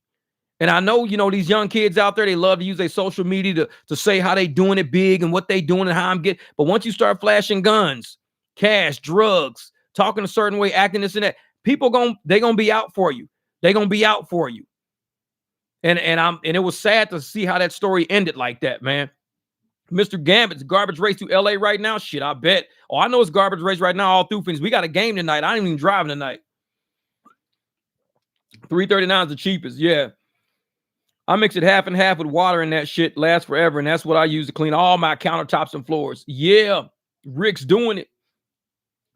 True. Have good energy atmosphere in your vehicle. It matters. That's right. And for a lot of people that's been in my shirt website, y'all see this shirt on it that I made back in 2015. It was 2015. It's don't be negative. And I told the story about don't be negative, about positive energy, about going through shit, going through some dark shit, going through some hard shit, but always saying, if I just stay fighting, I know I can come out on the end like pretty good. Just stay positive about the success. And a lot of people don't understand what negative versus positive is. Some people think being positive is all about laughing and joking all the time. Sometimes being positive is being down by 14 points in the locker room against a team that you know you're going to have a hard-ass second half against. Sometimes being positive is going in, having that fighting-ass energy. Not gonna, okay, everybody, let's sit in Indian style and play fucking jacks. Let's play Monopoly for halftime to stay positive. No, sometimes positive is a word. It's a feeling. It's a vibe. It's a direction. And sometimes in that positive direction, you need to carry a sword. You need to carry a shield. Because when you look at any angel, what do angels carry? Angels carry swords and they carry shields. So why are angels so positive if they got swords and they got shields? Because sometimes you got to fight to stay positive. You got to fight negativity. You got to be ready to swing a sword at that shit. You got to really put your shield up and block that negative shit from you. You got to fight that shit off. And that's what I am. I'm a fighter. Angels number right there, 1111. I tell people I'm a fighter. So when I say I'm not negative, that means I know I won't lose. I wasn't built for failure. I'm not negative like that. I was not built for failure. Failure is not an option. I got to keep trying. I got to keep doing something. Yeah, you got to slay the demons, man. And there's a lot of people out there that like to think, you know, being positive is always about laughing and joking. He, ha, ha, ha. We're so positive. He. No, you're getting your ass kicked. This is what's happening. Positive is being able to stand in the ring and fight your own ground. That's fighting your battle. That's been, I know I can do this. I know I can do this. I can fight back. I know that's being positive right there. A lot of people view it as being negative. Well, you punched back. That's a bad thing. Now, that's what you're trying to teach these kids nowadays, to let bullies beat them up, to let bullies beat them up in school. And if you punch a bully back, you get suspended. Like, hold the fuck up. We grew up to where if you beat up the bully, you overcame fucking obstacle. That's where we come from. If you beat up a bully, it means you stay positive about you being able to fix your situation with this bully. You stay positive. I'm going to fuck this bully up the next time he push me. I'm positive I'm going to knock his ass out. That's you being positive. But nowadays, no, if you hit somebody back, that's negative. You got to give them a hug and pray for them, man. Fuck that. I'm going to knock this bully out. Man, real house shield, $3 rides. You're like, nope, block, motherfucker, block. But $3 on the other end. Nope, block, fuck that shit. Coach always say, play the second half like the score is 0-0. That's right, man. That's right. Having positive energy about the crush today. Turn on Uber and Lyft. Bing, bing, bing. 313 for 3 miles. 697 9.2 miles. 17 for 2 point. You know what, Austin? This is what I say. Some of those rides, especially the $17 one. I would say the $17 one and the $6 one. If I was close to those rides, I would go and ask them, how much did you pay for this? Because I'm guaranteeing that $697 for 9.2 miles, they probably paid over $30 for that ride. I would go say, hey, you know what? I'll do this ride for you. $20. I'll do this ride. 20. I'm here already. Nobody's going to take your ride because it's too low. If you don't know how rideshare works, they're only paying $7 for 9 miles. You're not even paying $1 a mile. If they were close enough to me, I would show up and see if I can't convert that into a cash ride. Because I'm going to decline it any fucking ways. I don't want that shit anyway. I might as well either go there and cancel it or decline it where I'm at. Might as well take my shot. That's $17 for 25 miles. I bet they play close to probably about $80, $90 for that. 80, 90 for that. You could roll up, offer 55, 60. Sometimes, man, you got to fight this fucking battle. Exactly. I did that on New Year's Eve, made 12, 6 in 16 hours. That's how you got to do it, brother. That's how you got to do it. You got to roll up and you got to say, hey, listen, I don't know how much you paying for this, but I'm only getting 17. Ain't nobody taking 25 fucking miles for no $17. I'm just going to tell you that for real. I only showed up to tell you that because if I text that to you through the app will not send you this message. The app keeps this. It keeps this from hitting our riders. Our riders don't get half these messages. It'll say like delivered, but no overcome. So if you show up and you speak to them face to face from a business transaction and let them know, hey, the only way your ass is going to get 25 miles down the road is a cash ride. I'm just keeping it real with you. Say, because this is what the apps are paying us, $17. Oh, shit, $17? Wow. I paid $79 for this ride. You're telling me you're getting 17 out of that $79? Yeah. This is why you ain't getting no ride. This is why motherfuckers going to decline you all day. Nobody's doing that no more. These apps don't. Well, I tell you what. I got Cash App. You got Zelle? You got Cash? Yeah. $50. I'll take $50.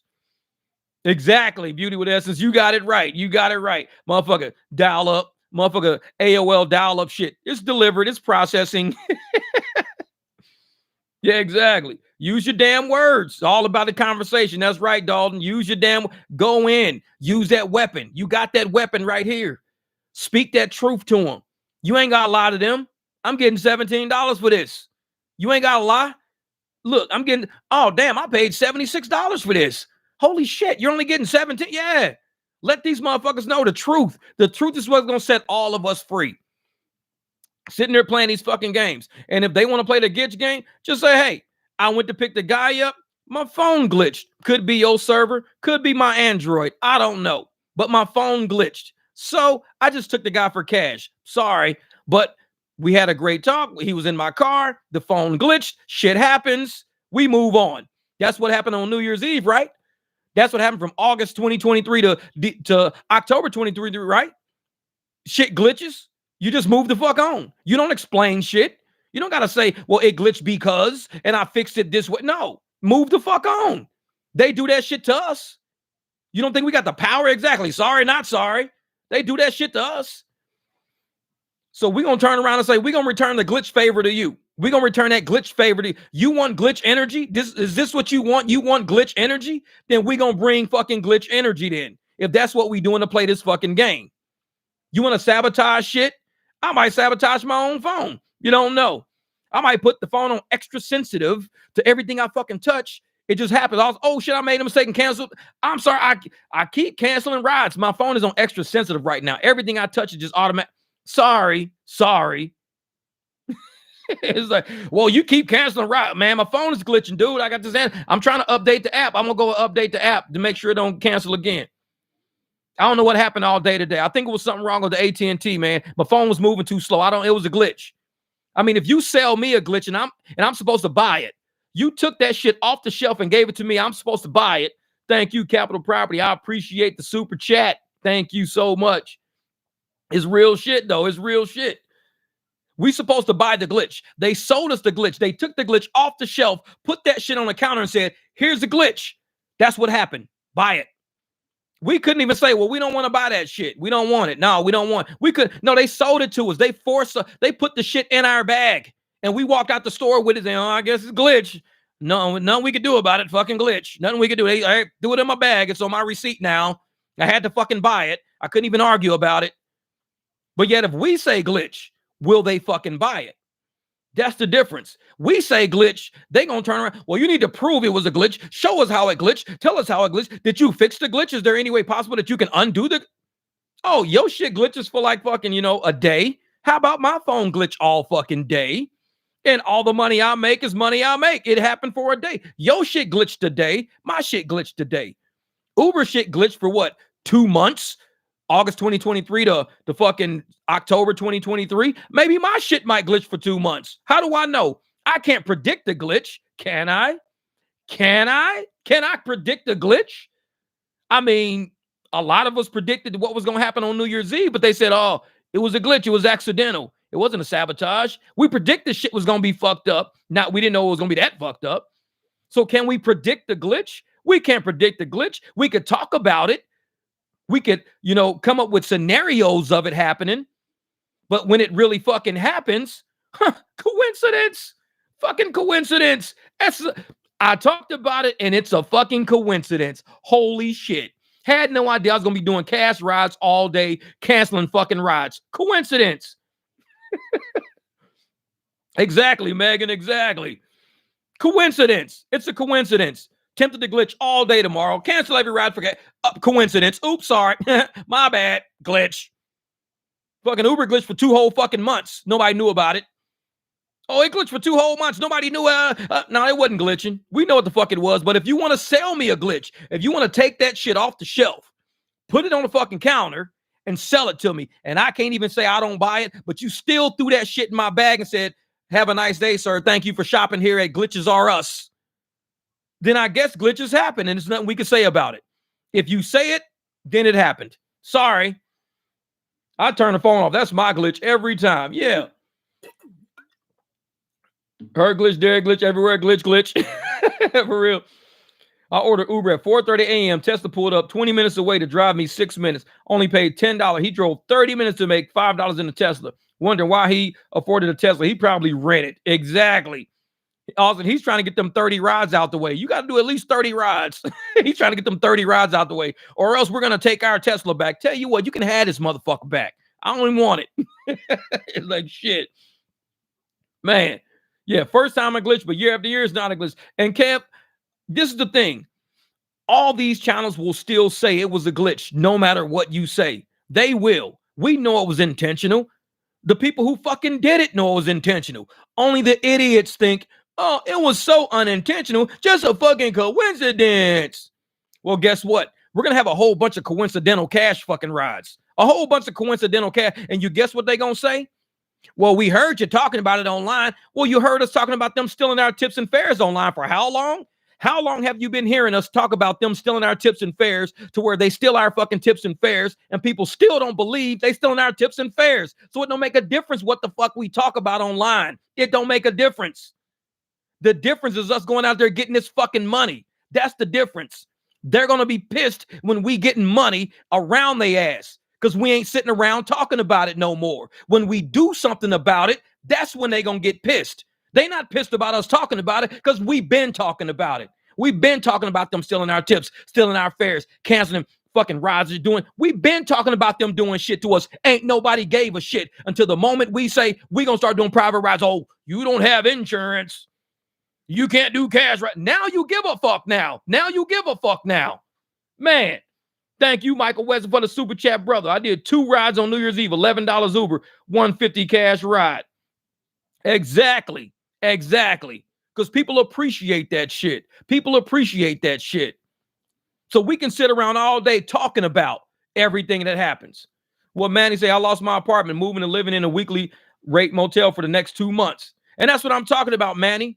That shit right there. These apps have no idea about the families they're affecting, kids they're affecting, people that living in neighborhoods that they're used to and comfortable with affecting, with their fuckery, with their theft. But yet they don't give a shit until we hit them back. When we move our money off their apps, when we say, I'm not doing this ride for that. No, I'm going to talk to this rider my damn self. How much is this ride worth to you? Well, I paid 95. Funny, because they're paying me 33. Tell you what, 70 good, 70 good, bet. Now they going to be fucking pissed because we're opening up the fucking gate now. Now we got transparency on the fucking table now. How much you pay? This is what I'm getting. What do you think is fair? I think it's fair that you get the 33 and that I pay the 96. I think it's fair. Well, I think it's fair that I cancel your shit and hope you find a ride. Drive the fuck off. You don't got to take them people. If they think it's fair that you getting fucked, if they think it's fair that Manny out here busting his motherfucking ass for these apps, got to move into it weekly for the next 2 months. If they think that shit's fair and he's the one out here doing the work, fuck them. They can walk. But if they don't think it's fair, they going to say, you know what? That shit's not fair. You're here. You're in the rain picking me up. Your car is clean, this and that. I paid $96. Tell you what, you save me $25, I'll pay you $70 right now. $70. Fair. That's fair. When you start fucking with people that are fair, fair shit's going to happen. And that's when they're going to start caring. That's when they're going to get mad as a motherfucker. Like I said, we done talked about them stealing. They ain't said shit to none of us. We done talked about them glitching. They ain't said shit to none of us. But yet, let us do something that benefits us. Let us do the same shit they doing and watch how quick these motherfuckers respond. You can't steal from the apps. You can't steal a rider from the app. You stealing my money. How come I can't just get what I'm willing to do a fair job? I'm not stealing nothing. I'm doing a fair job. I'm willing to take this person exactly where I said I'm going to take them to, and they're willing to give me more money. That's all. I'm doing a fair job.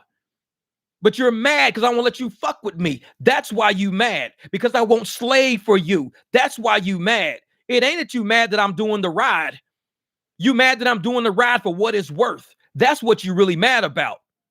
Because we talk about this shit all the time, and people want to sit around. Oh, man, these motherfuckers, they've been stealing from us. Oh, let them keep talking about it. They've been stealing my fare. Let them keep talking about it. The moment we do something about it, now they fucked up. No filter, you stupid. We didn't land on Plymouth Rock. Plymouth Rock landed on us. Shit. That's real shit right there.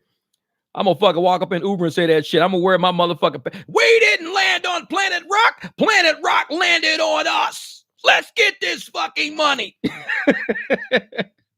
Man. So if Hertz is closing down all locations, that means drivers are turning them suckers in. Hertz is closing down locations? What? Nuh-uh. Kim, what are you talking about? What are you talking about? Set up Telegraph for all the trusted followers to collaborate with. I like that, Rick. Set up Telegraph for trusted followers to collaborate with. Telegraph. Now, we could sit there and people can kind of, get rides off of Telegraph all day. Riders understand the cash ride. Don't be shy. Michael Weston, I love it. I love it. Closed mouths don't get fed. Don't be shy. Like I say that shit all the time. Don't be shy. These motherfuckers understand what we going through. They understand what people like Manny are going through. They understand that these apps are taking a higher percentage than what we initially agreed upon when we bought all these motherfucking cars and agreed to become contractors. They know shit's changed. Be ready to adapt with the war. If you're not ready to be adapting with the war, you're going to get your ass crushed. This is a war against drivers. The drivers coming in are their little minions. We're the drivers that are the revolutionaries. We're the revolt. We stand the fuck up like, wait a minute. We the 300. We see some shit going on. We see that things have changed. You guys have changed your mode of operation, your operatus Monday, whatever the fuck they call it. So you've changed your mode of operation from taking 15%, 20%, 25% to taking 75%, 60%, 50, 80%. We see what you guys have done. So we need to change our mode of operation. We're contractors. You don't own none of us. The plantation motherfuckers out there think they own us. We got to do 80 hours. We got to keep a high AR. They own us. They don't own you. Michael Weston just told you. Don't be shy. Motherfuckers don't own you. If you want to be shy, then they own you. But if you know you got a bill coming up, you got a 25-mile trip sitting in front of you that they want to pay you fucking $17 for, ask that motherfucker how much you pay for this. $96. 96. Yeah, it was kind of surging a little bit. $96. I'm getting 17. So this is what we're going to do. Because I want you to get to where you got to go. I really do. But I want to be paid fairly for this. So I'm going to knock off $25 right now on the spot. You only got to pay me $70 fucking dollars. I can get you where you want to. I'm already right here. I'm right here. So what do we say? I got Cash App, Venmo, Zelle. I can cancel this shit at no cost to you. What do we do? I think it's a go. Let's do it. It's a go. Bet. Hey, honey, he's taking us. We're saving $25. Fuck that surge. That extra surge is what we were mad about anyways. Thank you. No problem, motherfucker. This is what we do. We did 300. We fighting for y'all, but we fighting for us too. We fighting for the whole economy of fucking rideshare. We don't give a fuck about these apps like they don't give a fuck about us. If they gave a fuck about us, Manny will not be living in a fucking weekly for the next 2 months. If they gave a fuck about us, they would call Manny. Manny, we see money's not coming through. You good? You good? Can we give you a bonus or anything else to keep you from being evicted? Is there anything we can do for you, Manny? You good? Do these motherfuckers make those phone? No, they don't make those phone calls. So we sit here and we get online and we help each other out, pump each other up. This is our phone call right here. Manny, get out there, get your money. If a motherfucker says, hey, man, I don't want to take $17 for 25. If that ride is close enough to you, roll up. Roll up. How much you pay for this? I'm only a mile down the road anyways. I ain't got shit else to fucking do but sit there and scout. I might as well come to you and scout from right here. How much they? Oh, $95 for this ride? Okay, bet. This is what we're going to do. I got a transaction for this. Going to help you and going to help me at the same fucking time. And at that point, that's when they're going to start saying, they ain't just saying shit no more. These motherfuckers are not just online talking shit no more. They ain't just saying we stealing tips. They ain't just wearing shirts saying we steal tips. These motherfuckers are out there doing something about it. Now we got a problem. Now we got a problem. They're doing something about it. Checkmate. So what the fuck they gonna do? Anybody called canceling today is going to be automatically deactivated. Don't make a difference. Don't make a fucking difference. Then I'll go rent somebody's account. I'll rent somebody's account who I know is renting to a bunch of fucking immigrants anyways, and I'll get their shit deactivated next. Now they can, Jeff, did you get my account deactivated? What happened? I do cash rides, dog. Got to tell you. Wait a minute. I was renting you and all these immigrants an account. You got my whole account flagged. Sorry, dog. I don't know what to tell you, man. I do cash rides. Fuck these apps. Man, cancel, baby. Let's go. Real shit. A driver told me they are closing down some Uber rental locations to consolidate. He went to one of the locations and gave him bad news that they're closing down and he needs to go to another location. Damn. That's crazy, Kim. That's crazy. Michael Weston, thank you for the super chat, brother. You on the road today, my man. I appreciate that shit. 2024 is the rise of the cash rides. That's right. We the 300. Motherfucker, like I said, don't all of us out there have the ability to market for ourselves wherever we go. Like I said, I wear my driver shirt. I might have to make a cash rides available shirt. Cash rides available. I'm going to have to make that shit this week sometime. I got shirt orders out yesterday. So a lot of people that ordered got their shirts. I sent them out yesterday, some the day before. So, and I've been texting out, I emailed the tracking numbers for all the packages that went out. So hopefully you guys get your shirts. Hopefully you guys get ready to fucking wear these motherfuckers out there because we got to get this money. And Todd got the Ask Me How. I like that shit. Ask Me How shirt. That's gonna be a fun shirt to wear. Ask me how. Just ask me how these motherfuckers rip us off. But like I said, need to make a cash ride shirt. Need to do something, man. Yeah, it's hustle time on the weekend, GB. This is what we doing, man. They've been hearing us talk. These motherfuckers are about to be scared. They about to be shook. They about to be sitting there eating their motherfucking biscuits, thinking about drivers. Wife like, honey, everything okay? Yeah, I'm just worried. You know, these motherfuckers are really going to do cash rides. They're really building up a movement for cash rides. My bonus ain't going to come through. And that fucking pool you want to be built in the backyard ain't coming. I mean, Manny's living in a fucking hotel for the next 2 fucking months, and you're trying to get a pool built in the backyard. Shit ain't balanced out, babe. How about fuck that pool, pay Manny? How about that? Fuck that pool, pay Manny. Manny's out here doing the fucking work. You don't need no fucking pool. Go to the YMCA. Manny shouldn't have to live like that. Go to the fucking YMCA. This motherfucker's out here doing all this fucking work, busting his ass doing it so you can get a pool put in your yard next year. Fuck your yard. Shit. And let these motherfuckers sit up and say, oh, they just complain. They complain. Watch what happens to all these people. They just complaining. They just complaining. Watch what happens to all of our fucking bank accounts. Watch what happens when you start seeing newscasters go, oh, well, there's been a big purge of drivers due to illegal cash ride. Watch what happens. These motherfuckers think we just talking. Oh, you just complaining. No, we ramping up for war, motherfucker. This is a war against drivers. We ramping up for war. You want to put motherfuckers in weeklies? You want to impound people's fucking cars and shit? Oh, this is war. You coming for my lifestyle now. You coming for my lifestyle? I'm coming for your lifestyle. But I'm going to take care of my lifestyle before I take care of yours, just like you going to take care of your corporate shit before you take care of mine. It's clearly apparent. Clearly apparent. So let's play that game. You want to glitch? Let's glitch. My shit glitches real quick. Real easy. You want to sabotage rides? Let's sabotage shit. We can all play that fucking game. Man, convention rules the nation. Real shit. Sign up for Square. You can take credit cards and email receipts. That's it, Megan. I like that. Sign up for Square. If motherfucker got to, oh, I don't have Cash App, but I have Venmo. All I got is my debit card. I just got my credit card. Guess what? I got Square, motherfucker. Here you go. Boop. They tap that motherfucker. Good deal. That's right, Megan. I might have to do that myself. I used to use Square when I was actually a mechanic. I remember, but when I used Square, we had the thing you plugged into the headphone part of your phone.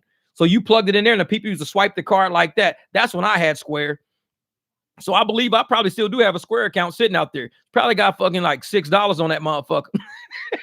I'm gonna go get my Square money. Yeah, but for real though, sign up for Square. Square works. I used Square for almost 5 years of doing business. That's making, I didn't, because Cash App, Venmo, all that shit wasn't invented back then. I was doing my shit from 2013 to 2018. I ran my company. So all those years, I was using Square the whole time. So yeah, PayPal's got a reader too. And like I said, we can be our own merchants. We don't have to pay Lyft and Uber to be our merchants. We're paying them to be our merchants. When our tips go through them, and just like in one article I read, they're going to start charging a service fee on tips in New York. They're going to start charging a service fee on tips. Are you fucking serious? You're charging a fee on tips. Man, these motherfuckers, they just want to do anything they can do to get that money out of our fucking pockets. They're getting it from the rider. And they're saying, we want to retain as much of this money as we can. Do not pay that raggedy motherfucker in that BMW. Fuck him. Keep as much out as you can. So what do? Time to fight back. It's time to fight back. We don't got to sit around and tolerate this shit. We've got ways. We've got our own technology. We've got our own technology. Square own Cash App. There you go. Then I should really have Square then because I got Cash App. Manny probably like, man, I got to go grab me something to eat. Manny probably stressed out. He's like, I don't give me something to eat, man. No, he's there. Manny's here. It's for the workers' compensation in New York. Also, they taking money out of their tips for workers' compensation. That's crazy. That's crazy. How come they don't take it out of the fare? If it's a workers' compensation, why don't they take it out of the fare? I mean, if it's worker compensation, they shouldn't just take it out of the tips. It should be out of the fares, not the tips. For the fact that they're only taking it out of the tips, and that's it. That tells me something. So if you don't get no tips, you don't have to pay workers' compensation. If you're only getting fare and that's it, you don't get no workers' compensation, or you only get workers' compensation if you get tips. Oh, they taking it out of both. Okay. Man. And like I said, if we don't come back and we don't start fighting back, and like I said, a lot of channels are on the back edge of this fucking wave. They're always late, always late. So we got to stay up front. They're always going to try to give you some bullshit. Oh, you guys got to make sure you have insurance. But yet, when all these drivers online are talking about, my car got wrecked doing this shit and Uber wouldn't pay me. My insurance company said they're not going to cover me because I was on the app. They would cover me if I was not on the app. People's insurances are saying that shit.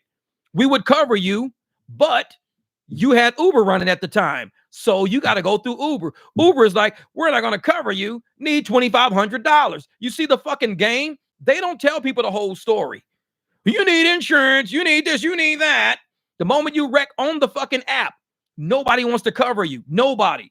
Your insurance is saying, well, we'd only cover you if you weren't on the app. I'm sorry, you had your app turned on.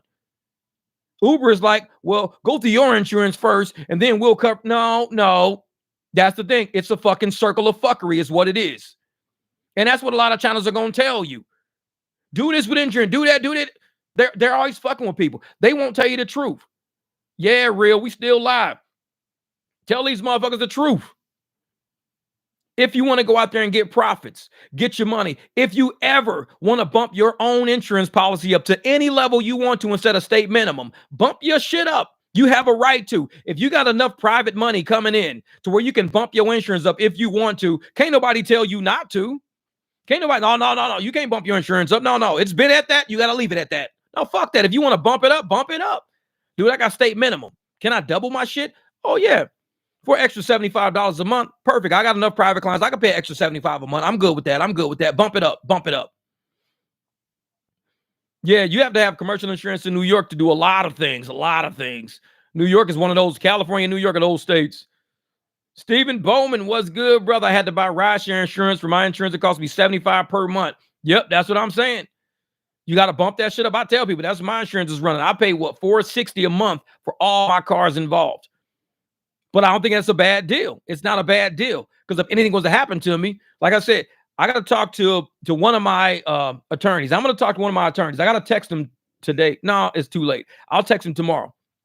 I'm going to talk to one of my attorneys. I'm going to ask him, is it okay if I tell everybody a story? Because, we got that attorney-client privilege shit always going on all the fucking time.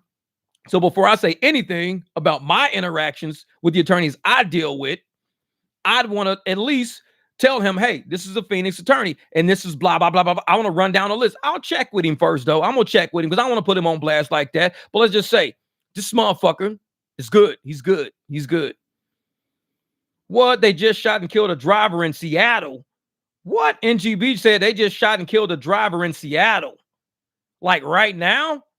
Damn. This is what I'm saying, man. NGB, this is part of what I'm saying. If you have I was saying it earlier, if you have your own private base of 10 people who you use every week, you may not have to deal with people jumping in your car, strangers. We putting our lives on the line for this shit. We putting our life on the line. You got your own private base. That's probably some shit you ain't gonna have to deal with. These fucking apps do not vet people. They're willing to let murderers jump in our cars. They're willing to put us in situations where somebody can set us up. A murderer can be like, hey, listen, order an Uber, tell us what kind of car it is, make them park right there. Put the pin right there. If the pin is right there, he can come from around a dumpster and get him. Put the pin by the dumpster. And y'all have seen before when I've done videos, motherfuckers had me sitting next to trash can. I be rolling like a motherfucker. I'm out of here. I be going to dark ass fucking areas by arcades and shit that are closed down. I'm like, oh, I'm the fuck business park shut down. Man, I'm out of here. Fuck that. I'm not going to get canceled. If you ain't standing on the curb where you got a pin and it's dark as a motherfucker, I'm out. Yeah, this is why lately I've been doing more food and rideshare. If you're going to pay me fucking peanuts to do drive real strangers around who have no idea about their criminal history, I ain't doing it. That's right time to wake up. And that's why I'm thinking private rides or more secure rides. When you vet your own people, you know your people, you know their house, you know where their job is, you know their phone number, you're texting them back and forth and shit. That to me is a more secure transaction than rolling up, picking up a fucking stranger for $4 to take them to Circle K when you don't really know if that's a real Circle K ride. That could be a setup. You don't know this fucking person. Lyft is sending you to your own death. Lyft is like, hey man, go over and pick this dude up. Do you know that dude? It's a fucking copy of a swing set. It's a picture of a swing set for his fucking profile picture. Who's putting swing sets and shit? It's a goddamn dolly. Like he works in a warehouse and shit. It's a dolly as his fucking profile picture. It's not even a real picture. And the name is fucking, Danny D or whatever the fuck. Who knows? I have no, is this even his real fucking name? But they're setting drivers up like that. And if you're going to set your own shit up, set your own life up, you might as well do it yourself. Might as well just do it yourself. Set up your own shit. I drive amongst the rich. It is secure, Jeff. Yeah. Oh, I'll be in some shady areas sometime, but see, I'm a decent sized guy. I don't think nobody's gonna try me. I've been doing this shit for 4 years. I ain't been tried yet. I'm gonna keep relying on that shit. I ain't been tried yet. But there are days when people will try somebody bigger than me. They will say, you know what, we could get this car, we could take this car, we can get his money, we could do this. The days will come when that shit will happen. So you got to learn how to vet your own by saying, this is weird. 2:30 in the morning at a warehouse by Van Buren. If you know Vegas, I mean, if you know Phoenix, you know Van Buren and 24th Street, Van Buren, 32nd, Van Buren and 16th. You know all those little streets up and down Van Buren. There's little cutty roads, all little cutty streets back through there. There's warehouses on the back end back there. Bunch of homeless people back there, drugs going on, prostitution going on. I get hits on Van Buren all the time. Van Buren also has like strip clubs on it and shit like that. I get hits on Van Buren all the time. 2:30 in the morning, 4 in the morning. And I'll be like, wait a minute. I know that area. It ain't shit over there but a fucking warehouse. If it's somebody who has a job and works at a warehouse, the best thing they should do is walk their ass from their warehouse to the Circle K, to the Jack in the Box. Stand there. Because it ain't shit but dark shit all up and down that street. All them little cuts are all dark. And you ain't gonna get a ride back there because we don't know what's going on. It could be a setup. You pull back there, fucking van, pull up behind your car and block you the fuck in.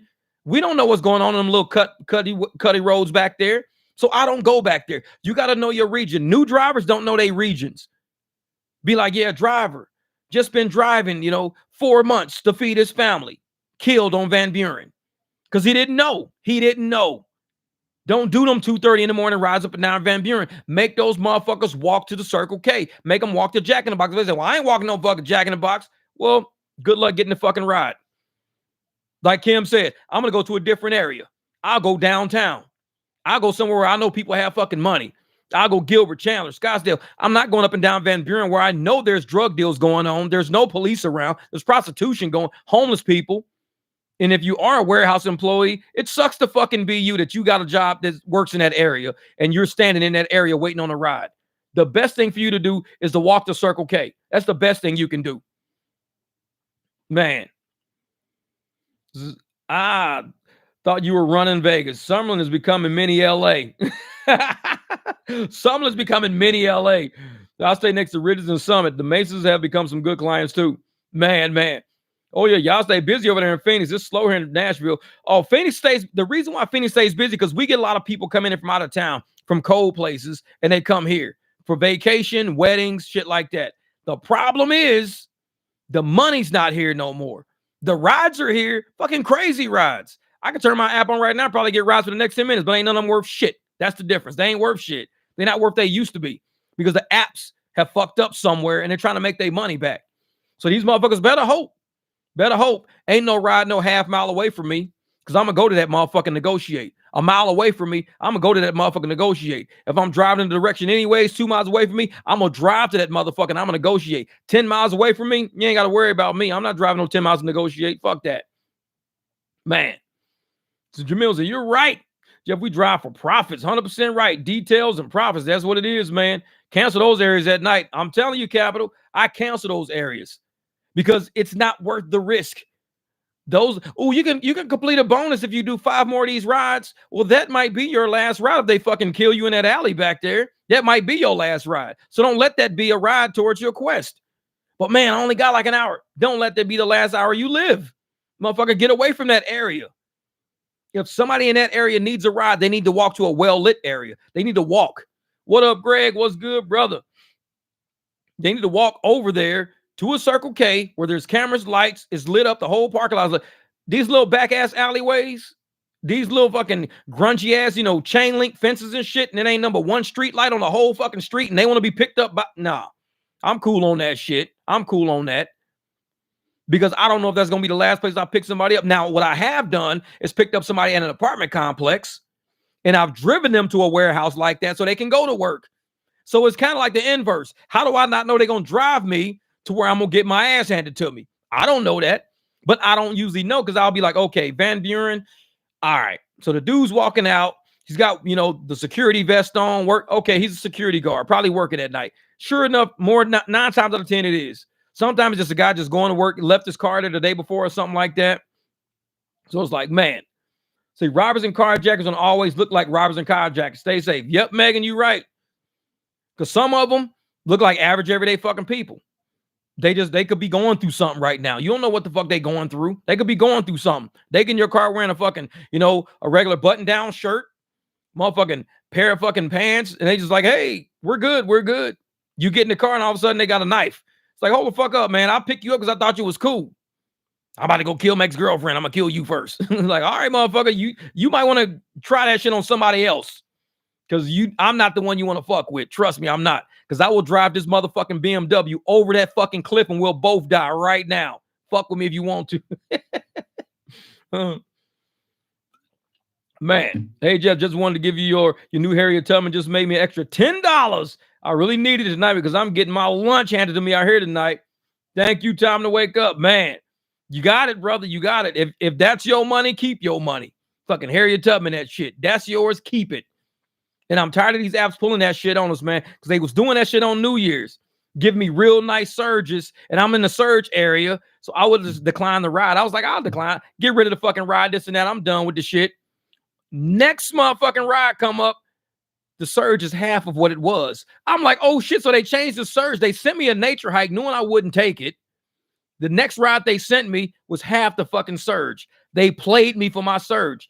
And so I'm like, Harriet Tubman, if you got something good, shit, Harriet Tubman, these motherfuckers, man, forget that. Get them. Get them. That's right, C. Smith. Everybody walking around carrying backpacks these days. You don't know what's in them.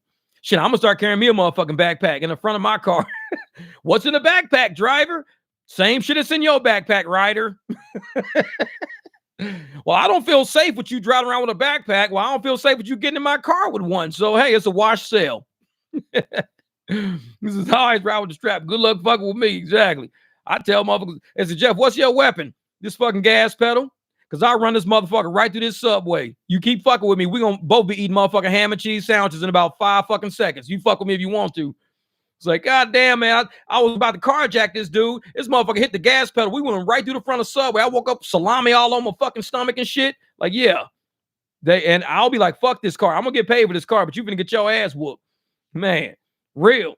That's what's up, brother. Thank you for the super chat. Oh, the first super at that. Thank you, real, for trusting us. Thank you for trusting us on this live stream to do this shit. Appreciate the podcast. Just got off work for Spark the whole day. Made $250.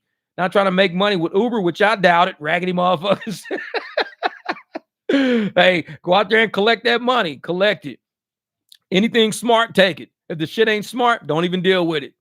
And like I said, real, this is when you might want to start looking at, and the fact that you did Spark already, you're already in the zone. You got the car warmed up. You're ready to rock and roll.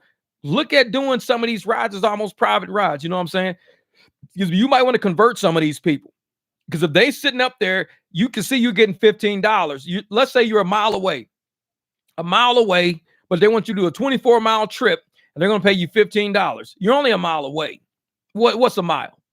Drive that mile. Negotiate. Ask how much you pay for this, man. Because I'm going to tell you right now, they only giving me $15, man. That's it. That's all they fucking giving me. Damn.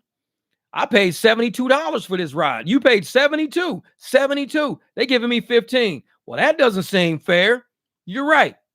Let's negotiate. This is what we're going to do because I want you to get to where you got to get to going, and I'm trying to make some money. This is what I'm trying to do. I'm going to cancel the ride. No charge to you. I'll cancel it. So you ain't got another. I'm going to cancel it, but we're going to do this Cash App, Venmo, Zelle. Do you got that? Sure. I could just pay you in cash. I got my wallet on me. I could just give you them. All right, cool. That'll work. How much? 50 is cool with me. Here are $50. And it's a done deal. Closed mouths don't get fed, man. We got to start working on this shit. We got to stop talking about it and really start implementing it while we out there. There's too many fucking channels not taking us serious. Oh, they just complaining. They just fucking complaining. They ain't really saying nothing. They just saying shit. Watch how they gonna complain when they find out how much money we fucking making doing it the way we do it. Watch how they gonna complain when this shit goes viral and every driver out there is recognizing they fucking worth, and all these fucking slow ass short bus fucking channels are gonna be, oh, make sure you negotiate your price. Motherfucker, wait a minute. Wasn't you the one saying ain't nobody doing shit but complaining? Wasn't you the one saying these people ain't doing shit, these people? Now you all of a sudden on that bandwagon now. And a lot of these fucking channels are like that. Because 2-3 fucking years ago, when I used to watch these raggedy motherfuckers, They used to sit around talking about how they used to do cash rides at events. The same channels today telling us not to do cash rides were the ones 2-3 years ago saying do cash rides at these events. The same channels with the same damn people on them. Oh, we do cash rides. We're at the event. Oh, we negotiate our price at the gate. Oh, I talked to this for a stop. Same fucking people. And now all of a sudden they see us doing it. Oh, you guys don't got insurance for that. You guys need to get insurance for that. It's like, motherfucker, we ain't gonna sit there and let the apps fucking slave us out. No, hell no. Hell no. It's like when you want to exact time to wake up. Exactly. Sergio went up in a soapbox the other day, basically bitching and moaning about channels like this, saying we don't have solutions. We don't have the answers. They're talking to CEOs. They talking to the CEOs. What happened on New Year's Eve while those motherfuckers was talking to CEOs? Can anybody in the classroom tell us? While these motherfuckers was talking to CEOs and I was out there doing $50 cash rides and getting rides and shit, while these motherfuckers are talking to CEOs, what happened on New Year's Eve? If you didn't have your Cash App, your Venmo, your Zelle, like this channel has been telling you to have it, what happened on New Year's Eve? While these motherfuckers are talking to CEOs. Talkers gonna talk. They gonna try to make you believe the shit they saying is important. How many of those CEOs gave us extra money on New Year's Eve? How many of those CEOs even gave us our fucking money on New Year's Eve? How many of those CEOs been stealing our fucking apps, stealing our tips, stealing our fares? How many of those CEOs been doing that shit? But yet I'm talking to CEOs. We using Cash App, Venmo, and Zelle. Fuck them CEOs. I don't give a fuck about them CEOs like they don't give a fuck about us. They pad in their pockets. Talk to CEOs all you want to. I'm talking to bank tellers. What's my balance? I'm talking to Cash App and Venmo. I'm talking to Zelle. I'm not worried about no fucking CEOs because they ain't doing shit. What happened on New Year's Eve? If you talking to CEOs, what happened on New Year's Eve? You sold a fucking glitch 3 weeks ago. A glitch happened on New Year's Eve. You talking to fucking CEOs. Why didn't they tell you that shit was going to happen? Or maybe they did. Maybe they did, which is why you didn't drive New Year's Eve. Maybe they did. Yeah. I'm telling you, man. Like I said, don't get me started on that shit, man, because we had a cool live stream going. Now, y'all know these raggedy motherfuckers get on my last nerve because I see through shit. I'm an old school corporate exec. I'm not no new school motherfucker that just because y'all got digital shit now, I'm old. I use my brain. We didn't have fucking shit. We had a calculator. That's all we had. We had a calculator in Microsoft Excel back when I was a motherfucking CEO. We was just getting a counter. We didn't have cell phones with apps and crazy shit on it when I was a fucking exec. So I had to use my brain. What did I tell you when I was young? We didn't have enough money to pay people to do shit. So we had to do shit. I had to learn how to work on cars, build superchargers well. I had to learn that shit.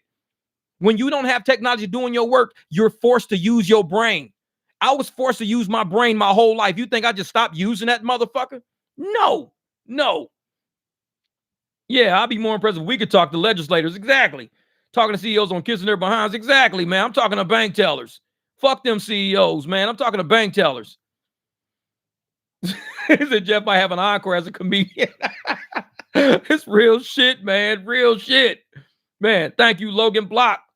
My relative just sent me something about medical carrier. I'm going to check that out. Medical carrier. That's right. And you got the big space to use it, brother. Fold them seats down. Put some carriers back there. Throw all that medication and shit in there and be out all day delivering that shit. Delivering it. So when a motherfucker gonna sit up to your face and tell you, yeah, Lotus and Word Perfect, see the truth, you know what I'm talking about. We there. You know what I'm talking. Lotus and fucking Word Perfect. We know, you know what I'm talking about. So when motherfucker want to talk about it, I'm talking to CEOs. What the fuck happened on New Year's Eve?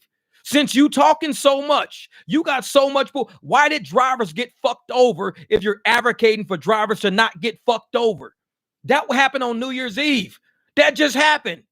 So you can't sell me no bullshit. I'm talking to CEOs. The fuck you telling them? The fuck us over? I'm talking to CEOs. We're making big moves around here. Shit ain't never happened to us. The shit that happened on New Year's Eve ain't never happened to us before. So what are you saying to them?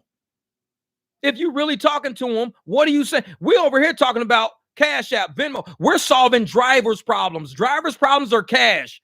Drivers' problems have nothing to do with this app trying to be nice to us because we talk to a CEO. Fuck them CEOs. So if we want to get cash, we want to get money, then we need to say, hey, we need to come for us. We coming for us now. Cash App, Venmo, Square. Motherfucker, get the Square, get all that shit. Get all that shit. That's how you stand up for drivers. You don't stand up for a driver saying, I'm talking to CEOs. As motherfuckers can't download their money all night.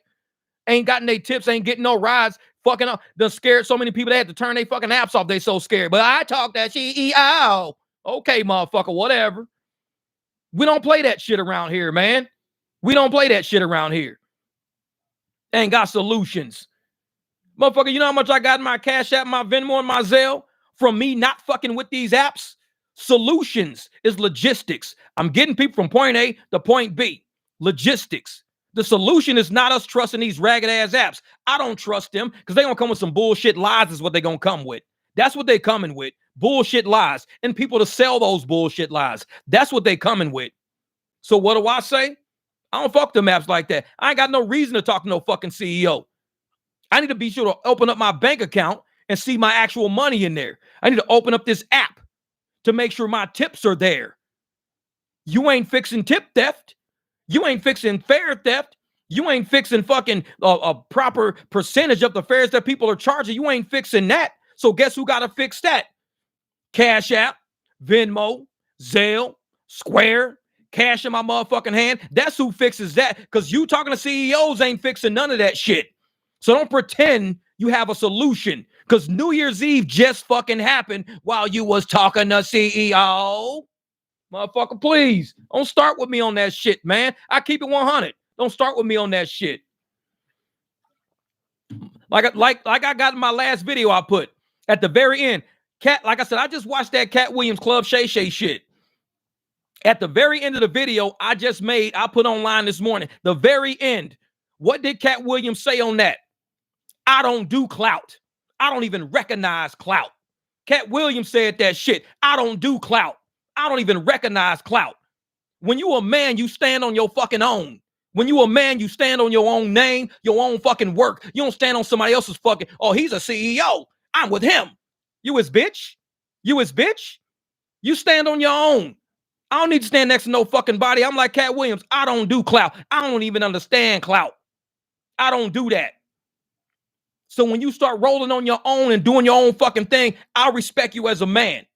At that point, if you chasing clout to prove how valuable you are, then it's your clout who's looking for who people should be respecting. Your clout, not you, because you ain't shit. What just happened on New Year's Eve? What just happened? I thought motherfuckers was talking to CEOs. The biggest fuck up in rideshare history, happened. And this motherfucker got the nerve to say, I'm a driver's advocate. I'm talking to CEOs. You got your motherfucking mind, man. And that's me keeping it real. I just talk like this. Motherfucker don't like how I talk. You ain't got to listen to me. Give a shit. I can give a shit. Yeah. The CEOs of Uber, Lyft are pretenders. They don't give a fuck about nobody but themselves. Real shit. And when you got people who don't want to drive no more, who don't even want to fight for the people that still want to drive, who do drive, who would like to drive. When you got somebody claiming, oh, I'm fighting for you guys. What the fuck are you doing? What are you doing? I'm talking to CEOs. Are you telling them not to sabotage the fucking app so we can get our... Are you telling them that? What are you telling them? Stop sabotaging people's fares. Stop sabotaging their tips. Stop sabotaging the fact that they can pull their shit out. Stop doing that. That's what you tell them. You don't tell them, oh, I completely understand because engineering is very, very hard. And I know engineering is a hard job and apps will glitch because it's hard job. That's what you fucking sound like. Engineers know glitches happen. If you know engineering, then you know glitches is possible. Guess what? I'm glitching like a motherfucker when I show up. Now, oh man, guess what? My app I made a mistake and cancel your ride. It was a glitch. Something happened. Android's fucking up right now. It's a glitch. But I'll tell you what, how much you pay? $96? $70 fair? $70 is fair. It's a glitch. Engineers know sometimes my Android glitch sometimes. So sorry, Lyft, that I took the dude for $70 and you didn't get shit. Thank the glitch. CEOs, whatever, motherfucker. Money's gonna talk. Money's gonna talk. So you sound like Eddie Murphy. That motherfucker, man. But it's real shit, man. They want to act like ain't nobody doing. Oh, 2024 is that year. Like I told motherfuckers, we the 300. I told everybody around Thanksgiving. I've been telling. When did I make that Steals shirt? Lyft and Uber Steals tips and fares and tips. I made that shit to warn people what the fuck was going on. I made a video last year warning people what the fuck was going on. The warning shots are constantly being fired. The warning shots are always being fired. Whether or not you hear my warning shots is not my fucking problem. I'm shooting my shot. I'm shooting my shot. I'm letting y'all know these motherfuckers can't be trusted. Go get your Cash App. Go get your Venmo. Go get your sale. What other channel was shooting that shot saying these fucking apps can't be trusted? What just happened on New Year's Eve? I talk to CEOs. Get the fuck out of here. Trust me. Trust me. We ain't got time for no fuckery, man. This is real money. Manny has to live in the fucking weekly for the next 2 months. But you talk to fucking CEOs, but you won't talk to Manny. Talk to Manny. Manny, why are you living in the fucking... What's going on, Manny? How can I... You a driver advocate. Advocate for that motherfucker. Ask him, why are you living in the weekly? Why are y'all cars getting repossessed? Let me advocate for y'all. Quit talking to motherfucking CEOs and talk to the people doing this work. If you advocating for these motherfuckers, how would I advocate for homeless if I don't even speak to homeless fucking people? How would I advocate for any fucking body if I don't speak to those fucking people? You don't advocate for drivers till you talk to these motherfuckers. Half the time they sit in the chat and y'all motherfuckers don't even read their fucking messages. Y'all don't even hear what these people are fucking saying. Y'all ignore that shit like y'all high and mighty sitting on the fucking podium because I talk to CEOs, not you little motherfuckers. Come on, man. Don't get me started today. This live stream was going okay. Don't get me started. I don't want to mess with that shit. Yeah, exactly, Claudio. Sergio was mad the last live because most of the comments were blasting him, and I love it. He thinks he's a driver. He tells his sponsors, I'm a driver's advocate. I hope his sponsors are reading their fucking live stream chats. I hope they're reading those live streams. I'm the advocate here. I hope they're reading that shit. Because what your mouth say versus what the drivers think is two totally different fucking things.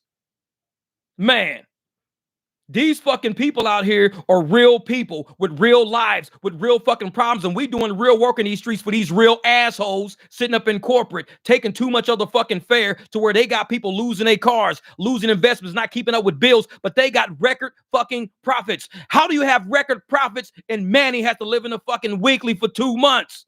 How is that possible? Manny's doing the fucking work to keep you in your mansion, bitch. Manny's doing the work.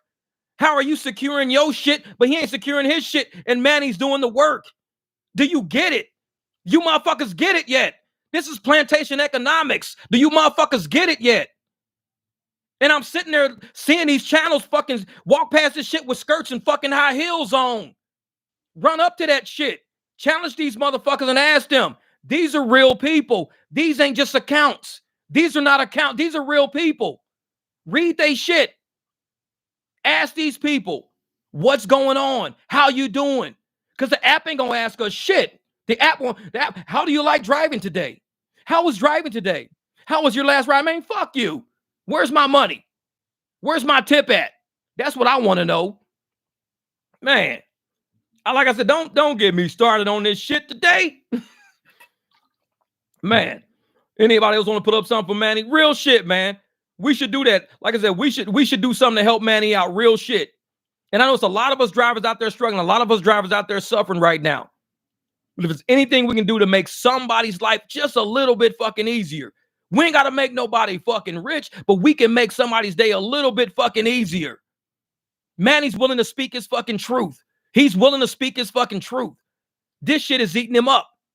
He's still here with us. He's still a fucking driver. He's still rolling with the 300. He's still got to go out there and get his cash rides up. He's got to come up with a fucking strategy. He's got to come up with a strategy. If we can help him get clients, get the techniques and the tactics to get clients. Thank you, Megan. Appreciate that, Megan. Got 100 for Manny right here. Manny, hey, I'll tell you what, Manny, if you still out there, you listen to something like that, hey, I give you all permission. If you want to put your Cash App tag in this chat, I give you permission for that. So it's like, yeah, Manny, like I said, Manny's going through a hard time right now. Even after New Year's was supposed to be our money. That was our Super Bowl right there. Our Super Bowl turned into fucking 9/11, the biggest fucking thing that happened to rideshare drivers. They take from Super Chat. I think they take like 30% from Super Chat. But the thing about Super Chats, what makes it special is that YouTube promotes streamers that actually get Super Chats. That's funny how it works because YouTube makes money on it. Of course they're going to promote it because they make money on it. Hey, man, if you give them $10, we're only going to take 3. But they promote that shit. Thank you, William Mills. I appreciate that, brother. I appreciate that, brother. Thank you for the Super Chat, my man. Yeah, we got to do something, man. We got to do something for Manny. Real shit. Real shit. And if, like I said, if Manny's out there, you know, I give you permission, man. Put your Cash App in it. I'll tag it and put it up top or whatever. And if somebody want to send you $5, I know I'll send you something too, man. If somebody want to send you $5, $10, $15, somebody want to help you out. If we're going to advocate for motherfuckers, let's advocate for motherfuckers. Let's help people out. And I'm sitting here watching these big ass channels who are more to me corporate than anything else. Oh, we're drivers advocates. The fuck they do for any driver. They'll tell Manny, tell you what, subscribe to our channel and we're going to link you up with a payday loan company that's going to help you through this rough time right now, Manny. That's what we're going to do for you. One of our sponsors is Payday Loans, and we got you. We'll hook you up with a payday loan.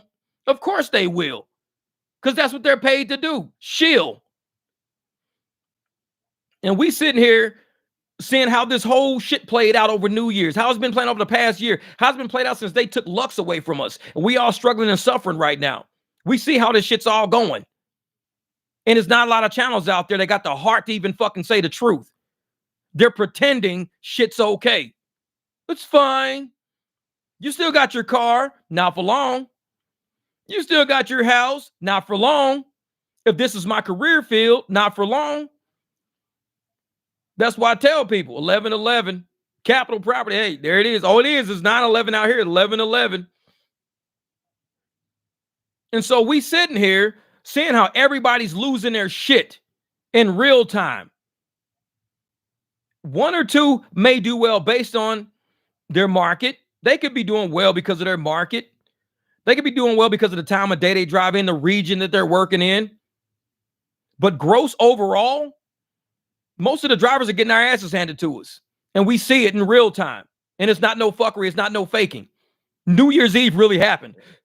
So for a lot of people to sit up there and claim, oh, it wasn't that bad. We got our money back. So you're going to tell me on New Year's Eve when that shit was happening, you knew 100% surety you were not only going to get your money back the next day, but all your money. You knew that. If you saying I knew that, then you were probably part of the shit. Oh, I trust them. If you trust them, then why didn't you tell us the shit was going to glitch? Why didn't you tell us they were going to sabotage the app if you trust them? Well, I didn't know they're going to sabotage the app. Then you don't fucking know them. Stop playing mind games with your fucking self. A lot of people out there, well, we got our money. Yeah, after the fact. But we were saying on the live stream that night, they're probably going to hold everybody out from freezing so nobody can cash out tonight. We said that shit on that live stream. Nobody's going to be able to cash out tonight. It's still 2023. Nobody's going to be able to cash out tonight till 2024. We said we knew that shit. We knew it was going to happen in 2024. We didn't know when.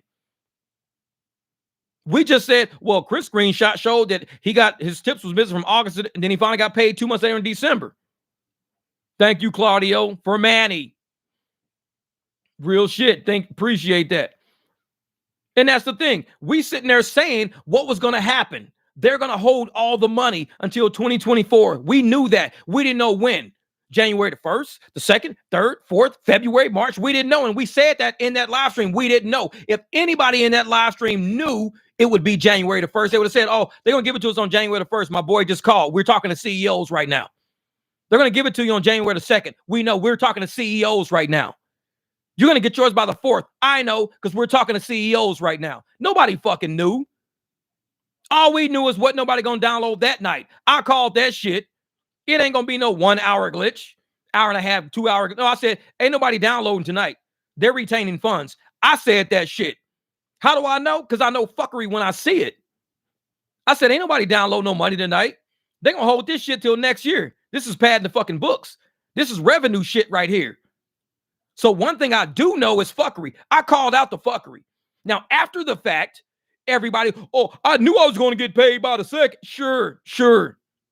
I knew I was going to get my money by the third. I knew it. Sure. I knew we were going to get paid the next. Sure. Motherfuckers will say anything once shit's all done.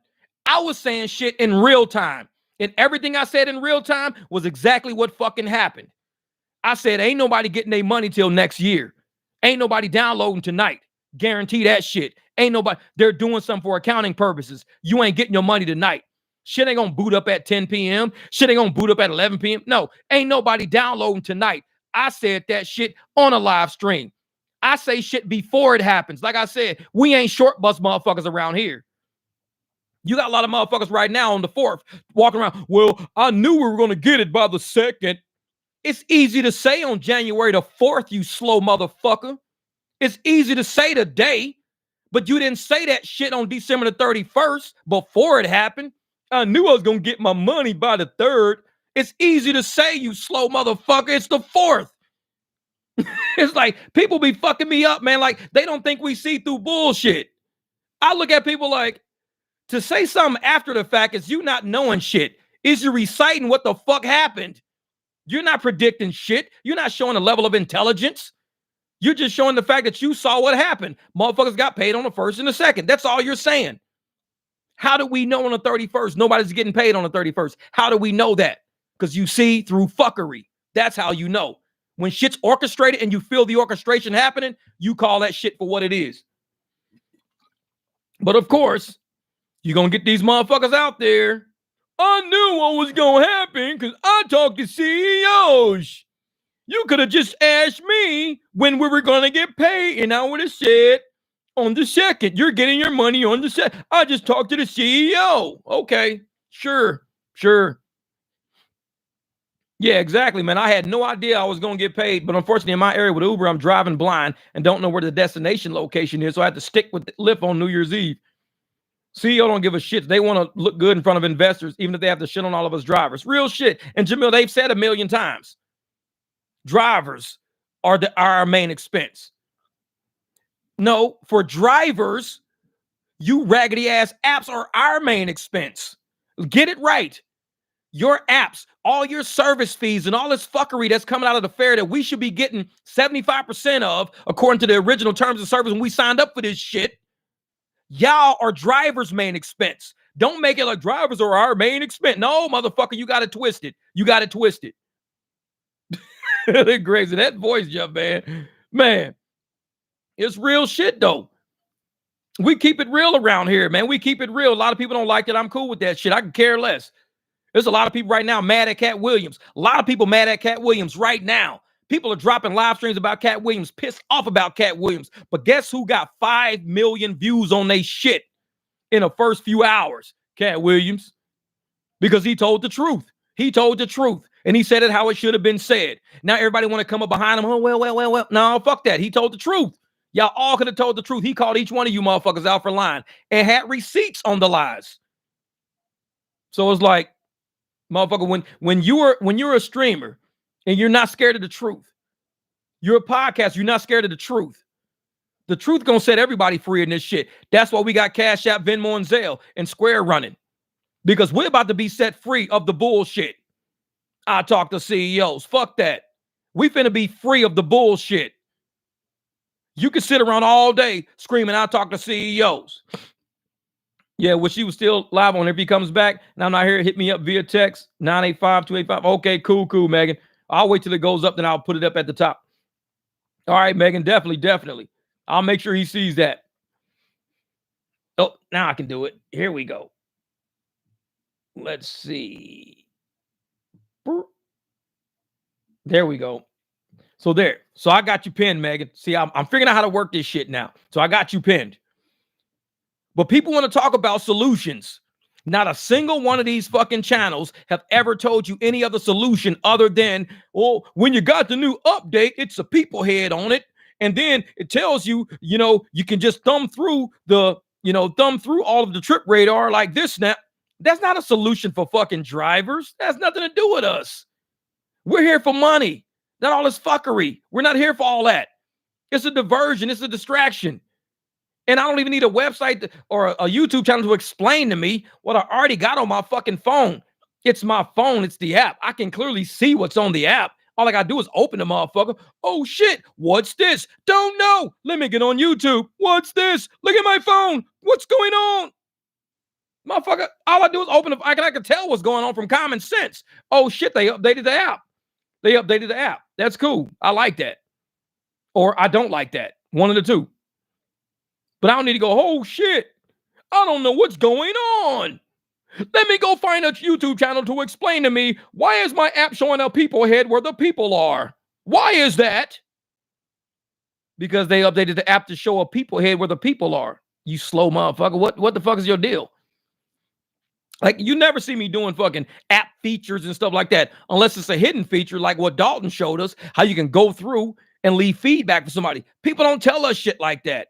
How to re-rate a passenger, how to say this and that, how to leave feed. Nobody tells us shit like that because they don't go that deep into the app.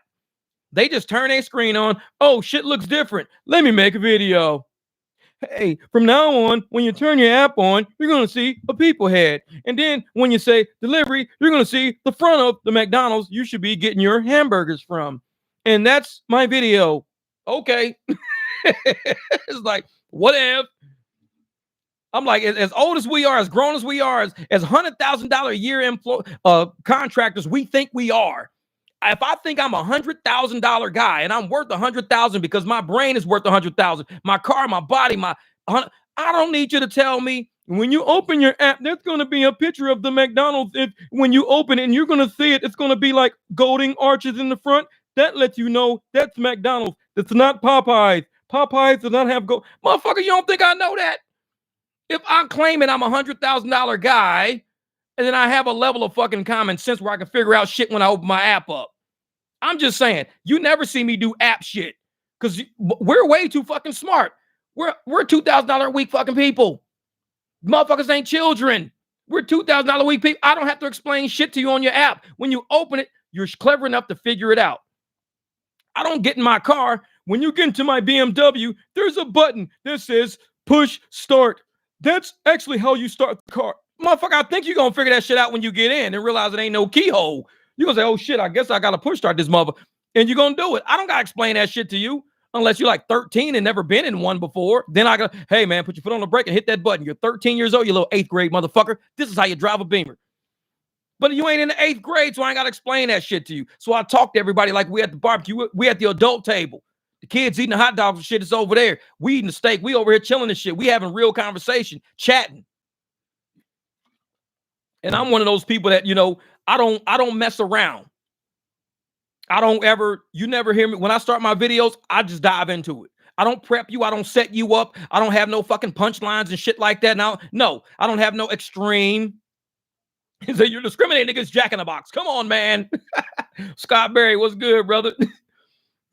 Discriminating against Jack. Well, there's not a fucking jack head on my car. I used to have the jack head on my fucking antenna. When I lived in St. Louis, I used to have the Jack in the Box head on my antenna. That shit was funny as a motherfucker. But for real though, man, I don't gotta set nobody up when I'm speaking to y'all. My videos are the most from the soul, straight up, no bullshit. And I see other channels, and I'm thinking about how they walk on fucking eggshells in every sentence. Trust me. The reason why I think, honestly, I watch a lot of podcasts. I watch a lot of people. I watch some of the shit that I do. I watch just to kind of learn, and I hear back what I said. But you will hear a lot of people crawl through a fucking sentence. They'll be like, and what most people don't realize is that when, actually, right. Let me start over. When people open the app, let me tell you how when they first open, and I'm gonna explain to you exactly what I mean when I say this. I'm like, this motherfucker just talks 30 fucking minutes and ain't said a goddamn like a complete sentence. He ain't said a phrase. This motherfucker said a bunch of jumble. Well, and if you think about the way corporations are, let me explain to you like how first, when I used to do with corporations and this is what I've always done. It's what I've always done. I'm like, what the fuck did he just say? It's like word salad. No complete thought, no complete sentence, no sentence structure, no idea you can hang on, no solution. A bunch of fuckery jumping around, and people want to talk about no solutions. How many channels have you heard talk about QR codes? Capital Property, thank you. I appreciate the super chat, ladies. You got the super flying, like, yeah, the Superman flying. Man, I like that. Greg said, hey, Jeff, do you think I get deactivated if I handed out my car with every Uber Eats order I deliver? This is what I think about that, Greg. I think giving out a card with Uber Eats delivery, say, okay, Jeff for Manny, got you. I got you. Jeff, Manny, we got you so far, brother. We got you. Yeah, so if you sit up there and you put your card in with the delivery or either staple it to the bag and say, for immediate questions, please contact driver immediately. For tipping, blah, blah, whatever. Put your QR codes on there. This way, they don't have to go through the app, contact you when your ass is 6 miles down a fucking road and Uber finally got a hold of you or whatever, 6 miles down. Now you got to go 6 miles back for some shit. With that card, they can contact you on their street. Oh, shit, he left his card on. Hey, hurry up, text him. Hey, bro, you forgot the mustard. And you know, time to wake up going to be like, I got mustard for your motherfucking ass. He pop out that 1985 pack of fucking mustard, that clear pack. Here you go. Motherfucker's going to be like, where is this? Where the fuck is this from? Shoney's? Exactly. 2024 is an Operation Cash Slap. That's it. Cash Slap. That's it. That's it. So, Manny, we got you with $15 so far, brother. 15 minus the YouTube's 30%. I'm gonna have to get his shit and Cash App it over to him too, man. It's like, fuck that. No, you can't have the stickers made to put on bags. Most of the time, I don't get a chance to watch live stream, but Jeff's delayed broadcast on my car stereo at the airport for other drivers to hear. Thanks, William. And a lot of people, especially at the airports, probably listen. They be like, dude, who the fuck is this dude? What is he talking about? Man. And all my next ones for Manny while heightening your channel too. Thank you. Thank you. I've got yellow mustard. I've got spicy brown mustard. I've got Chinese mustard. What the hell you want over here? I said in the comments, it's Sergio, the CNN of rideshare. This motherfucker, Don Lemon, looking ass motherfucker. Shit. Capital Property. Thank you. Thank you. I'm gonna start jotting this shit down. Hold up. Wait a minute. Let me jot this shit down because y'all gonna start going too crazy with it. Hold up. I know I got some paper around here. Oh, here we go. What is that? Oh, that's not what I thought it was. I got paper. Oh, here we go. Paper for Manny. Let's do this. So far, Manny got I got to give him Mega's number, but he's got the 5, 10, 20. All for Manny. Thank you. You guys are amazing. Okay, and then you sent 10 for Manny. Rick, all right. 10 for Manny. That's Venmo. All right. It's sitting in there. Bet. Cool. So like I said, so we got 5, 10, 20, and 10 for Manny right now. So that's $45 we got for Manny. Anything, like I said, and I'm gonna end up sending him some too, man. So I'm gonna see what I got in Cash App or Venmo, and I'm gonna send that shit over to him too. But that's the thing, man. If we say 4 Manny, 10 plus 10 equals 30. Oh, we got 45 for Manny so far. We got 45 for him. So we're good. Thank you, Capital. Thank you for helping Manny out. Like I said, if we're going to advocate for drivers and do some real shit for drivers, we listen to drivers over here. I mean, we know we all ain't going to be able to help everybody at every given time, but I think it's a really great gesture to show Manny that, you know, we do have a lot of drivers that do have a hearts. We all going through rough shit right now. But for us to sit here and reach out to a driver just because, you know what, this is going to be our New Year's energy. It's going to be what we do. And I told people, if this channel takes off to how I think it can take off, man, trust me. What's that, Manny? All right, cool. That's it. 20 for Manny, another 20 for Manny. All right, bet. That's Stephen Bowman. Man, you guys are hooking him up, man. I appreciate that shit.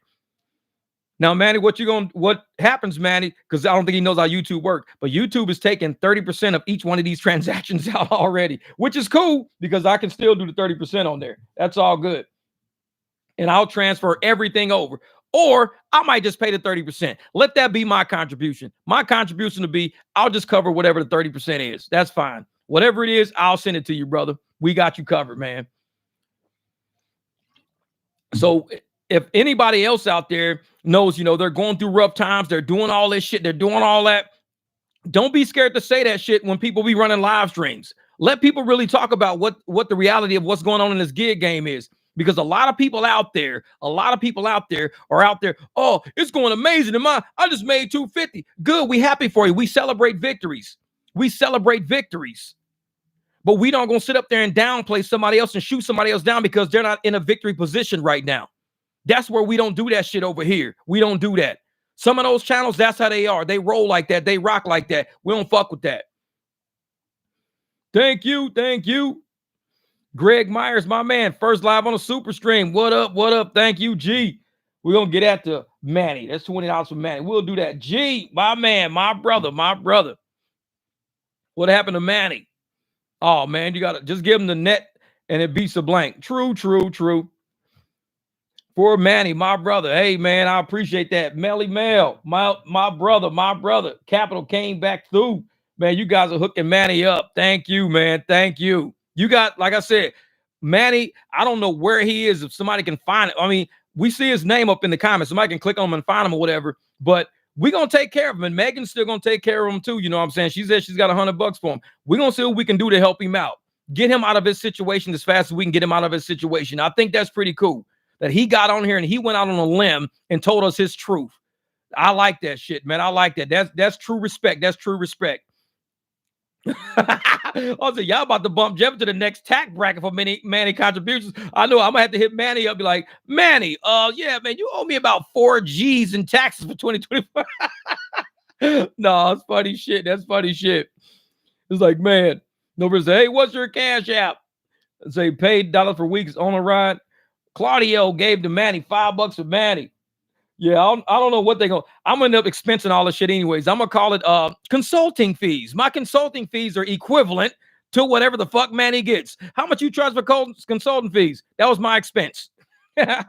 Woo, Megan, you did not hit Manny up like that. That's what's up, lady. I appreciate that. What? $200 for Manny, my brother. Manny. I know it, Megan. You're taking care of my man. I appreciate that, Megan. I'm jotting everything out on this sheet right here.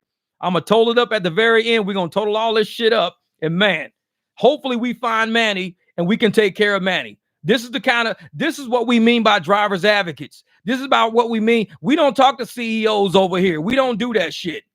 Say, I'm about to make more tonight than Uber and Lyft will ever pay him in 2024. Exactly. Like, holy shit. No, but that's the thing. Once we find Manny, I'm going to total it all up. Well, the Venmo don't have to count, but all this, I'll pull the Venmo out. I'm going to 30% it all out to make sure I know what YouTube actually is going to pay him on the YouTube thing. Because like I said, I didn't think about the tax implications, but I can figure it out. I'll figure it out. Don't worry about it. I'll figure it out. God's got my back. I love you, Megan. Love you for that. You real on that one. Like I said, you know what we out here doing. We the soldiers out here. I tell we angels. We got our swords. We got our shields. This is what we do out here. And a lot of us, people don't understand that we're doing the best we can do with the tools we're given. We're giving Uber. We're giving Lyft. If there were other apps out there that would come to our region, treat us better, do background checks on us fast. Trust me, we'd all be driving for those other apps. You think we love driving for Uber? No, we just love driving. We hope another app comes up and says, hey, man, we actually see you guys don't like Uber. You guys don't like Lyft. Is there anything we can do to help? We're in your region. We can expedite your background. We can get you guys in here. It's like, man, oh, if you send it as a gift, no one has to pay taxes. That's right. I'll do that. Send it as a gift. Yep. I know. Megan, that lady right there, man, she stepped up. I love that. She stepped up in a major way. Everybody came through for my man, Manny. Megan, she knocked it out of the park with that one. And hopefully this helps get Manny out of the situation he's in a lot faster than not. A lot faster than not. He said his weeks are paid. Megan, we are the drivers. We drive the bus. All you circulate, comes back, comes multiply. That's a universal law. That's right. For real, Megan, for real. And like I said, Manny, hopefully this is enough to, if he was losing his spot, and this is enough to keep him in his spot, this gets him there. But if he's already out of his spot and he has to go to a weekly, and that's where he is right now, kind of getting his shit together, I hope he's like, you know what? You guys actually just covered what I needed to keep my spot. Appreciate that shit. It gives him more. He don't have to move into that weekly or whatever. So, man, says I'm Teresa. We know Teresa. We know. Like Teresa, she's Capital Property. She said that in one of the comments. I'm actually a girl. I'm Teresa. Like, oh, that's right. That's right. But no, they just passed a $3 a mile minimum in Seattle. I like that. $3 a mile minimum. Hey, we need to get that shit in every state. We need to start talking to our attorney generals. We need to really start talking to our attorney generals. Man. What 501c3 that motherfucker. Willie Mills, my brother. Hey, William Mills, thank you. Capital, hey, came right through with it. Hey, man, you guys are amazing, man. Manny, I'm telling you, Manny, this is your New Year's, Manny, right here. This is your New Year's Eve. That's 100 from my man there, 10 from Capital again. That's Miss Teresa, man. You guys are amazing. You guys are really, y'all moving me. This live stream was not supposed to go. This is my first live stream of 2024. So for you guys to step up from Manny like this on the first live stream of 2024, I'm going to have to go back and watch this shit. I'm going to go back and watch this. Man. Yeah. This is, hey, what if we can't find Manny? How about we just take all these funds and put them towards our first annual barbecue in your backyard? Exactly. Shit. Like motherfuckers say, absolutely. No, I'm just kidding. Manny got his rent and car note paid. I lost my apartment too. Like, this fucked up. I also said, I lost my apartment too. Shit. But like I said, hopefully this moves something. Manny got on here. He told his truth, man. He really told his truth. So hopefully we can get him taken care of, man. Real shit. Like I said, he bounced off the chat, but I actually see his I can find his username and see if I can find him somewhere. That way, you know, we're gonna total all this up. Make sure Manny gets, y'all know me. I'm gonna have a video showing my Cash App or my Venmo or something coming out of my account, going into his account. So man. Jeff, you're 11-11. That's it, 11. Man, that's what it is. The first live stream, I did not know. Like I said, you guys make these live streams work. The first live stream of the year.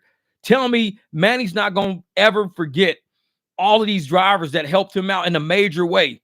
And he came here. Manny, he's kind of new here. He came here just to say, I'm going to tell my truth. I got my ass handed to me. This is how bad these apps are doing me right now.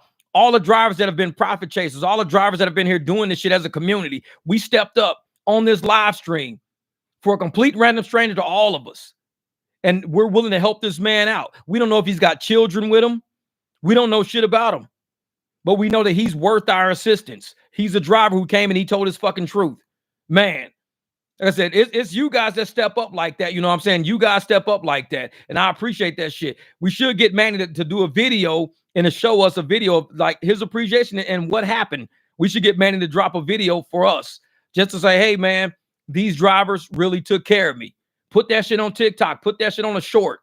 Say these drivers really took care of me. You know what I'm saying? Motherfuckers don't know me from Adam. If we're gonna sit here and claim we advocate for fucking people, let's not sell them payday loans. Let's not put them deeper in a fucking hole. If you want to sell your channel as a sponsorship fucking hub, I get it. I get it. Say what it is, though. Keep it 100. You ain't got lying bullshit, people. We deal with enough of that shit from Uber and Lyft. You ain't got lying bullshit. Say what it is.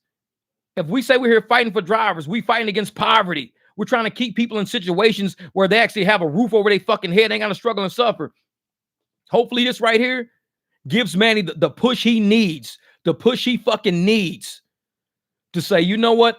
I actually was going down early fucking January. I was going down. You motherfuckers kept me up. Y'all kept me up. That's right, Steven, man. I hope he can too, man. We got to find him, man. We got to, because I'm jotting all this shit down. Now, the thing is, YouTube holds this money. YouTube's not going to give me this money until the 22nd. The 21st to the 22nd. YouTube's not giving me any of this money till the 21st, 22nd. So I'm paying him out of my pocket. So I'm going to pay him after the live stream is done if we can find him. Because he can't wait till the 21st, 22nd when YouTube gives me the money. So I got to go in my pocket. Luckily, I got money in the bank, and I'm going to give him the money early. YouTube will cover me on the back end. So this is going to help him now, right now, today. In a moment, you know, like I said, I'll add it all up, find him, see if he got Cash App, if he's got Venmo. I'll send all that shit over to him real quick. True, we should have sent it to your Cash App. I know it. But, you know, YouTube, you guys are helping this channel. And YouTube sees that everybody's willing to help this channel.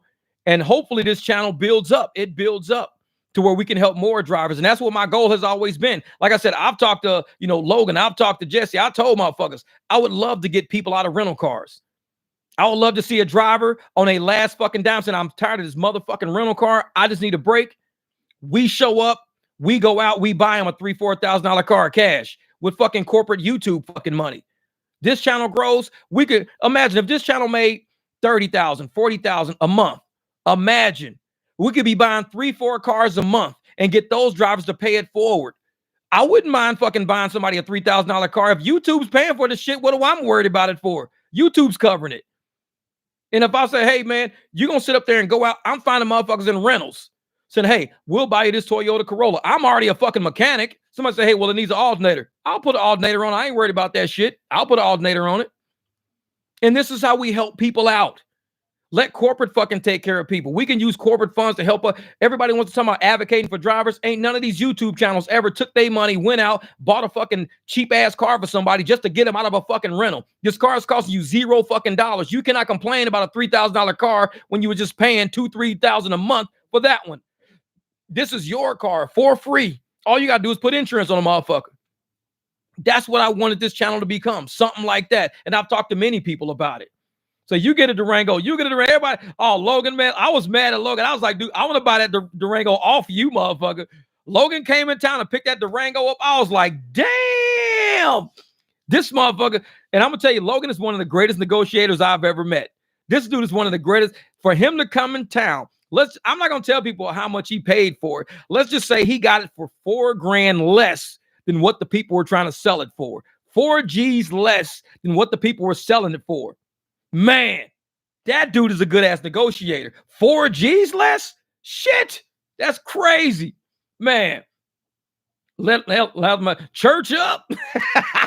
Says, get your YouTube rankings up. That's one of my plans, Jeff, to supply vehicles for vetted carrying drivers. I used to buy wholesale vehicles by having access to dealers' inventory. 100,000 subs coming your way very soon. Thanks. Oh, thank you. I hope so, Merle. And I'm going to tell like a lot of people, my man Long, he's in the live stream sometimes too. A lot of people know that I have deep connections. Let's just say that. I don't talk to CEOs and shit like that, but I have deep connections with Manheim. A lot of people who know who Manheim is. It's an auction house, but also with Odessa. Odessa is based here. Odessa used to be by my house. Just trust me when I tell you this. I have deep connections with Odessa. Deep connection with Manheim. These are auction houses for anybody with a dealer's license. You can't be public. They're not public auctions. They're only auction houses if you have a dealer's license. So at Odessa or Manheim, I can go to they own, like I said, my car was going to end up at that BMW I got sitting outside was going to end up at Odessa. That's where it was going. Mercedes had it. It was not supposed to end up at Mercedes. That car was supposed to be at the BMW dealership because it was still in its first iteration. The lady iterations are what dealers go by. When you trade a car in, you're wholesaling, it's iterations. That BMW was in its first iteration. It was not supposed to sit at that Mercedes dealership. It was supposed to be at the BMW dealership. But the lady just traded in. They just cleaned it up. I just happened to be driving my Jeep, dropping somebody off in surprise. Saw the BMW, U-turned, went around, asked them about the BMW. They were like, we're actually planning on selling that, Okay, how much? We started negotiating, talking price. The price was too good. But that car was supposed to be headed to Odessa on a fucking flatbed. Jesse, thank you for the live stream, brother. Thank you for the super chat. Let's get this. Hey, that's another 10 for my man. That's it. Don't wreck the car. Yeah. Man. Yeah, Odessa has the best vehicle. Let's go. Yeah, Odessa always get the ones out of the first iteration. It goes Odessa because those are the really good cars, the really low mileage ones, and they just came off fresh off lease. Then when they drop out of those iterations, they end up at Manheim when Odessa can't sell them. They end up at the next level. After Manheim, then they go somewhere else. Oh, yeah, I remember Chopper, man. I remember that Chopper, dude. Yeah. Hey, thank you, Jesse. Thank you, brother. Because I know Jesse said, hey, man, even though I'm struggling, Jeff, I got enough to help that guy, Manny, out. And I know you going through it, Jesse. Hey, brother, me and Jesse, we talk a lot. And I know he's going through it, too. We both in Phoenix like, this shit's crazy. I remember Chopper. Chop it. What about this new Durango right here? What brand new gold spoke wheels? $55,000. Chop it. $23,000. Chop it. I remember that shit. No. No, see, we got people giving hundreds upon hundreds of dollars to a random stranger on the internet who is going through a rough time. These guys at RSG are giving out $25 gift cards. man, Steve, hey, Jeff was all struggling, but fellow drivers needs more help. Let's go. Real shit, man. Real shit. Say, this is the new way to make money. Create a YouTube channel, a podcast about Uber, get paid by sponsors and donations from drivers. Smart play. Freddie, I'm telling you what, my whole channel is more about, YouTube. My channel is about life. My podcast is about, we talk about car repairs, not just Uber. We talk about politics. Every time we talk about politics, somebody starts bitching. If this is about politics, I got to get out of here. I'm out of here. Bye. I'm seeing you motherfuckers. I thought it was about rideshare. People come here looking for rideshare shit, and they get way more than what they fucking bargained for on this channel. Because this podcast, we get it in. We talk a lot. So you can go to any other podcast, Freddie R. Let me tell you a better YouTuber to go to, a better podcast. Go to the lead attorney. Go look at the lead attorney's page. The lead attorney talks about exactly how he started his channel, at what subs he was making, at what money. He encourages people to make podcasts and to allow corporate America to cover, your time and your energy. These drivers are covering Manny. This ain't coming to me. This is all coming to Manny. So all this money I got on this sheet of paper is all going to Manny. This is not going to me as a podcaster. So getting money for Manny is not how I made money. I get my money off of the ads that play as people watch. And as my videos, like, got ads, that's who's paying me. Corporate America's paying me. And I don't have to kiss corporate America's ass for them to pay me. I can say what the fuck I want to say about any of them. And so when you go to the lead attorney, you look at his podcast, look at his channels, look at the material. People think I got a bad mouth. That dude's a fucking attorney, cuss more than I do. But he also makes $300,000, $400,000, $500,000 a year through podcasts and courses and shit like that. So if you are new, Freddie, to understanding what YouTube is about, just remember this, Freddie. My 10-year-old son told me about this 2 years ago. My 2-year-old son told me about this 2 years ago, Freddie, and you just figuring that shit out today, January the 4th. My 10-year-old told me about this. My 10-year-old is faster than me and you combined. This motherfucker told me about it 2 years ago. And you sitting here saying, oh, yeah, man, well, I guess the way to make money is that, motherfucker, my 10-year-old is faster than you. It's like, shit, he told me about this shit. So you got to get with it, brother. You got to get with it. If you think the way to make money is to get on a YouTube channel and talk about rideshare, do it. Do it. Don't think slow. Do it. What up, Emmanuel? Thank you for donating, my man, Manny, my man. And so there's many YouTubers out there, that are podcasters. The most I make in a month. I make in a month what those motherfuckers make in about 3 days. It takes me 30 days to make what they make in 3 days. 3 days they make in what I make in 30 podcasting. You got to start somewhere. Do I give up? Do I say no? No. I keep this shit fucking open for people to say what they want to say, to be how they want to be. That's right, man. We keep it 100 here. We keep it 100 here. And we got somebody that we decided to look out for today. Just how shit is. We got somebody to look out for. He didn't have to come tell us this story. Some people don't come on here and share they fucking. We see a YouTube, a gig space of a bunch of bragging motherfuckers all the time. Oh, I'm the shit. I'm the shit. My car is better. I get better gas mileage. I get better this. I make more profits. I'm this, I'm that. I'm the shit. We get somebody who actually says, there's one channel who don't care about people being the shit. Sometimes this channel wants to know about people who's going through the shit. And he was brave enough to stand up and say, hey, man, I'm going through some shit. And because of that, the universe rewarded that man. 1111. It brought him here. It brought him here. And we making sure he's taken care of. So it's one of those times, man. One of those times. Just me being a podcaster, me not being one of those motherfuckers out there dropping 5-minute videos all the fucking time, 7-minute videos all the time, 15-minute video. Motherfucker, I podcast for hours on end. Hours on end. I give up my nights. I give up my days. And I do this shit because drivers need a voice. I don't claim I'm a driver's advocate. No. I just advocate. I ain't got to say what I'm going to do. Like I told motherfuckers, I jump on the mic and I get it in. I jump on videos and I get it in. Ain't nobody ever hear me say, oh, well, I'm a driver's advocate. No, I don't need to say that shit. Just watch me work. Watch me work. See what I do versus what these other motherfuckers do. They talk to CEOs. I tell motherfuckers use Cash App, Venmo, Zelle, Square, go out there and get your fucking money together. Fuck these ragged ass apps. I fight a certain way. I don't got to sit up there and claim I'm somebody. I just got to be somebody. So as long as I'm being who the fuck I know I am, I ain't got to say shit about who I am. I don't need to claim, profess, oh, I'm a driver. I ain't got to say shit. I just got to be shit. And half these motherfuckers ain't shit. And they know it. So they got to keep saying that they shit. So people believe the narrative that they shit when we all know they ain't shit. We know it. We see it. How do they say they shit? Oh, well, I'm the shit because I talk to CEOs. I'm the shit. What happened on New Year's Eve since you talked to CEOs? What happened? Some people talk shit. Some people do shit. And this is what we do out here, man. Yeah. This is 2024. Our money ain't going to jingle. It's going to fold. Luis, today I decided to do Uber X share trip. The lady that took the trip asked me why Uber was very expensive today. She said, I usually pay $8. Today I'm paying $16. I got paid $6.47.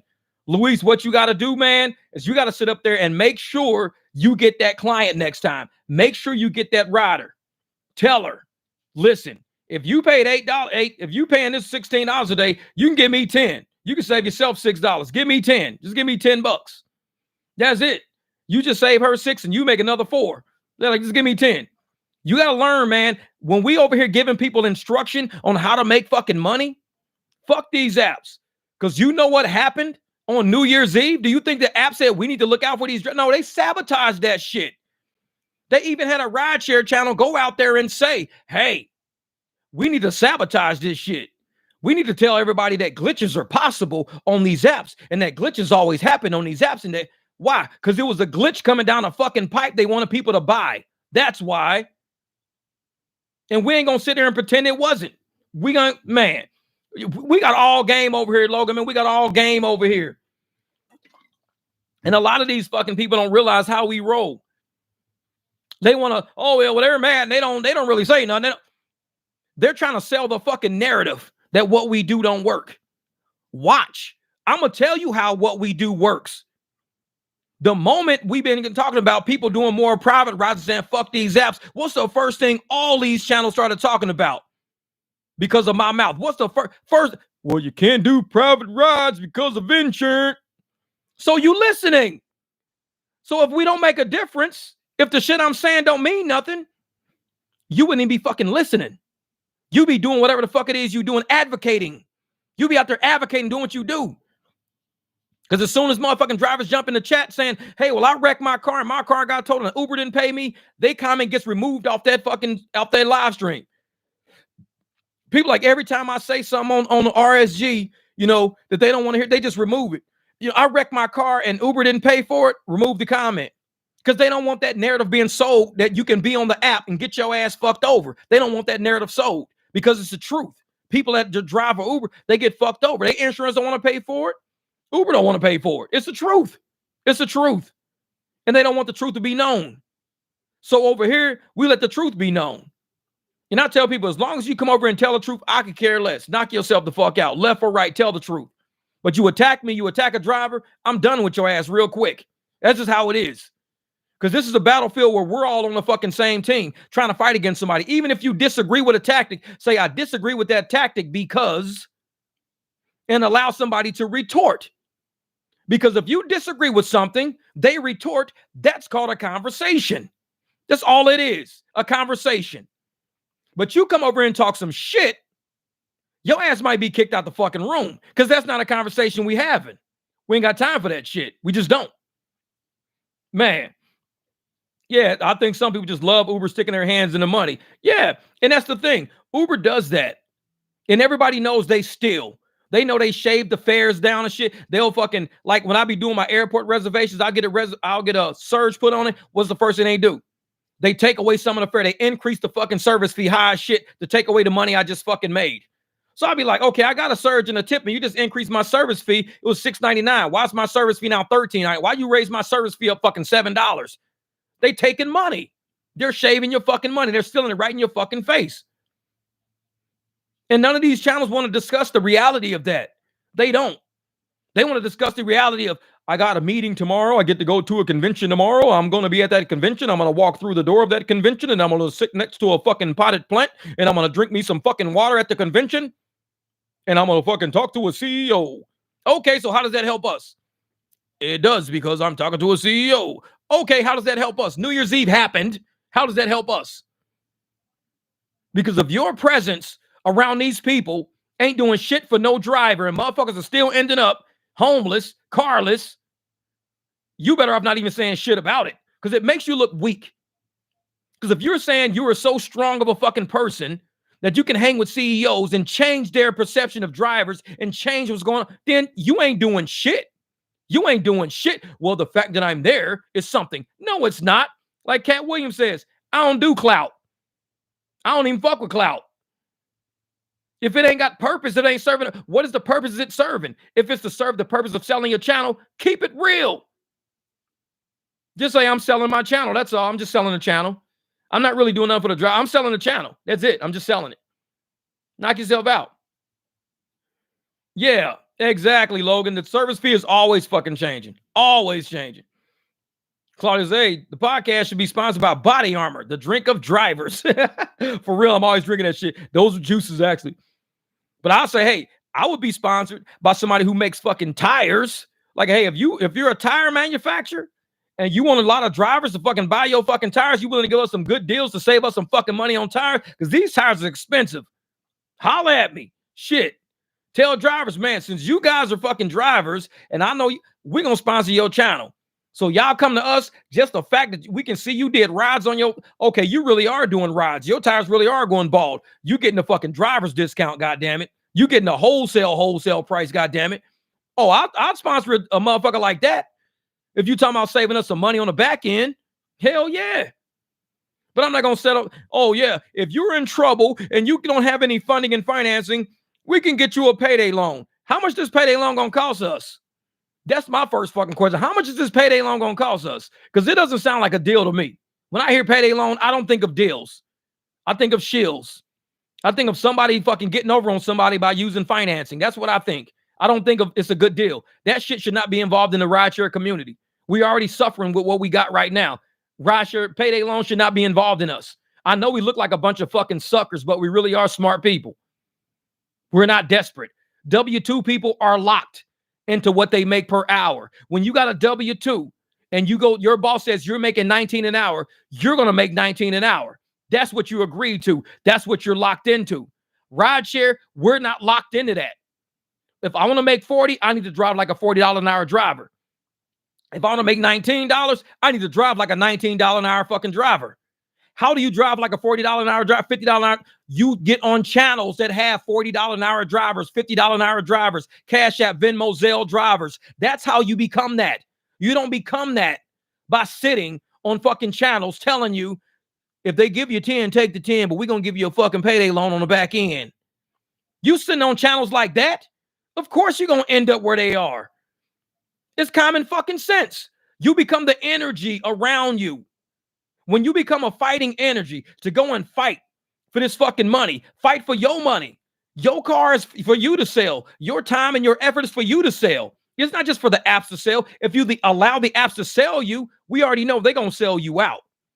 They're going to fucking charge somebody $24, but give you $7.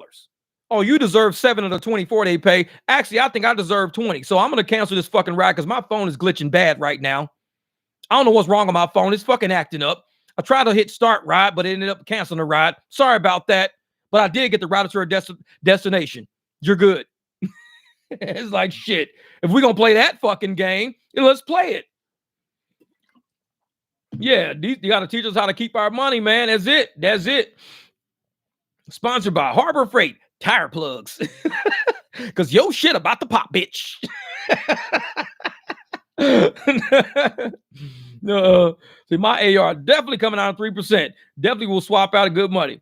It was bad here too, Jeff. New Year's Eve, Melbourne, worst year ever. Damn, Melbourne. Hey, they did it all over. Hey, Melbourne, was you guys glitching on Uber at any, or are you just getting like some real shitty fucking rides? Man, my app is glitched still and again. Yeah, exactly.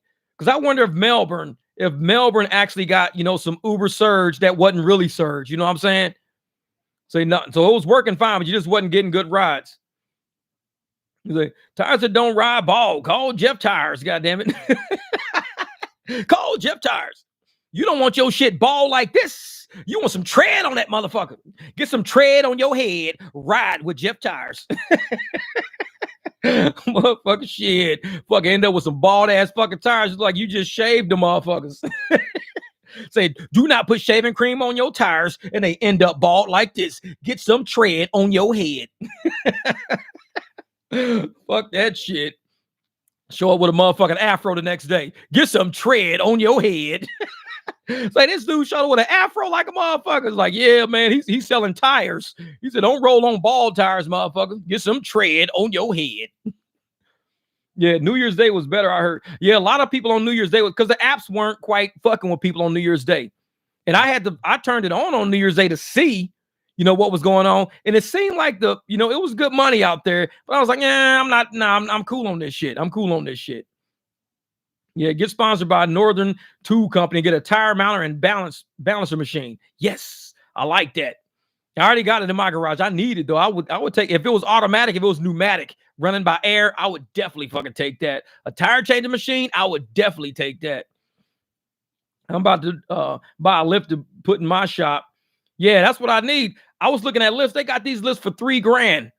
And they lift up to something like 12,000 pounds or something weird like that for $3,000. But they build it right at your house. It's got the air compressor machine, everything. I think they even put the power box next to your house for it, so it runs on its own circuit and everything.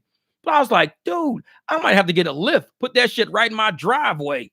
It's like, I could do that, but I got to build something around my driveway so the lift is because I don't want it out in the elements. So I'm going to build something around the driveway, put the lift system in there. That way I don't have to jack my cars up no more. Just drive on the lift. Go up under it, change the transmission, do whatever the fuck I want to do. Man, Melbourne, make sure your mates out there turn the app off on 2/14/2024. Good luck. That's right, Jamil. 2/14/2024. And the thing is, they're going to be a day before us. So they're going to be on 2/14. We'll still be on 2/13. Say, we have footprints, all us from the apps walking all over us. Man, I swear, man, I swear. But like I said, we got to end up making a fight back. A lot of channels don't realize how to fight back. They think fighting back is sitting down with these apps and groveling at they fucking feet and begging. They need to be begging us to use our fucking cars. That's why they're trying to go driverless, because they know drivers are a threat. A alert driver, an awake driver, a driver that knows his fucking worth is a threat to these fucking apps.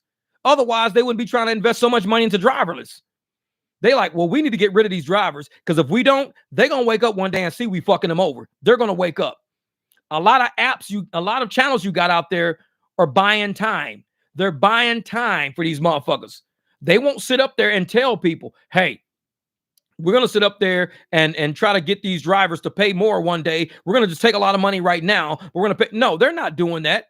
They're saying, keep these drivers distracted while we take all their fucking money to start funding another operation to get rid of their ass, so we ain't got to deal with them no more. Cash App, Venmo, and Zelle and Square is they fucking kryptonite. That's they fucking kryptonite. They won't be able to survive without cash in their fucking hand. If they don't have the cash that we make in these streets doing what we do, how are they going to do it? How are they going to do it? Say, Austin said, Jeff, did you ever sit for the CPA exam? Nope. I sat for the LSAT instead. Instead of the CPA exam, I took the LSAT. I was okay with a bachelor's in accounting. I was okay, but I wanted to go into law. So I studied for the LSAT, and I took the LSAT back in 2010. Got accepted into like 10 different law schools, got offers, not accepted. I got offers from like 10 different law schools, but they were all up and down the fucking East Coast. I lived in Vegas. To get into the William Boyd Law School that was at UNLV, the William Boyd Law School took the top 150 scores that year. 3,000 of us took the LSAT that year. 3,000. They only took the top 150. All the schools I wanted to go, all in Florida, fucking New Jersey, North Carolina. And I was like, I cannot just uproot myself, move across the country to where I don't even know people. I was dating a woman at the time that owned a hair salon in Vegas, up in Centennial Hills. She owned a hair salon in Centennial Hills. So I'm sitting there like, I can't uproot myself away from everything I got out here. She can't uproot her fucking business just to go to law school. So I just kept working corporate. I worked corporate for another 2 years after that because I retired in 2012. So I worked from 2010 to 2012, and I was like, I'm done. Because I knew I was already done. I was done with accounting. I knew I was done. And everyone's like, well, just go to law school. I was like, all right, bet. Took the LSAT, got offers, and I was like, it's too far. It's like, shit. It's a good thing, Jeff. You didn't go to New Jersey, man. You would have been miserable. I lived there for 30 years, and I couldn't wait to get out. Some of the worst people you'll ever know live in Jersey. Some of the worst people you'll ever know live in Jersey. That's funny. And my son's mom, my 15-year-old's mom, is from Piscataway, New Jersey. But they all live in Florida now. They even got away from New Jersey. They said, we're done. So you want to hurt this? Apps, Cash App, Venmo, Zelle, get paid with your worth. That's right, mailman. And see, that's the thing. People don't realize hurting the apps is not just asking the apps, hey, can you do us a favor? No, asking the apps is saying all these hundreds of millions of dollars we now have on Cash App could have been in your pocket. We have it on Zelle. We have it in Venmo. We have it on hundreds of millions of dollars we got in other companies sitting on their merchant accounts now. They now have the cash. All these companies now have the cash that Uber and Lyft don't have no more because we moved all of our shit offshore. Our shit is now sitting in other fucking accounts. What does Uber and Lyft say? We're fucked. How are we going to sit up? The only reason why you should be driving for Uber and Lyft, leaving that shit on there, if they got a big surge, if they got a challenge you almost hidden, and you got to do rides to accept their challenge or hit their challenge, their quest. That's the only reason why you should still be sitting shit over there. If you don't have a surge, you ain't got a quest or a challenge. Cash App, Venmo, Zelle, move your tips over. That's what they're scared of. They don't give a fuck about our mouth. They really don't. They could care less about our mouth. If they gave a fuck about our mouth, New Year's Eve would not have happened because we've got one of the biggest rideshare channels out there talking to CEOs. Then why the fuck did that happen to us then? If you're the biggest person out there, if you're the spokesperson for all these drivers and shit, why the fuck would that happen? Them not consult you, talk to you, ask you, or maybe they did. Maybe you knew the shit was going to happen, which is why you're walking around selling a fucking theory that it was a glitch. Just like, Uber glitch and they paid us back. These people are going to glitch. They go, no. You can't sell me no shit like that. You can't sit around and tell me these people are going to sell a fucking glitch to everybody weeks before it happened. Then it happens on the biggest night of the year where people are turning their apps off. Nobody can work and make money and all the money is hung up. You got motherfuckers moving to apartments and shit. You can't tell me that. Exactly. No one was talking to see it. Man, nobody was doing that shit for real. Nobody was doing that shit. If somebody's going to fight for a driver, somebody's going to really speak up. Speak up. Not speak with a groveling ass fucking take your hat off in your hand. This right here. Hold up. This is how I see this motherfucker talking to people. You got your hat. You walk up. Hey, I got real big, rideshare channel. I got real big channel. Is it cool? Is it cool if we could just sit down and talk and chat right now? Is it okay? It's like, motherfucker, I'll walk up. I'll be like, man, fuck this hat. I'm like, listen, some shit's going on. And y'all know it because everybody's messaging y'all all the fucking time about it. You even talk to support. Y'all still in. How can we be more clear? How can we develop a sense of trust? Well, we can't develop a sense of trust. Well, we're going to move all our cash off your shit then. If you can't develop a sense of trust, we're going to move all of our shit off your apps. So we're going to say we want Cash App, Venmo, and Zelle for all our tips to go through. We would like the ability to move all of our tips to Cash App, Venmo, and Zelle. And the person in the back should have a notification. Like as the ride ends, we should be able to say, send, information. That's exactly how surgery is. If you're 100% right, that's how he talks to the CEO. It's real shit. Man, I keep it fucking real over here. But we should be able to send to say, you now have our, Cash App, Venmo, Zelle. Pops up right on their phone. They could use either one if they want to. If they don't, they could put, not a tip right now or something. I don't fucking know. But they shouldn't be forced to have a tip, but they should have the option to not tip within the app. The option to tip us straight up. No app involved. They should have that option. The reason why they're allowed to tip on the app and only the app through the app is so they can steal the fucking money. Once they got it, they got it.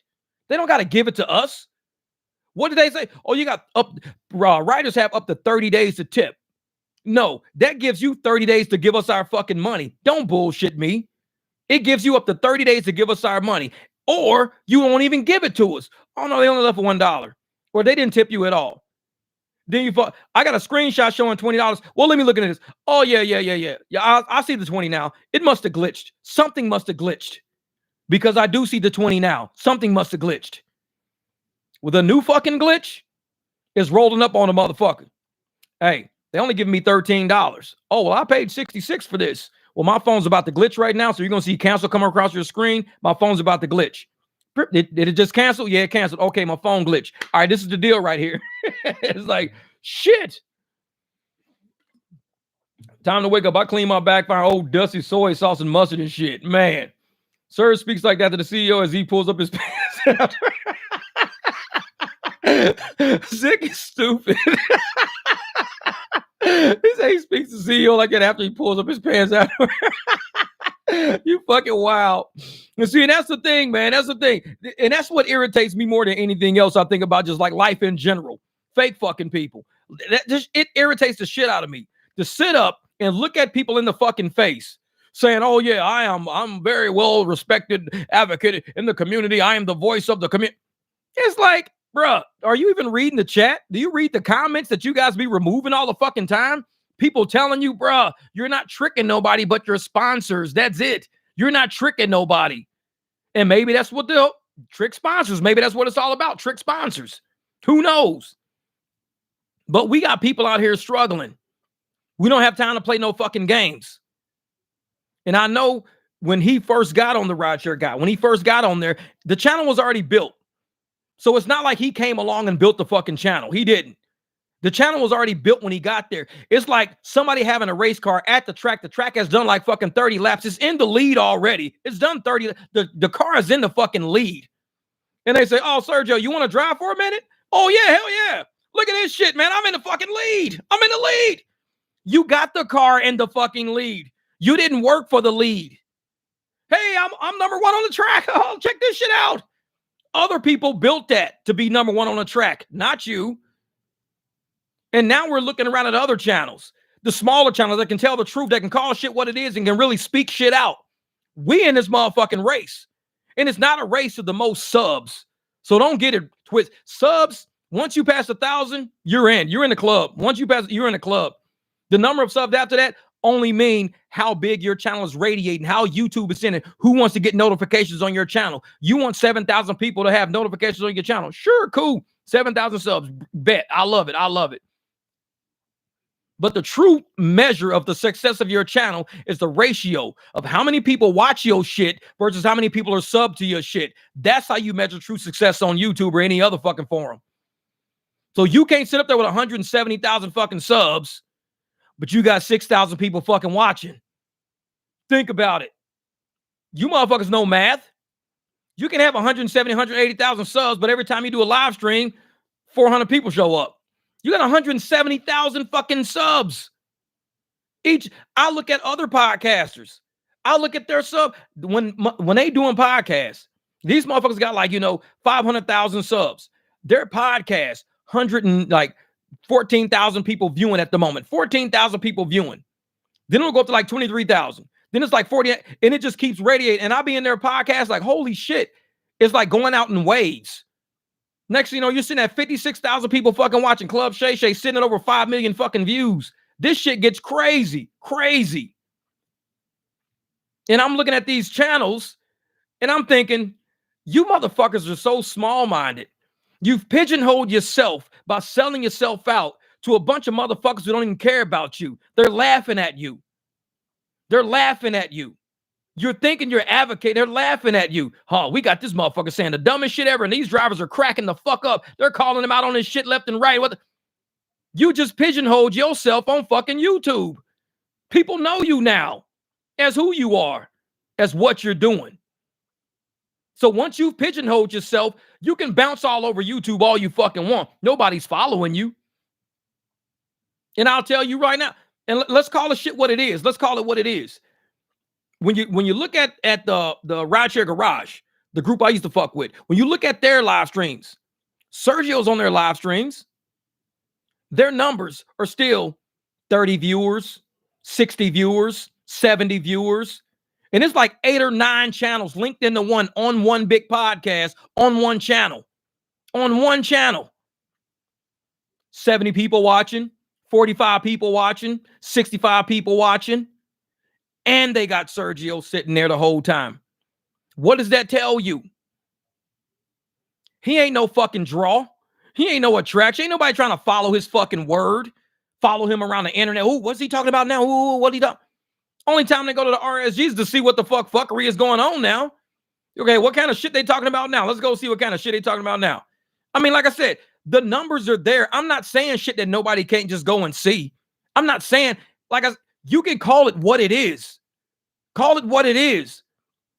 If you were a draw, you were an advocate, you were this and that, everywhere you go, you would be having 10, 15,000 motherfuckers following you on every fucking channel where you go.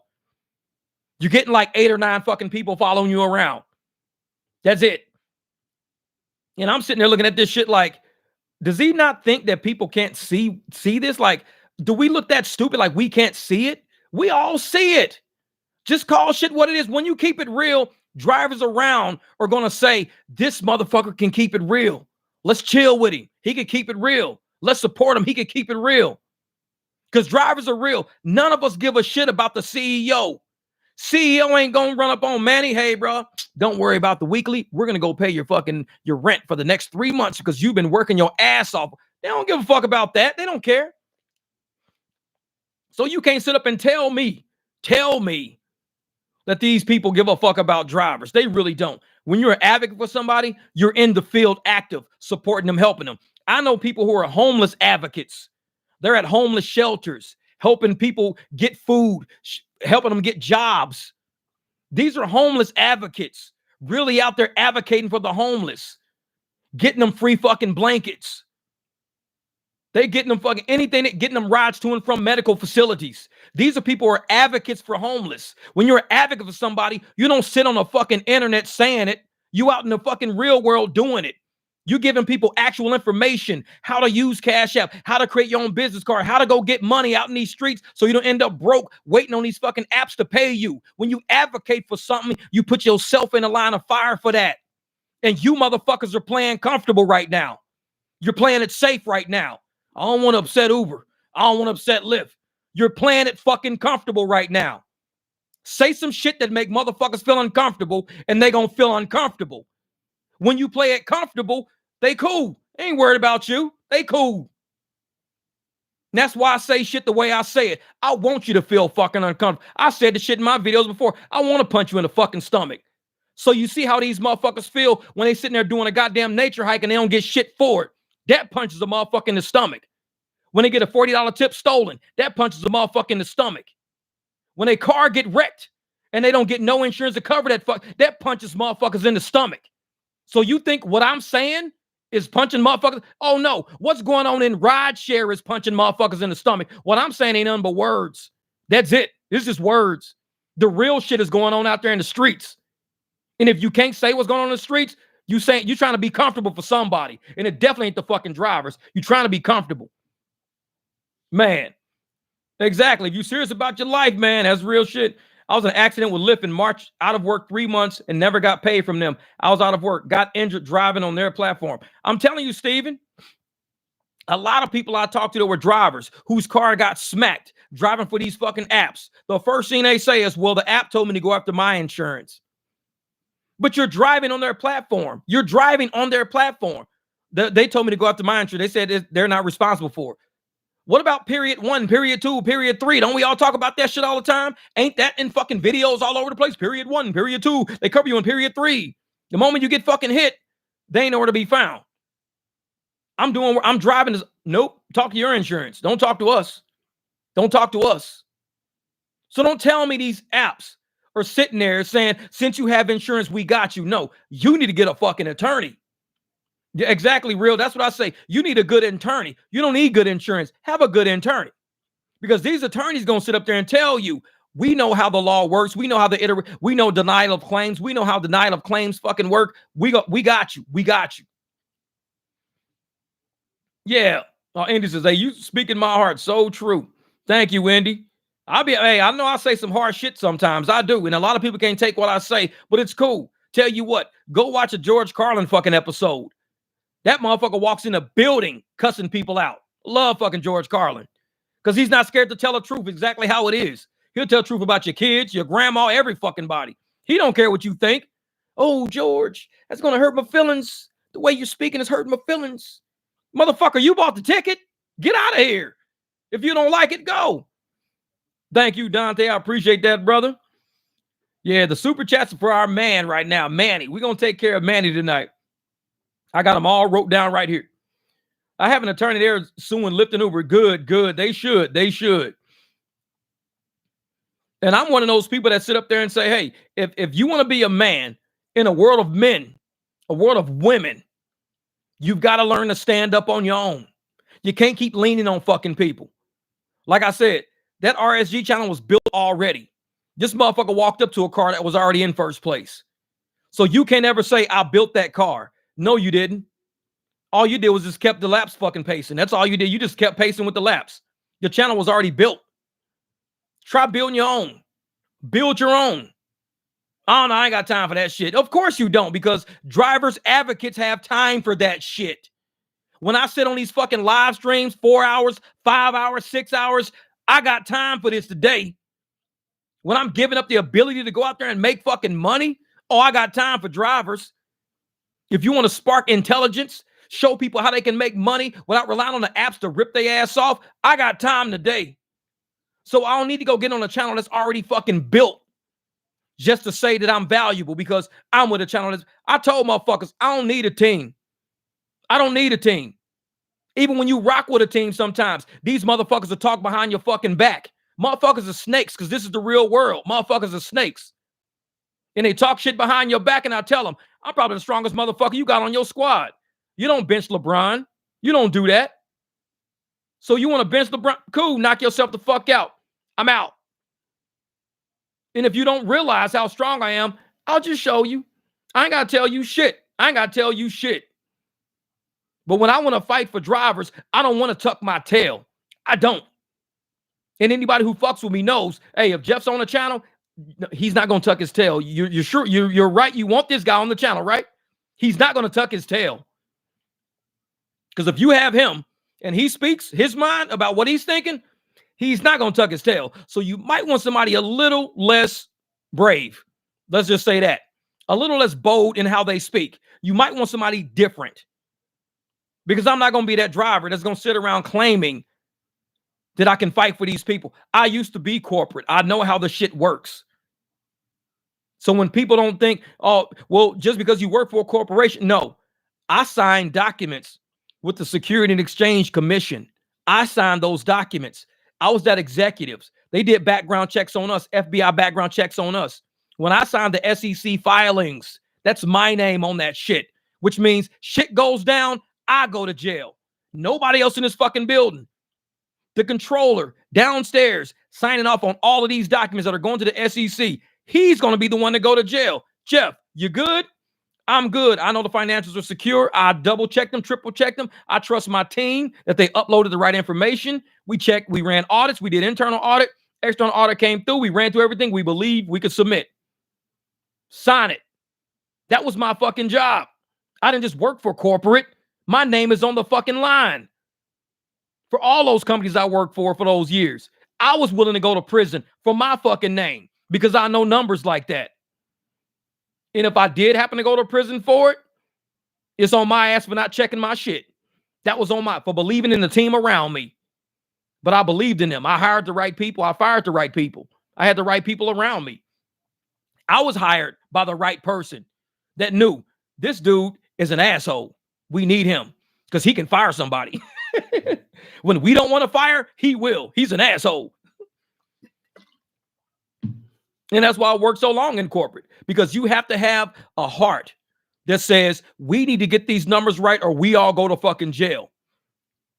When you start working for a company that doesn't care about doing criminal shit, that's when it's time for you to get the fuck out. Stop signing your name on shit. Stop signing your name on shit. The money's not worth it. Walk.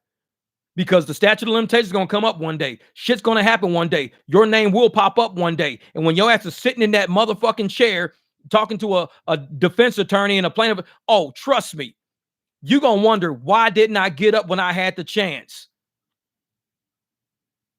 I got up when I had the chance. I got up in 2012. I got up when I had the chance. Everything was free. Everything was clear. The recession was hitting big time. We was going through that huge ass recession. A lot of companies were caught for fraud. A lot of shit was going on left and right. I knew I wasn't involved in no fraud. Nobody around me was involved in fraud. I take that back. I take that back, because I'm not going to sit up there and lie and say nobody I knew was involved in fraud. Anybody who knows me knows, especially on my Facebook, I kept a big red folder. My big red folder was full of emails, and I worked for this company, right? Big ass red full of emails going to and from between all executives. I was one too. So I'm not going to lie and say I didn't know nobody was doing fraud. That was I put it in my garage. When I resigned, I put it in my garage. I got a phone call. I was living in St. Louis at the time. I got a phone call from a news producer who said, Jeff, there's a big shakedown going on. Your name popped up. Okay, what's going on? Well, there's a collection of business managers, financial managers. Your name popped up. We just got some questions for you.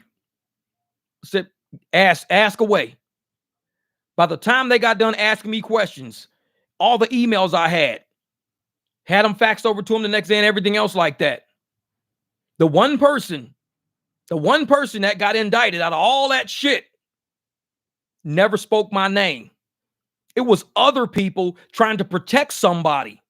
This one person never spoke my name in her whole motherfucking life. Probably had no idea I even existed. But I'm a smart motherfucker, which is why I printed out all my emails. Every time I sent an email, I printed that motherfucker. This woman, had she known me and had all these people known me who were trying to implicate that certain people were doing weird shit, they would have said, trust me, Jeff ain't got shit to do with that. I know that man. He's way smarter than you motherfuckers. He ain't got shit to do with that. So when I saw all the news in Vegas, this was back in 2013. If you try to go through the archives of 2013, look up charter school, like Imagine Charter Schools, and type in the name Connie. Imagine Charter Schools, type in the name Connie, Connie. I worked for those schools too. They're based out of Arizona, ironically. I used to come here for meetings all the time in Arizona. But it was a whole ordeal going on with charter schools, charter school funds, how we did our books, how people hid money, how people moved money, how we had no regulations on what we were doing because we were private. We weren't state. We were private. So we did a lot of shit that some people shouldn't have done. My division at my school, the 100 Academy, 100 Academy for Black Men. That was my school. Imagine 100. My school was solid.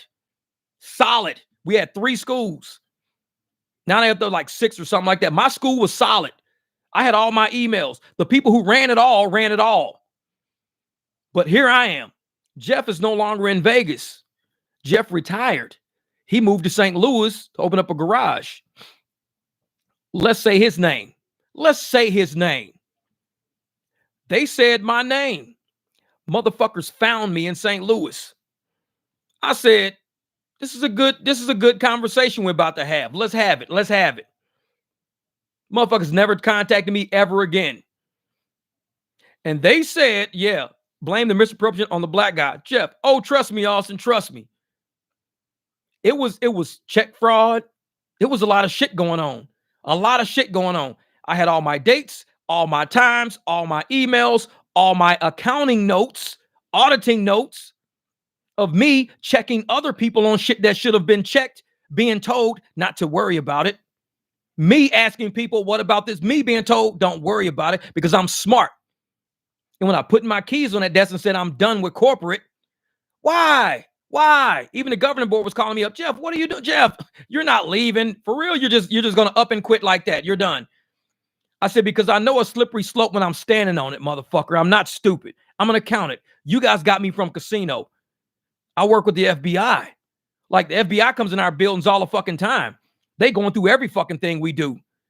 They go through the black book. They tell us who should be in a casino, who shouldn't be in a casino. Oh, You motherfuckers are misdemeanors compared to what we used to. This shit's easy to spot. I don't want no parts of this shit. And that's why I tell people, corporate people are nothing but a bunch of fucking snakes. They tried to snake me.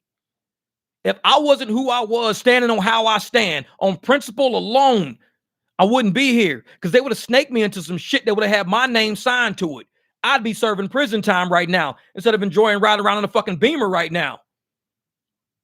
Sometimes you got to know who you fucking with. Know the people around you.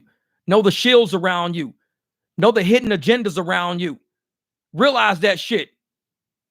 And when you walk away from it, you're going to feel a lot better. I was broke. I was making a lot of good money. Spend it doing things. I had to invest in my shop, invested a lot of money into my shop equipment, all that, put a ton of money up. Ended up homeless for a little bit. But I'm going to tell you right now, I never regret a move I fucking made. I don't. Because for all the people that went through that, they're marked forever. They're marked forever. All you got to do is Google their motherfucking names, Google their situation. They sitting right in front of you. Talk to them about it. Bet they going to fucking try to weasel their way out of it. Me, I said, this is a good conversation. Let's have it. What's up? Jeff, what about this? You know what? I got an email for you, motherfucker. This is the date. This is the time. These are all the recipients who I copied. This is what I stated in the email. Would you like me to fax it for you? Yes. Check mark at the top means I'm faxing that one to you. Another email. Would you like me to fax this for you? Yep. Check mark at the top means I'm faxing that email. I had a whole fucking red folder. Whole red folder full of nothing but fucking emails. Because I wasn't stupid. I'm an accountant. I'm not stupid. Word don't carry shit in the world of accounting. You need proof. You need backup. You need receipts. You need data. We were taught that. Doing accounting. Do you have any receipts? Do you have this? Nope, you ain't got. Okay, then it's your word against their word.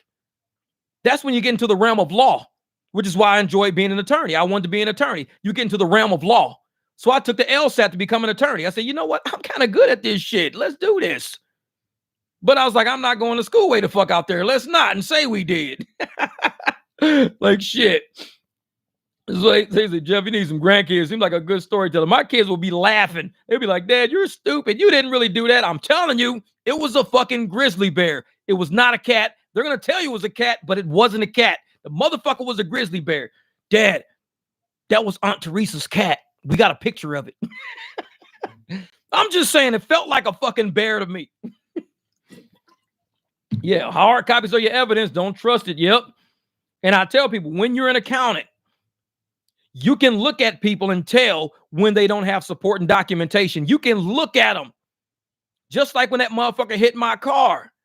I knew he didn't have support and documentation for what I was asking for. Bruh, you got insurance, you got ID, you got this, you got that. Motherfucker tried to hand me a health card. I'm like, motherfucker, what are you, sick? You need to go get some fucking penicillin? The fuck you handed me a health card for? When people don't give you documentation, you don't got to listen to a word they say after that. I know, because the Suns were playing the Grizzlies. And that's the thing, man. So I sit up there, I tell people, when I'm documenting shit in my videos, I don't do it because, to brag or no shit. No, I do it because I understand proper accounting. I understand. I say the dates. I say the times, because this shit's all historic. We're going to know where things started and where we are now. A lot of people who do have fucking shit on they got their gross pay on videos. They never tell you the details of that gross pay. They don't tell you how many hours they work, how many miles they work, what time of day they work. They don't tell you that shit. They show you gross pay. That's not enough detail for audit. You have to compare apples to apples. So when I pull up my fucking Thanksgiving money and I pull up my Christmas money from last year and show everybody what I made last year, that's comparing apples to apples. I show the hours, I show everything right up under it. I make sure when I screenshot that shit, I get hours, the amount of trips, I get all that shit. Because you need to know if I did 59 trips or if I did 19 trips. You need to know how many trips you do to make that. Because that's going to tell you what the average trip runs just about. Online time, how long does it take you to get rides? Once you find out all that shit, like I said, if I did 5 trips and I was online for 2 hours, that will give you an estimate of how often I can get rides for. You'll see the amount. This is proper accounting. You're going to have to do a little speculation here and there to add shit together. But when shit don't start making sense, like I've seen people ask questions on other channels when shit don't make sense, their comment gets removed or they get ignored because the people know that shit you're saying is not making sense. It's not making sense. Yeah, I will say I used to live in Colorado. I used to gamble, but I quit several years back. But towards the end of my gambling, there was hardly anybody winning jackpots anymore. Found it hard to believe. Yeah. What Dawn say? Very few. I managed a GSOC come for a gaming tech company, almost a year. They program allowing by the Nevada Gaming Commission. Most lots was around 92 to 90% keep rate. Dalton, so you know about Bally Gaming. Bally Gaming on Sunset Road. That's what we did at Bally Gaming. I was the accountant. Hey, thank you. Let's hit one for Manny. Let's go.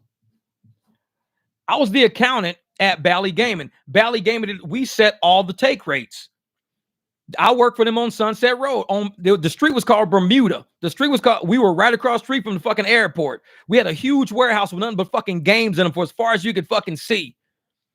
And so I worked at Bally Gaming, and the huge asset log, we had all serial numbers, everything. I used to log all that shit. See, Global Security Command. Yep. So when we go to all the gaming, like you probably went to the gaming convention in Vegas too. They used to be at the Hilton and places like that, Sands and all that. We go to the gaming convention. I would go Aristocrat. Exact. So you were around the corner. You were around the fucking corner. I know where you were. Exactly. So we would all, and Aristocrat was there. What else? Konami. We had Konami. So it's like, man, Konami. I was like, hey, that's Konami. That's from the fucking gaming company. But yeah, we every year we go to the gaming convention and we chop it up with all the other gaming fucking entities and stuff like that. We talk about take rates. It's like, okay, you set the EEPROM. They call them EEPROMs. So you set the EEPROM on certain machines. If an EEPROM hit too early, they could classify it as a malfunction because it wasn't supposed to hit yet. They know when it's supposed to hit and when it's not to, based on the EEPROM that's in there.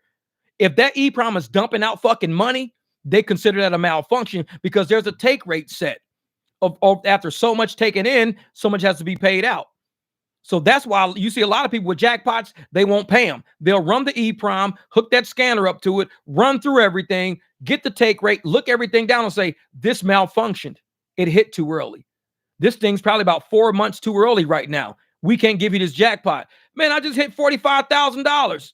We'll give you $500. That's it. We'll give you $500. They do people like that all the fucking time because it's an EEPROM. They program it to hit at a certain point in time.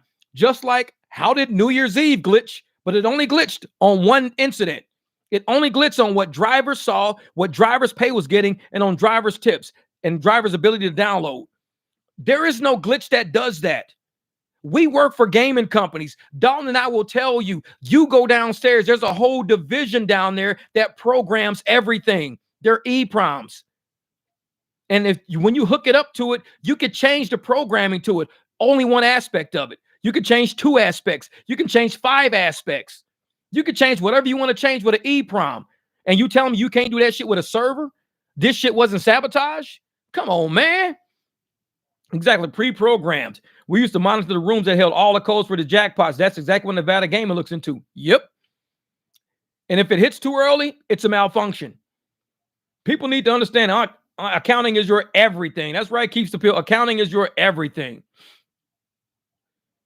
And I tell people all the time, well, a friend of mine was in Vegas for a couple of years back. He had a jackpot for $192,000. They came out and said it was a glitch and a malfunction and refused to pay him. They do that shit all the time. That's why I tell people I don't play slot machines. I would just roll dice right in front of a motherfucker because I used to work for Bally Gaming. We know how programs work. I've seen people get jackpots and never get paid for them. I've seen motherfuckers crying. I'm going to contact the news. I'm going to contact Channel 5. Contact Channel 5, bitch. Knock yourself the fuck out. Call the po-po, ho. Well, I'm going to call the police. Call the po-po, ho. Man, yeah, exactly. The food cop. We'll give you some motherfucking crusty dusties on the way out. Shit. But once you start doing stuff like that and you're sitting there really going through all of the programming and understanding how things work, when I look at these apps and how shit shows $1, on some amazing rides, $1, I'm like, they're programming this shit to throw $1. Nobody paid me $1 tip on a ride that good. $22 ride, $1. $7 ride, $1. $9 ride, $3. I'm like, hold the fuck up. So that means I got $5 in tips over the last 3 fucking rides. And, you know, all of them are basically $1 tips. And I know each one of them are amazing fucking rides where we had a great time. Oh, man, you get max. Oh, I'm a 5-star. You max tip, brother Max. All right, cool. Why all these $1 popping the fuck up on $21 rides and shit? Because it was probably a $20 fucking tip. And they said, dude, keep that. We can use that to fucking pay off all these bonuses in the other areas. Keep that. Take 19. Give him that $1. Take that 19. Now we can afford to pay this shit over here. It's all programming, man. All programming. 500 and maybe a food comp. Apps not paying. Rent 1,500. Car payment 300. Auto health insurance 6. Food 5. Gas 5. Electric, water, phone 3. Phone 100. That's $3,800. No entertainment, miscellaneous, and taxes. And that's real life. That's real life. And when motherfucking David Richards sit up there, well, I don't know what driver expenses are. Well, just talk to somebody in the cubicle fucking next to you. It's called life. You ask the person, why are we out in these streets fucking driving? Thank you, Aaron, my brother. Let me put this down for my man here. Yeah, so if they out there driving for life to make a living, you telling me that these motherfuckers is like, well, we don't know what your expenses are. Oh, our expenses are the same thing fucking Sarah's expenses are, sitting over at that goddamn computer terminal, eating fucking Starbucks Crusties and shit. Her expenses are just like mine. We live in the same city. Well, we know that she has, you know, she pays rent of like $1,500. Guess what? My mortgage is $1,500. You pay her enough to afford her life, right?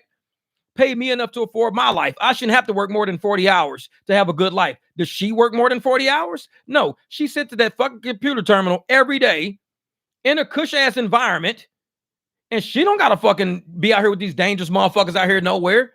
But you're paying her well enough to have this job. Are you gonna pay me well enough to have this job? And I'm the one doing this job. You guys only have an app. You have an app. We're doing the work. You cannot justify the app as being worth more than the work itself. That's like saying the travel agent is worth more than the fucking cruise ship. Pay your travel agent $700 and they'll get you a $200 cruise. Why don't I just go pay for the fucking $200 cruise then? If you're telling me the cruise is $200, why am I giving the travel agent $900? Because the travel agent gets $700 and the cruise ships get $200. Then you're fucking somebody over it somewhere in there. And these apps ain't nothing but the travel agent. Why are you paying these motherfuckers $70 for a ride from the concert when they're giving me fucking $26 from the concert? I mean, that's a whole fucking $44 gap right there. So how about we do instead of 70, how about you give me 50? I just save you $20. Bet. Let's do it. That's what they fucking scared of. That's what they scared of. Us using that Cash App, that Venmo, that Zelle. 2024 going to be interesting. Very fucking interesting. And I cannot wait to see how all these motherfuckers on a short bus slowly change and start saying, well, I hope everybody out there is getting their QR codes for their tips. And I hope everybody's getting, you know, Cash App for their tips. Watch. You haven't heard a fucking channel say it yet. Logan said it. That's why I got the QR code for the car from Logan. But I've always had my cars for it. So he was already on the fucking same page when I met his ass. When I met him. So he was already like, dude, I got QR codes in my car. I'm like, shit, I run that shit on my business card. All we did was swap ideas. Well, shit, I'm going to give me some cars. I'm going to give me some codes, motherfucker. Let's do this shit. And that's how great minds link up and do that shit. But as great as some of these fucking channels claim they really are, not a single one has said anything to put money into a driver's fucking pocket. All they keep, you gotta just drive more. You gotta just be smart and drive more. Make sure you got insurance. That's all they fucking say. And I'm like, we could do better than that. Greg, I'm gonna tell you, man, what you might want to do, brother. If you're already sitting and chilling anyways, you might want to catch anything that's close. If you get some shit on Trick Radar saying it's 1 mile away, drive that mile. Go negotiate. Drive that mile. Because I guarantee that person probably paid 15, 17, 18. They offering you like 6. You're like, you know what? Let me go negotiate. Hey, man, how much you pay for this ride, man? I tell you what, give me $10. Cool. You go 2 miles. You're good. Like, oh shit, I went a total of 3 miles total, a mile to them, then 2 miles after that, I got $10. Sometimes, man, you got to take matters into your own hand because we're leaving the matters into the hand of people who don't even matter to us. They know we don't matter to them. Like I said, we got people right now living in fucking hotels, living in cars and shit like that because we don't matter to these people. They want to sit up and say, you guys are doing an amazing job. You guys are great. Keep doing what you do. How about you keep paying us then? Because y'all motherfuckers sure fucking took a lot of money off the plate when you moved Lux out the way, Select and Premier out the fucking way. But you charging these people the same amount of money.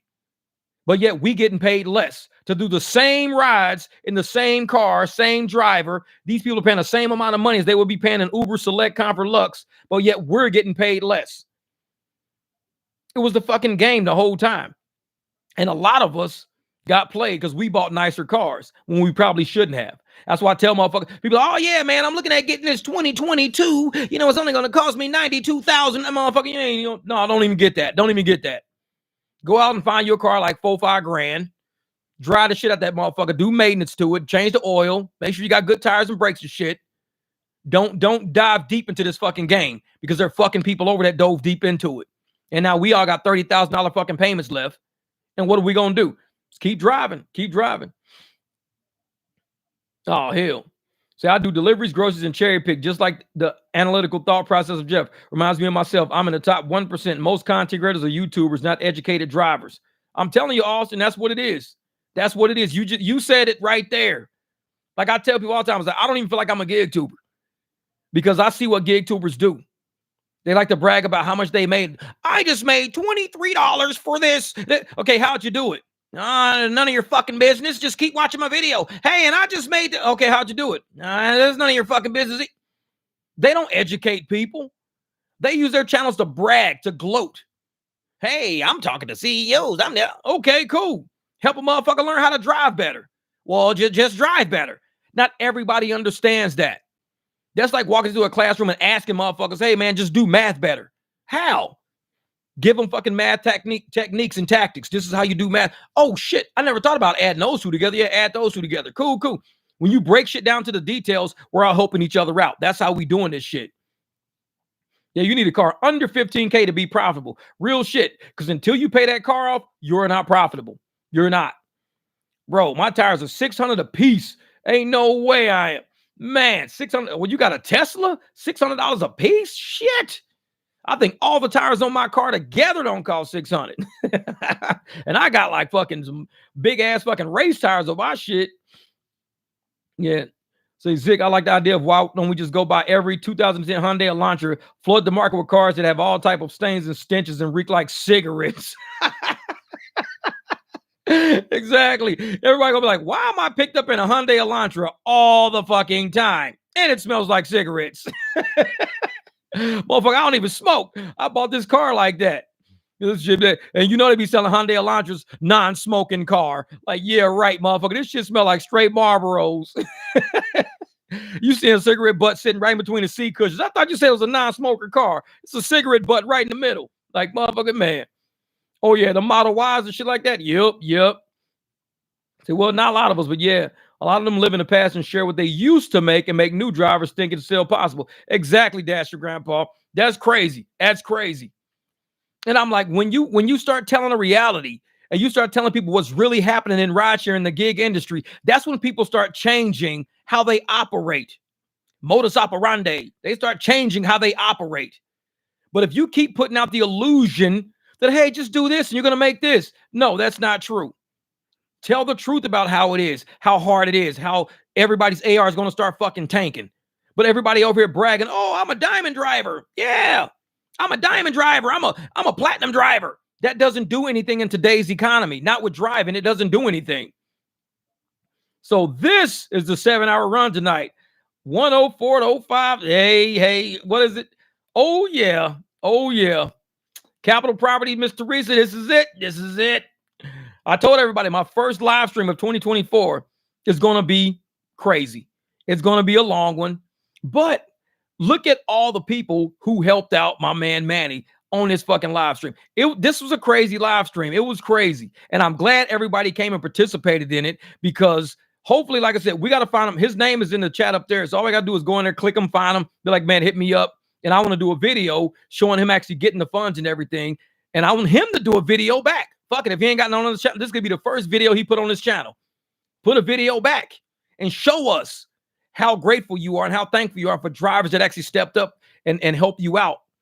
And, you know, a lot of us, we don't have to, you know certain drivers like me. I do a lot of talking to drivers, even in public, even online, that I don't know. I walk people through situations because I genuinely care about somebody. I don't have any static responses, no copy and paste responses. Everything I type is typed. My laptop is a lot faster than my phone. My phone is small, so sometimes my comments on my phone might be quick. On my laptop, I fucking get it in. You can tell what comments I leave when I'm on my laptop because I get it in. Oh, Austin, I appreciate that, brother. I appreciate you for taking out the time of your day to do this. I made a promise, man. I made a promise. And I'm not one of those motherfuckers that going to sit up there, you know, I was going to do it, but, you know, after consideration, no, fuck that. Nope, do it. Get it out the way. And now every live stream after this could be normal. If they go 3 hours, they go 3. If they go 4, they go 4. If they go 7, they go 7. But this one has to make it at least 7 minimum. It might go 9. No, I'm just kidding. Ain't no fucking way. No fucking way. Here's the David Glitcher. I hear you, Mateo. I have a really nice 35,000 SUV and now I'm stuck. Yeah, man.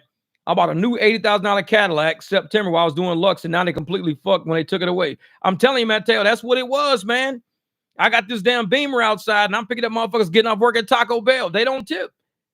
And it's not that they don't tip is what the problem is. The problem is the apps don't pay enough for me to pick people up like that. I feel bad for motherfuckers like that because sometimes I'll be the only one outside. I'm out here 2, 3 o'clock in the morning. They just getting off fucking work. I feel bad. And sometimes I just don't feel bad enough, so I just leave them alone. But when you see a $3, $4 fucking ride, if I ain't got no surge, I ain't got nothing hidden, I'm not going to pick them up. Because I know I'm going to have to clean my car out when they finish because they just got off work. And I can't be like, oh, you can't wear those shoes and shit in my car, ma'am. I'm sorry. No, fuck that. Just clean your car out when they're done. Get them from point A to point B, get out, clean your car off. The app should understand how we are and say, we need to take care of these drivers better. These motherfuckers are taking care of these cars. They're showing up, picking up people. They're doing the work out in the streets. And we're sitting here eating up all the fucking revenue, talking about drivers are too expensive. Drivers are so expensive. No, the apps are too fucking expensive. That's what it really is. Y'all fucked up y'all insurance fucking negotiations. You fucked up a lot of lawsuits negotiations probably. All these theft fucking you guys are doing a lot of fuckery is what you're doing to become so expensive. And you thought you was going to sit there and use drivers and use these apps as a fucking slush fund. You said, hey, we're going to be giving politicians money hand over fist. Nobody's regulating us. Nobody really accounts us. There's no transparency. We could be taking tips from motherfuckers. We could be doing whatever we want to do. Nobody knows. We have a fucking cash cow in every fucking driver out there. We can fuck over everybody and they wouldn't know none the wiser. New Year's Eve. We called that shit right off the bat. New Year's Eve. Yep. I mean, I can do $1 a mile trip, but a few years later, this car gonna die and we'll be left with a $50,000 loan and no vehicle. Real shit. Real shit. And I tell people all the time, man, if you constantly putting miles on your car, you should look at how many miles you want to put on your car in a year. If I say I want to put 35,000 miles on my car, but I want to do it at a $2 a mile rate, $3 a mile rate, that means I need to make at least $70,000 to $105,000 is my range. From 75, and that's only going 35,000 miles. I shouldn't have to drive 100,000 miles to make $100,000. That's kind of fucking excessive if you ask me. But if I say I can drive about 2,500 miles a month, 2,500 miles a month is about an oil change, every couple of months. I could do that. But you do that and you still not fucking surviving. You still to where they say, well, you got to work more hours. You got to do more miles. No, the app is getting too expensive. We got to start using Cash App, Venmo, and Zelle because that money, I can get it and I can transfer it over into my bank account to cover for the fuckery the apps is doing. What Greg say? Yeah, they're not leaving enough meat on the bone, Logan. Real shit, real shit. Jeff, how much is that Traverse you want? Greg, I was looking at, it was like 6 G's for that thing. It was about 6 G's for it. But you know, it's a V6, and that's what I like. Logan in it with a big V8, but it's a clean ass V8, and it's really good on gas. So I might end up moving to a Durango V8 instead of a Traverse V6. I just want to see what the difference in gas mileage is. Traverse was nice. It was a white one. It was pretty nice, but I can do a little bit better. I think I can do a little bit better, and I just got to get out there and search. But I got to make sure that I can go out there and make enough money to get it. Now, if these motherfuckers fuck around and take Excel and say, we're going to minimize the Excel list. Instead of the Excel being, 2011 or 2007 or current, Excel has to be at least 2015. You know how many people will be fucking livid? Because everybody's got cars that are like 07, 08, 09, 2011, and they're all Excel right now. Do you know how livid fucking drivers would be if they said, we're going to cut off the Excel and only make Excel, 7 or 8 years old? Anything before that, you have to do regular Uber X. You have to do regular Lyft, even with 7 seats. Man, there's going to be so many motherfuckers pissed off. And that's what I'm going to say. Cash App, Venmo, QR. We got all the events around. We got all the sporting events and everything else. You see groups of people. You see groups of people standing around. Cruise up. Hey, man, you guys need an XL ride? You need a large vehicle? You got 5 or more passengers? I'm willing to do a ride. You got your fucking rideshare shirt on? You got your shit going? Hey, actually, we do. Hey, are you willing to take us up to Scottsdale? Sure. How many you got? We got 5. That's it, 5. Tell you what, $80. Deal. Perfect. Because they were trying to charge us $136. It's like, yeah, $80 I can get you guys up there in an Excel. Because an Excel might pay you $46. Man, 2 G's exactly. Logan, man, shit. And I'll tell y'all, because Logan said it, I'm gonna say it. Because like I said, I don't like telling people negotiation shit. So Logan flew out to San Diego. He was in Vegas. Flew out to San Diego. Go out there, check out a Durango. He says, man, I'm getting a Durango, nothing else. Got my eyes locked in on that shit, did all my shit. I'm getting a Durango. Flies out to San Diego. Checks out the motherfucking Durango. This motherfucker like, it's nice. This motherfucker's nice. But man, the seats is kind of fucked. This and that, I don't know, man. It's kind of like, it ain't what I'm really talking about. You know what, man? I'm sorry, dog. I'm going to have to pass on this one. This motherfucker flew out to San Diego. Why he out in San Diego? He can go ahead and visit his family and shit like that, get back. So he's way out there in San Diego, get back to Vegas, hang it out in Vegas, sees one in Phoenix. And he's like, let me go check this motherfucker out. He flies. Now, this is his second flight looking for a car. Flies out to Phoenix. Hey, what up, Jay Watts, man? I'm in Phoenix, man. I'm looking at this damn Durango, man. You busy, this and that? I don't know where. I think I was sleeping or something. I don't know what the fuck happened. But I was like, oh, man, I just woke up. Yeah, let me finish eating and everything else like that, blah, blah, blah. So after I finished eating everything, I'm like, hey, dog, you still out here? Yeah. Swing by the house. He said, man, he comes by the house. I said, man, how much you get this motherfucker? This motherfucker is nice. How much you get this shit for, man? He's like, bruh, dude wanted 6 for this motherfucker. 6. I test drove it. And like I said, right off the bat, he already knew there was a couple of things wrong with it. 6 G's, big ass V8, Boral exhaust, fucking nice ass brand new tires, interior, immaculate, everything else. Dude's a 6. He says, man, I drove it and I told him, I said, this is what I'm going to give you, man. This is what I want to give you. I'll give you like 1 or something. He said like that. And the guy was like 1,000. He said, nah, man, I tell you what, man. He dude was like 4. He dropped $2,000 like that quick. 4. Logan's like, you know what? He said, I'll tell you what I'm going to do. I'm going to give you 2 for it. And that's the most I'm going to pay for it is 2. Now, remember, the dude started at 6. Logan drove off in that motherfucker for $2,000. That big ass fucking truck y'all saw my driveway. 2 G's. 2 fucking G's.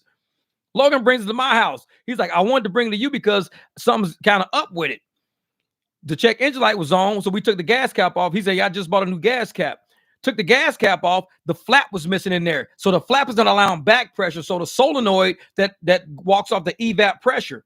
What up, Long? So the solenoid that works the evap pressure wasn't activating because the pressure was coming out through the gas cap because the flap was missing behind the gas cap. Easy fix. You just replace that tube. It screws in the back. That shit's easy to fix. Easy. No problem. When I turn a little bit, Jeff, I can hear a knock. Something's wrong with it. Like when I turn, I go, clunk, like it's clunking like that, like a clunk, like the strut is coming. Pull it up to the house. We jack the car up right in front of the house. Start going. And it's only coming from driver's side. Start going through everything. So I grab the fucking wheels and I'm moving everything. So I'm shaking the wheel And I tell Logan, I said, well, do me a favor, hold that light up under there. So Logan's holding the light. I'm shaking with us and that. As soon as I started moving it, the upper control arm, the bushing in the very front is like just sitting there like this. The bushing behind it is moving back, but the bushing in the front is doing like this, just doing like this the whole time. It ain't going nowhere. So the control arm and the bushing are separated.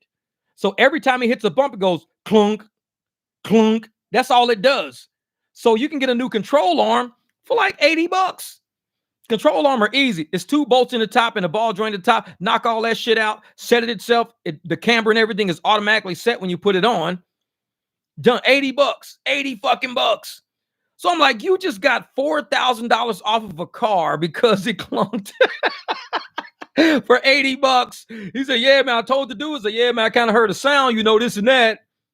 This motherfucker got a massive 7-passenger Durango. It's got full row in the back, full row in the middle, 7-passenger. This motherfucker got it for 2 G's. Brand new tires on there, immaculate paint job, Borla exhaust system already running on that shit.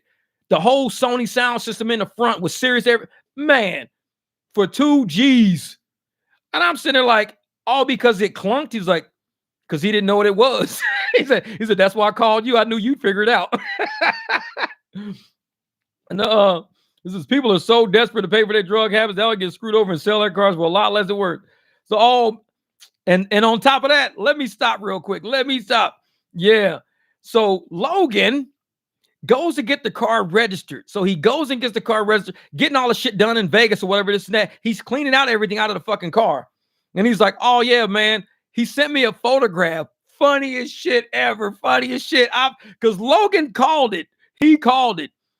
He was, because the night he said, man, them motherfuckers was tripping, man. They was straight fucking tripping. They was tweaking. This motherfucker rolled up. He took a picture. The prescription that he found in the fucking car was for oxycodone. I was like, dude, you called. He said, man, I told you he was acting like a fucking crackhead. Well, I fell out laughing. He says, dude, I just know it, man. I just know tweakers, man. Dude was tripping. And, that's why I was like, let me get him for $1,000. I'm going to get this car for $1,000. So he said he went from 6, 1,000, offered him 1,000. Because Logan said, I knew he was tripping. He was like tweaking, man. I said, motherfucker, I had the title and everything. Everything, dog. I got it all. Dude was straight tweaking. And he was like, man, he said, I'll tell you what, 2,000. The dude was like, the dude said 4, he says 2. Okay, agreed on 2. Logan drove off, title, everything clean and clear. These motherfuckers wanted the 2 G's for some more fucking oxycodone, man. That's it. And Logan said, I didn't know that. I took a guess because I thought he was tripping. He was tweaking like a motherfucker. So I was like, shit, I can tell something's wrong. This dude ain't on the up and up. So I'm going to go ahead and get this. I'm going to fucking shoot my shot. Fuck this shit. I'm going to shoot my shot. Man. Found it. Found his motherfucking prescription thing under the fucking seat. Logan came up on a fucking $2,000 Durango. I was like, why can't I never meet a Tyrone Biggums in this motherfucker? Man, I just want a motherfucker eating a crack sandwich over there. Like, hey, what you eating? I'm eating a crack sandwich. Oh, dog, you want to sell your Cadillac? How much you talking? Like, shit. I want to find somebody eating crack. Fuck that. My last car my friend bought from someone, drug addict up in Denver. Dog had chewed through most of the title. It was hardly legible. Man. Yeah. Rideshare experiences. Well, when all that shit wears off, they'll be mad they sold it for some drugs. I know folks will be sitting around like, now I gotta call Uber. Shit. Decline. Motherfuckers fucking decline. Yeah, man. I can't wait to pick that motherfucker up one day. I'm gonna be driving somewhere and they'll say, oh yeah, man. I'm gonna be like, yeah, do I got a nice ass Jeep? Here's a picture of my Jeep. Oh man, your Jeep is nice. Bro, I used to have a Durango. Check out my Durango. It was nice. It had a Borla exhaust, big ass V8. I'm gonna start laughing like a motherfucker. Like, what happened to it? Yeah, something happened to it. I don't know. Something happened. Motherfuckers, how's the fucking kite? I'm like, dude, that car is nice, man. Yeah, it had a Borla exhaust and everything. This is a nice ass Durango, man. I'm like, dude, that is a nice ass car. I'm gonna pull up Logan's fucking video. I almost look like my boy's Logan. Logan gonna stand there like a motherfucker. Now Logan got gold teeth. See, this is what y'all know about Logan in the video. Logan got gold teeth. Logan gonna walk. Logan gonna look like that motherfucker on that Slick Rick video. He was like, "Oh gosh, are you a thief? Seems like I have a mouth full of gold teeth." Ha ha ha ha. I said, I find that funny. I said, no, child, I work hard for the money. That's Logan gonna bust out and say that shit on it. Ha ha ha ha. See, I find that funny. No, sorry, child, I work hard for the money. That motherfucker, that's Logan. He's an old Slick Rick. That zoom, zoom, zoom, zoom. She said, "Great Scott, so you a thief? Seems like I have a mouth full of gold teeth." Ha ha ha ha. I said, I find that funny. I said, no, child, I work hard for my money. That's what you Logan, man. Logan, you need to play that. That's gonna be Logan's fucking theme song for Slick Rick. Great Scott, are you a thief? Seems like I have a mouth full of gold teeth. This ain't funny, so don't you dare laugh. Just about taking the right and wrong path. Straight and narrow. Good night. Good night. Zig, you know that shit. Knock him out the box, Rick. Knock him out. Like, knock him out the box, Logan. Fucking Logan knocked his ass out the fucking box. See, now we need to group up and save all the docs and sue ride shares. Man, we getting it all, man. We getting it all, Levi. We gonna get it, brother. My man Long. See, my father once bought a truck from Tyrone Bigum's back in the day. It wasn't a fancy truck, but he paid like $300. Tyrone Bigum's like, man, all I need. Exactly. See, and I was originally looking for a V6. That's it. The motherfucker, he was riding around looking for a V6 Durango. Got a big ass fucking V8. That fucking exhaust is crazy. I mean, when he fired that bitch up, you can tell it sounds like work's been done to that shit. That shit's like, whoa, whoa. I was like, damn, for 2 G's? Yep. Great Scott, are you a thief? You stole it from that motherfucker. Great Scott, is you a thief? See, how many miles were on that Durango, man? How many miles was on that? Was it like 120, 130? What was it? Say, hey, buddy, these cars from there like $100,000 or $1,500, and they flips it for like $3,500 to $4,000. And see, time to wake up. That's a good business, man. Like, if I could go to different places and just rebuild transmissions, because the engines are good. Engines, you can keep an engine running forever. The transmissions are the ones that fuck up. So if I could just rebuild transmissions on cars, put them in good fucking cars, I'll sell them all fucking day. Transmissions are the first things that fuck up. Toyota figured it out. Toyota's got a 1,000,000-mile transmission in all their trucks. The 4Runners, Tacomas, the Tundras. So Toyota solved the problem. That's why Toyotas cost so much. Because once you buy it, your engine will blow in a Toyota before your transmission will blow in a Toyota. Every other car, the shit's reversed. You're going to fucking blow your transmission first. The engine going to be running just fine. And that's why Toyotas, they're worth the money. They're worth the money because I can swap out an engine quicker than I can swap out a transmission, I bet. But in a Toyota, man, you ain't got to worry about that shit. This is, man. Say, damn, Logan, you robbed that poor motherfucker. 126,000 just got back from San Diego in it.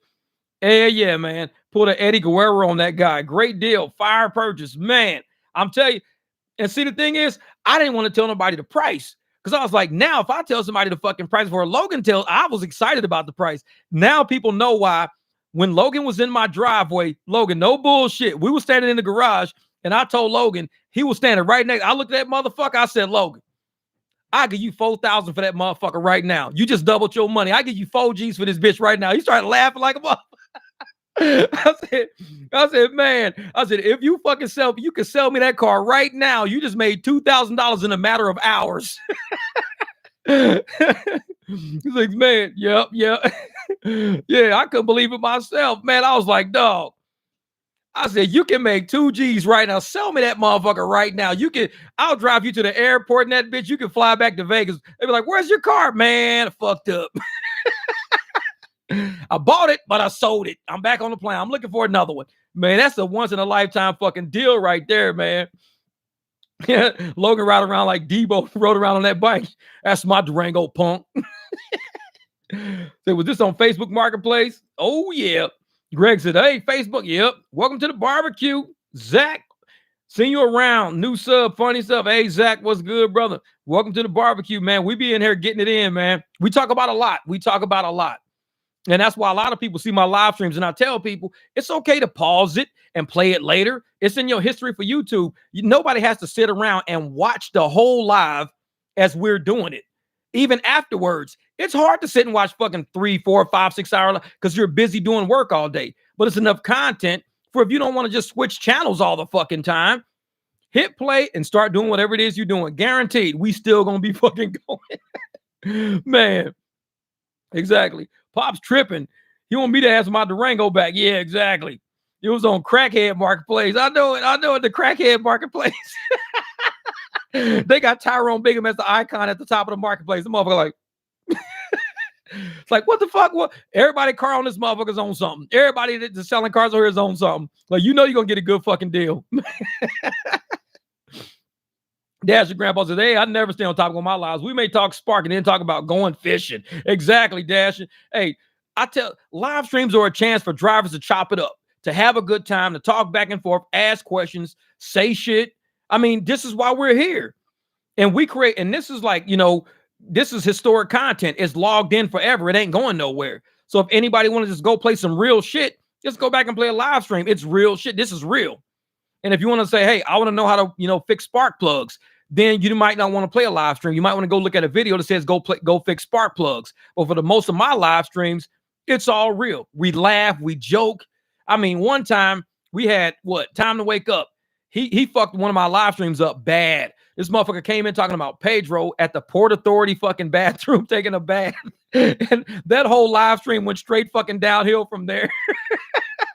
Like Zick, I'll fight you in the comments. All these motherfuckers, they will fuck up a live stream in a heartbeat. When they get on your live stream, be ready. Because these motherfuckers are sending that shit downhill fast. We was laughing so hard, man. We couldn't stop. I still haven't went and chopped that shit out. That shit is so funny.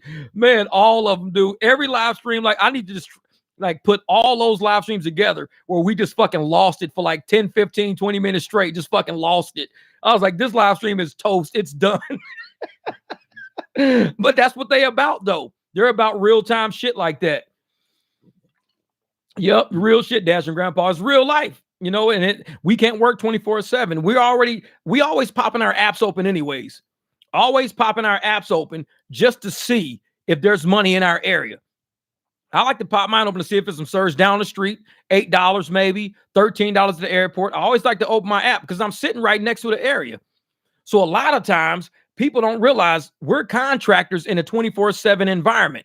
As long as somebody needs a ride, we're available. That don't mean I'm gonna work 24/7. It means I got 24 hours today to find good rides. I would like to find 10 good rides, good miles, maybe $15, $20 a piece, $10 tip, making a $30 ride. You find 10 of those rides and you can do that shit in about 4 or 5 hours. You made $300 in 4 or 5 hours and you ain't had to do nothing stressful. You didn't have to go out and fight through traffic. You didn't have to go wreck your shit, you know, hitting potholes and everything else. You did 4 hours, 5 hours of nothing but good rides. And people know when I'm doing my my videos, my ride-alongs, I come home. I'm like with the dogs and shit. I'm like, yeah, I'm walking. They hear the door going. I'm like, yeah, I'm locking my door. I'm leaving. I just had to come home to give me something to eat, sit back. And that's what I do, man. That's what I do. This is all of his teeth were missing and everything. So Jeff was in the clutch for 20 minutes. Oh, time to wake up, man. That shit, that tore that live stream apart. It ripped that motherfucker in half. It was like, all together, controlled. We're doing amazing, doing great. The fucking Pedro Port Authority hit. After that, everything after that is like a blur. That shit was crazy. That shit was crazy. Everybody in the chat was just like done. Everybody was done. We were like, what the fuck just happened? It was like he just dropped the napalm on that shit. Boom. The whole live stream just disappeared. We was like, what happened? Hey, 10 of those rides don't exist right now. Don't fool yourself. Austin, I'm telling you right now. 10 of those rides exist. You got to use that Cash App, that Venmo, that Zelle. 10 of those rides exist. They just might not exist on that fucking app. If I see something close by, shit. And even if I find something if I see something with an $8, like if I got an $8 surge and I see a 3-mile trip around the corner, going to pay me like, let's say $11, $12. I'm going to take it, but I'm also going to tell the rider, do not tip me through the app because the app is glitching. It was a huge glitch on the media on New Year's. It's showing that the apps have been glitching for a couple of years. Tips are not coming through. If you want to tip me, please use this Cash App or Venmo on the back of my card. Use that Venmo on the back of my card. If you ever get stuck, my number's on the front. You can text me for a ride or something like that. But if you're going to tip me, no pressure. Please use this and not the app because the app is not going to give it to drivers. I say you can look in the media everywhere you want to. These apps are fucking people up. And if that person in the back is very understanding, go, okay, cool. Well, let me just tip you fucking $10 right now. Shit, I'll just tip you on the app $10 right now. Then you know you got your $10 that fucking quick. But you got to talk to people, man. This is how we doing it. We're talking to people. Yeah, endorphin. Yeah. That shit. William said, hey, what? My brother William was good. Went out to drive for a few hours and you still on the road. Your marathon continues. The marathon, all money in. The marathon continues. That's my man William right there. Appreciate you, brother. Much love and much respect, man. Like I said, the marathon gonna continue, man. The marathon continues. We're gonna Nipsey hustle this shit all the way to the end. So you're gonna end up sponsored by Zelle or Venmo. Brought to you by Zelle or Venmo when your motherfucking crack money just won't come through. Like, all right, cool. Motherfucker, I'm trying to buy this rock from you, man. You got Venmo? You got Zelle? Yeah. Don't smoke that motherfucker before a transfer go through. You better not hit that rock, motherfucker. Wait till this shit show up on my screen. Like, shit, we got drug dealers transferring shit now. Motherfucker, I'm sitting in front of Circle K, Cash App and Venmo and everything. Fucking selling bags of weed and all that shit. The spare tire never been used, man. Also said, facts. I'm about to start doing cancel cash rides, man. We got to do something. Because I'm going to tell you right now, these motherfuckers all out there thinking we ain't saying nothing but talking shit. That's what they thinking. They don't even realize what's about to hit them. They have no idea. And when we see how that shit works and how easily it's flowing, motherfuckers going to be like, we could have been doing this for a long fucking time. Shit on Uber, my cancels were up to 37% at one point. 37%. I'm down to like 30% now. I was up to 37. I know somebody with 84% cancels on Uber. Also, hey, what are your goals for 2024? Personal YouTube driving, and what do you want to accomplish in 2024? I haven't even thought about it, man. For real. I know in 2024, honestly, I said I would like to do more lives than videos. And this is why. I started doing my screen recording, and now we have so many channels screen recording that truth. I don't want to oversaturate it with it. We got Phoenix people doing it. We got people in other cities doing it. Everybody's showing the truth in every city now doing screen records. So it's working perfect. They're logging their dates, their times, true, real shit. Nobody's editing shit out. They're showing the horrible shit. This is what drivers need to see. We have enough channels showing that now. I may just live stream more often versus, being out doing, because when I do those rides, it takes me a few hours to record all that stuff. Then about 2-3 hours to actually edit all that stuff, then to get it online. That's 4 hours, 5 hours out of my day right there. I could have done a live stream already and been done. It's like shit. So I think I want to leave the screen record channels where they are. I might still do them every once in a while just to throw some shit on there every once in a while. Just, just when it's shit and I'm driving or whatever. But for the most part, the screen record is our truth. Nobody can lie.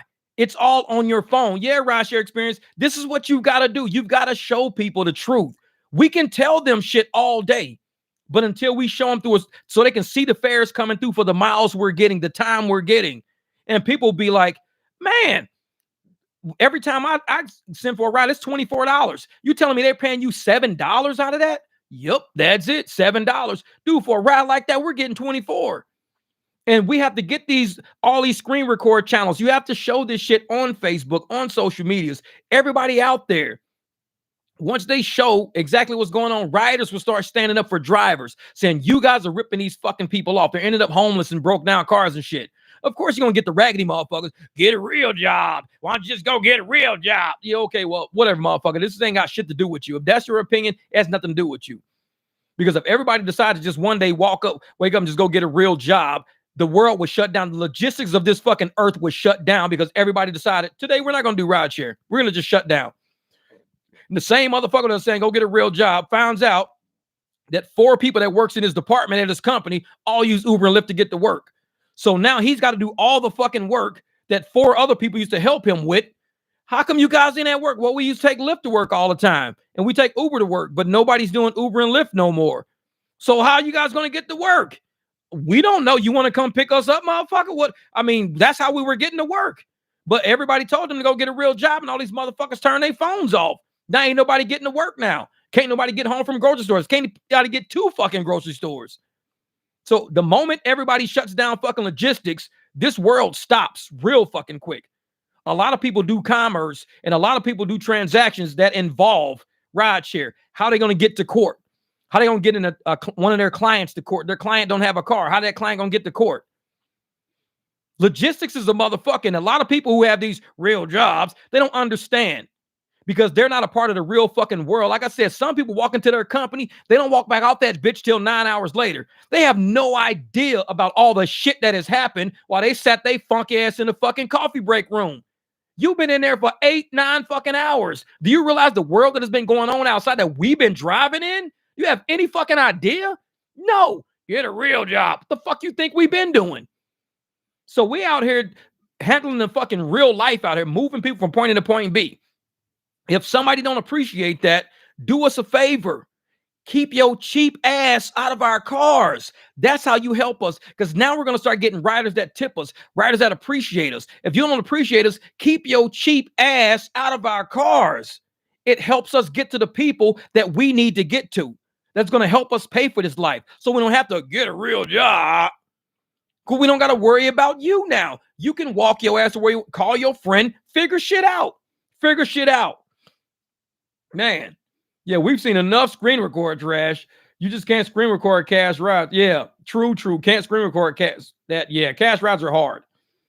Endorphin Factory, the only way our pay is going to be increased is if we go out and conduct business for ourselves. The apps are not going to budge. They know there are too many desperate suckers. Yeah. The only thing that talks in this fucking world is money. YouTube channels don't talk. So don't let these motherfuckers tell, oh, well, I talk to CEO. That don't mean shit. It don't mean shit in the real scheme of things. That's for clout. Cat Williams, I don't do clout. Fuck that. So what you got to do is show these motherfuckers when money's not hitting these accounts, when money's not hitting these registers, when they sitting up there going, damn, man, we don't have as much as we got coming in from this region. But people aren't even requesting that many rides no more in this region. What the fuck is going on? We don't know. Cancels are through the roof. Rides aren't, the riders that we used to get weekly going to work, they don't even do rideshare no more. They used to be like the lady I take every day. I take this lady every day at 7:30. I pick her up right. They ain't seen her ass since I've been picking her up. I've been doing her every day at 7:30. They're not picking her ass up. I've been doing that. She's been using Lyft. For 4 years, she's been using Lyft, Uber, and all this shit to get around. And she's been using Lyft to get to work every day. She don't use Lyft no more. She use me now. So all I got to do is find more people like that. All y'all got to do is find more people like that. People who have consistent trips that you can plan around. Not somebody who just say, hey, man, take me to my cousin's house. Oh, can you take me to my friend's house? I'm going to pick me up my Atari 2600. Oh, can you drop me off over here? I'm going to pick up me a Nintendo 64. Those are kind of hard. Those are on-call rides. But if you can find somebody who's regularly scheduled, those are the best kind of rides to fucking get. Because you can book around. Like where I drop her off every day, I want to find me a ride. I drop her off. It's about 740, 750. Close to 750 when I drop her off every day. So if I can drop her off at 750 and I can be at my next person's by 8:10, 8:15, I'd like to do that because I like to spend some time to clean my car out, cruise down the street, grab me something to drink if I ain't got nothing to drink with me, whatever, and then get to them. I don't like to be behind the dime, or behind the 8-ball. I want to be on time for the next person. So I need to find somebody in that area that needs a ride. That's my next quest. I will say, in my brief experience, clients that are actually tipping at a higher rate for me than they are on the apps. Yeah, exactly. Yep. Man, clients don't need to tip. We just need to be paid better. Year back when these apps were playing fair, tips weren't even a big thing. Exactly, real. Exactly. We've said that so many times. If they just gave us a fair share of what the rider is paying, that's all that matters. That's all that matters. And half the time, I used to think sometimes, because people can pre-tip. They can pre-tip. And when somebody tells us, yeah, I paid $65, I think sometimes it's part of a pre-tip in there, because the guy that rode with me. He said, I tipped you $8. He said, I tipped you $8. When he got out the car, it was on Lyft. I hit in, $8 popped up. So what he said, and he said that when he got in my car, because we were talking about life and everything else. And he said, yeah, I tipped you $8. The $8 came through just like he said. So he had the ability to pre-tip me, because as soon as I ended the ride, the screen flashed, and then it said, congrats, you just got a tip or something like that. And it said $8 at the top. But the dude, so he can pre-tip on Lyft. He tipped me before he even got in the car. So I'm thinking some of these people are probably putting their tip amounts in what they're paying, but we're not getting out of it because the app is like, well, this motherfucker agreed to 23. He agreed to fucking 23. Shit, just say $5 of that was his damn tip. Just say he really took it for 18, but we put 5 on it to make it 23. Just say he agreed. And I bet that's what they're fucking doing to a certain degree. Every time, probably not. But I'm thinking they're probably saying this person already tipped, 20%, 30%, or whatever they put on there. Add that as part of the fare. Don't say it's part of the tip, say it's part of the fare. That way this person actually accepts the ride. Because what they're going to do is tank the fucking fare. It's just like what they do with Surge. Tank the fucking fare, add the tip on top of it to make it look like that's what the offer is, as if we're going to get a tip afterwards too. When really in that amount, that's already a fucking tip. All they did was tank our fare to like 30 cents a ride, 40 cents a mile. And then they hurry up and threw the tip on top real quick. And it's like, oh shit, $23. That's what's up. 23. Oh, maybe they'll tip me $10 to make it 33. When really the tip is already in there. They just ain't fucking telling you. It's like shit. So they started getting prepared. Tip offers on Lyft this week. Oh, pre-tipped offers? Okay, pre-tipped offers. All right. That's what's up. That's what's up. All of my private riders always tip. Keep in mind, I charge less than Uber, and that leftover in savings almost automatic tip for me. That's it. That's it. Rideshare experience is an automatic tip right there. Absolutely. I have a guy who has 2 cars, just hates driving from the hospital he works at. He said he would rather pay me 3 times a week in the app.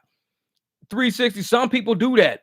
They don't want to drive on these highways. They don't want to be bothered with this shit. They don't want to be bothered with warming their car up. Having to find a fucking parking spot. Now you got to find a park. Now you got to walk all the way to the fucking bill. Sometimes it's a bitch. Some people probably, they Lyft and Uber into a hotel to go to work because they don't feel like dealing with the parking garage, employee parking, and walking all the fucking way through the back of the fucking casino, all the way through the employee entrance, all the way through the back of the house, all the way past the front, right to the damn desk where they work out in the very front of the hotel.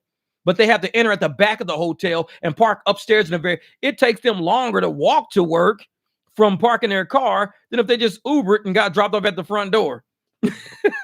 Hey, don't say fair share. Yep, that's me. That's me. Exactly. Don't forget to say, yep, that's me. I think those tips are going into the surge budget. They say all tips go to driver. They won't say all tips go to the driver who were tipped. That part. They don't tell you exactly the specifics of it. All tips go to the driver. That is a blanket statement. It just says all tips you are using for this driver are going to this driver. It don't say no shit like that. It just says all tips go to the driver. Okay, cool. If I say, okay, all dogs get walked. All right, I'm not saying I'm walking those motherfuckers. I'm just telling you all dogs get walked. But what about your dogs? Motherfuckers, somebody else can walk them. I'm not walking them. See, I didn't tell you specifically who's walking these motherfuckers. He's like, shit. Uber and Lyft need to allow customers to upfront tip and show the drivers upfront tip with fare. Yeah, that would be nice. That would be nice. See, people would rather pay cash or cash up or Venmo. I know I do. I do too, man. I love to tip people, $2 cash, $3 cash. Even if they're not doing much, just give them $2, $3. It's an appreciation. It's an energy of, hey, hope you have a good day. Hope you have an all right day. People would rather pay cash or cash up. Absolutely correct. No different than Uber Eats or DoorDash saying the customer tip more after delivery. It's all BS. Facts, so we don't know shit. Yeah, exactly. The Uber, they don't tip more after delivery. They don't let somebody deliver. And at the end, that was it. And that's why on Uber, it says includes tip, includes expected tip. So I'm like, if this fucking taco is $2.42 for me to deliver for 4 miles at 3 o'clock in the fucking morning, and you telling me that includes the expected tip, that taco gonna sit right where the fuck is at. I'm not getting out of my car at 2, 3 in the morning for that shit. They can go back to sleep. They probably forgot they even ordered them off, but they probably woke up, was taking a piss in the bathroom, ordered a fucking taco, and fell back to sleep by mistake. They don't even realize that shit. Endorphin, will you be participating in the Valentine's Day strike? Oh, yeah. We all in, brother. We all in. We're all in. And like I said, I'm going to be doing private rides today. I will not be working the apps. Just like on New Year's Eve, I didn't work the apps New Year's Eve. I didn't start driving until January the 1st, like 2 in the morning, when everything was already fucking done.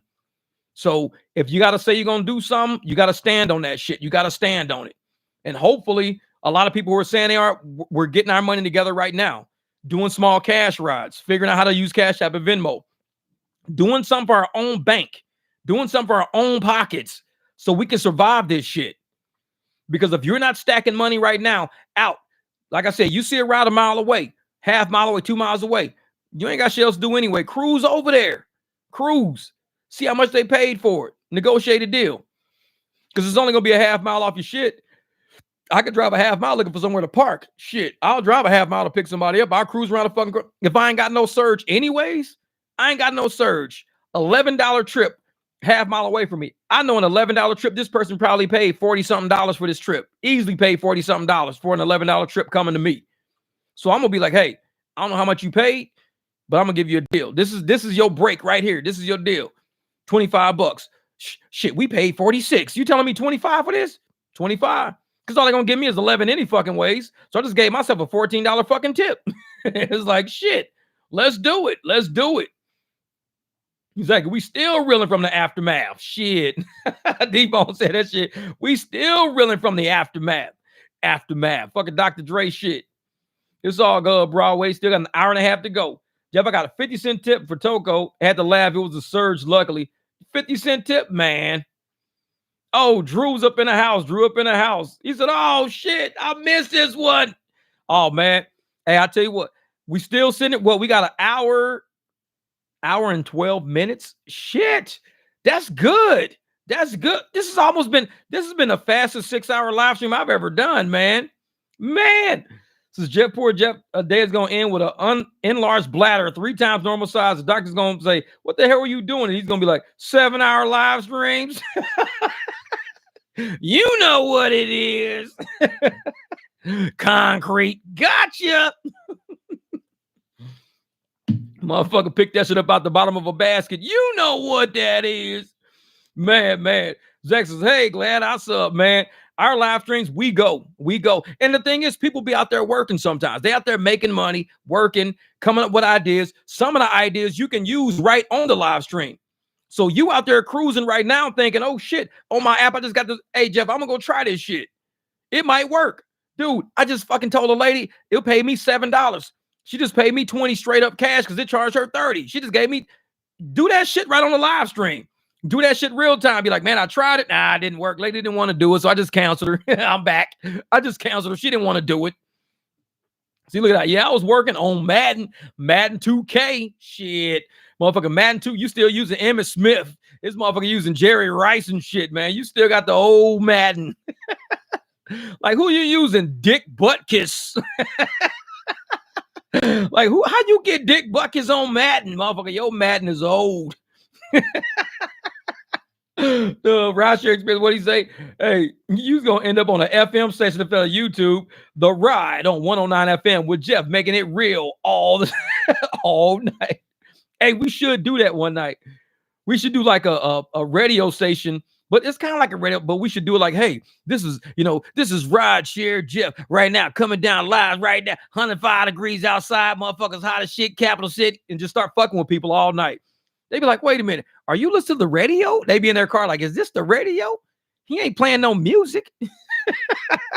That's just funny. Your pastor be in the back, he's like, why ain't he playing music if this is the radio station? I thought it was a radio station.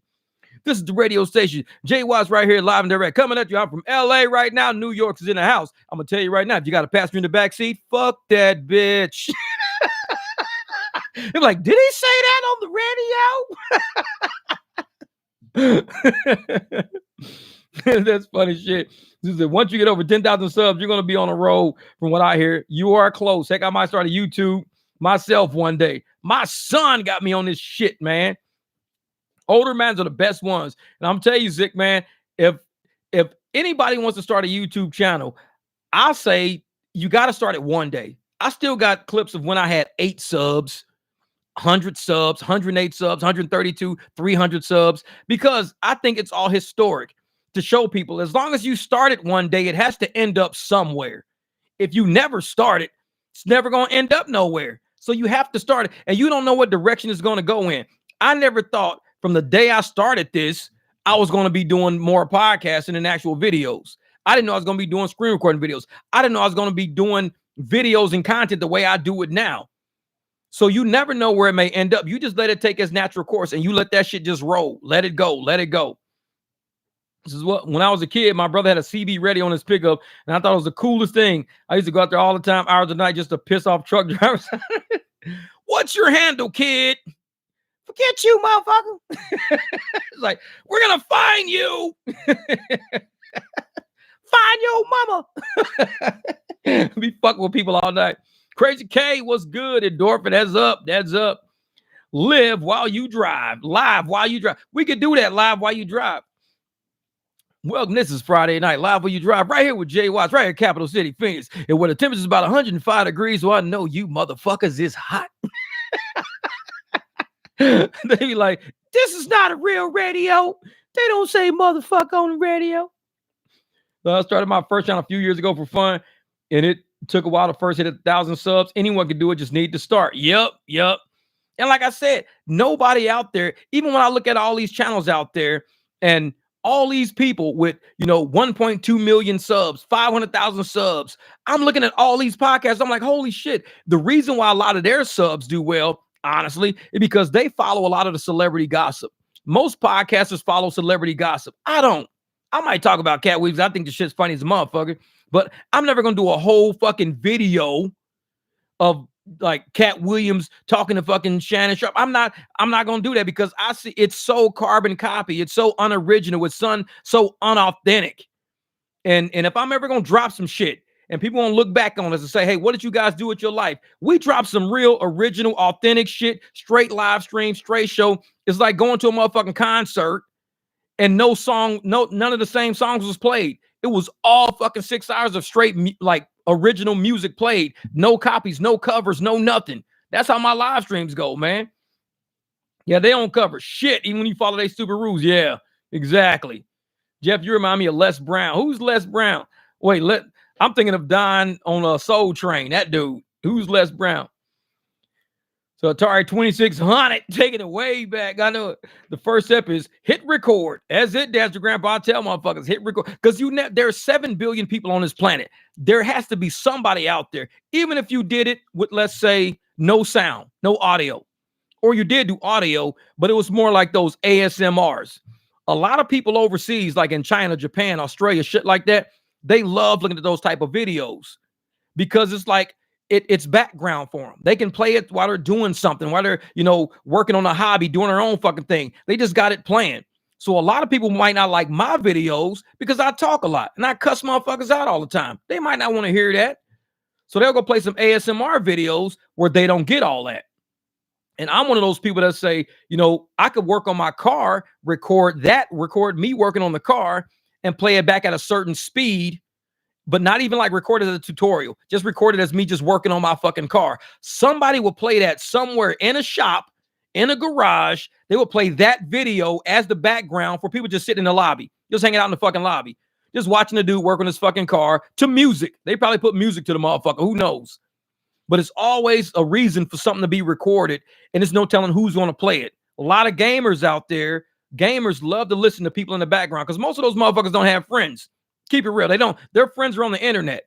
So they got podcasts running in the lower corner of their screens, listening to people talk, people chat, do shit while they're playing fucking video games. And sometimes they're with the person on the video game. Sometimes they're not. If they're not, then they're just playing. So that's it.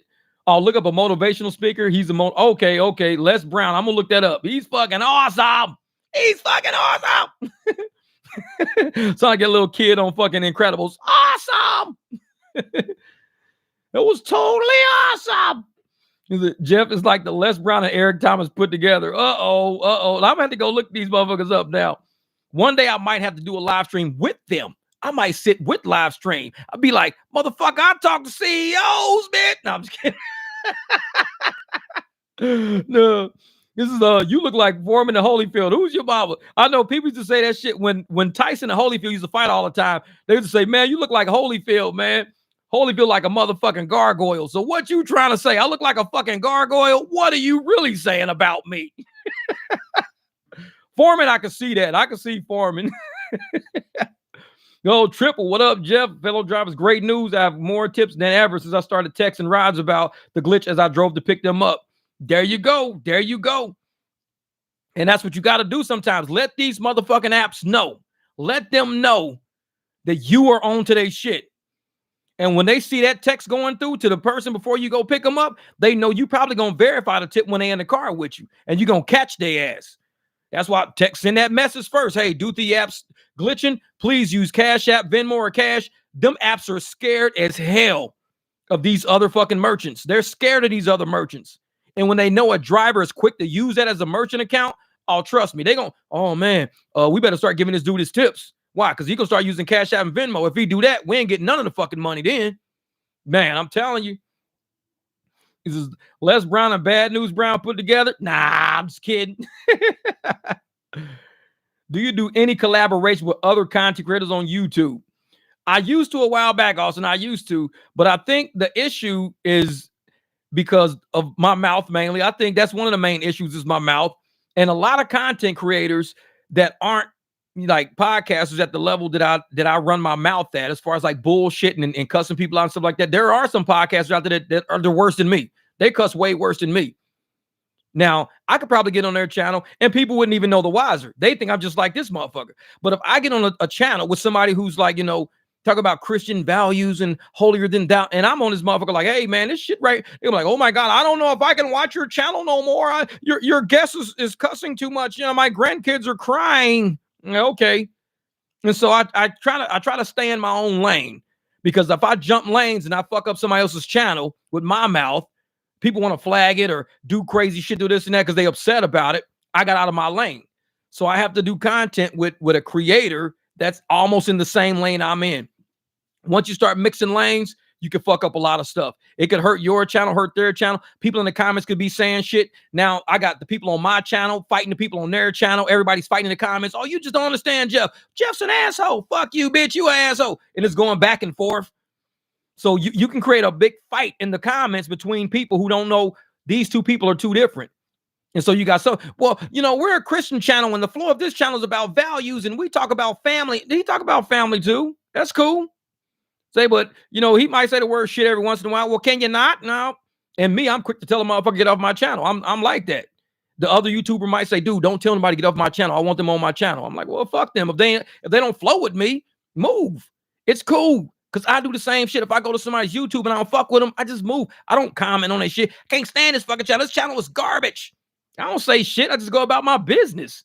But, man, that's how I roll. Mike said, we should all meet this summer in Florida. Oh, my son's down there already. Exactly. Tell the router we're on strike to get more tips. Yeah. Just playing. Glad to see some real shit. I ain't even see what you said, Zach. Every time I watch one of your videos at home, my mom says, you sound like Denzel Washington, especially in Training Day. Yo, mom, man, she probably like, who is this dude? Is this Denzel? Are you watching Denzel again? No, mom, I need the spaghetti spoon. It's like shit. Jay Watts on Sirius Radio XM. Like shit. Seriously, be like, this motherfucker right here. We don't even need no advertisers. He can talk for 6-7 hours straight. This motherfucker can do a whole goddamn segment on everything. Like, man, people be afraid some ads not running on their videos. That's why they want to control how you act if they invite you to the collab. Exactly, rideshare experience. And I tell motherfuckers all the time, every sponsor out there might not fuck with me. It's cool. I'm 50. Every ad might not want to, advertise with me. It's cool. I'm 50. Which means I made it 50 fucking years without fucking with y'all. I think another 50 would be cool. I've done okay without them people around me. So if people want me to change at this point in my life to appease them, I don't even know these fucking people. I've been like this my whole life. People used to laugh all the fucking time. Pastor Jeff, man, you be cussed like a sailor, man. You be cracking me the fuck up, man. You this and that. And now all of a sudden, because I get on YouTube and somebody opens the page up and they hear me say, hey, man, this shit's crazy. They get mad. Well, you should stop cussing so much. And man, you shut the fuck up and move on, man. That's the best I can do for you. That's it. This is probably not for you. And it's not me being mean, it's me being real. Because I wouldn't ever try to change somebody, especially somebody I don't know. I wouldn't do that. It wouldn't be fair to them. For me, some complete fucking stranger to come skipping along. Hey, man, can you change how you do things to appease me? Who the fuck are you? It's like, that's the first thing I want to know. Who the fuck are you? Why would I change shit up? If this is not for you, it's not for you. You just told yourself that. Man.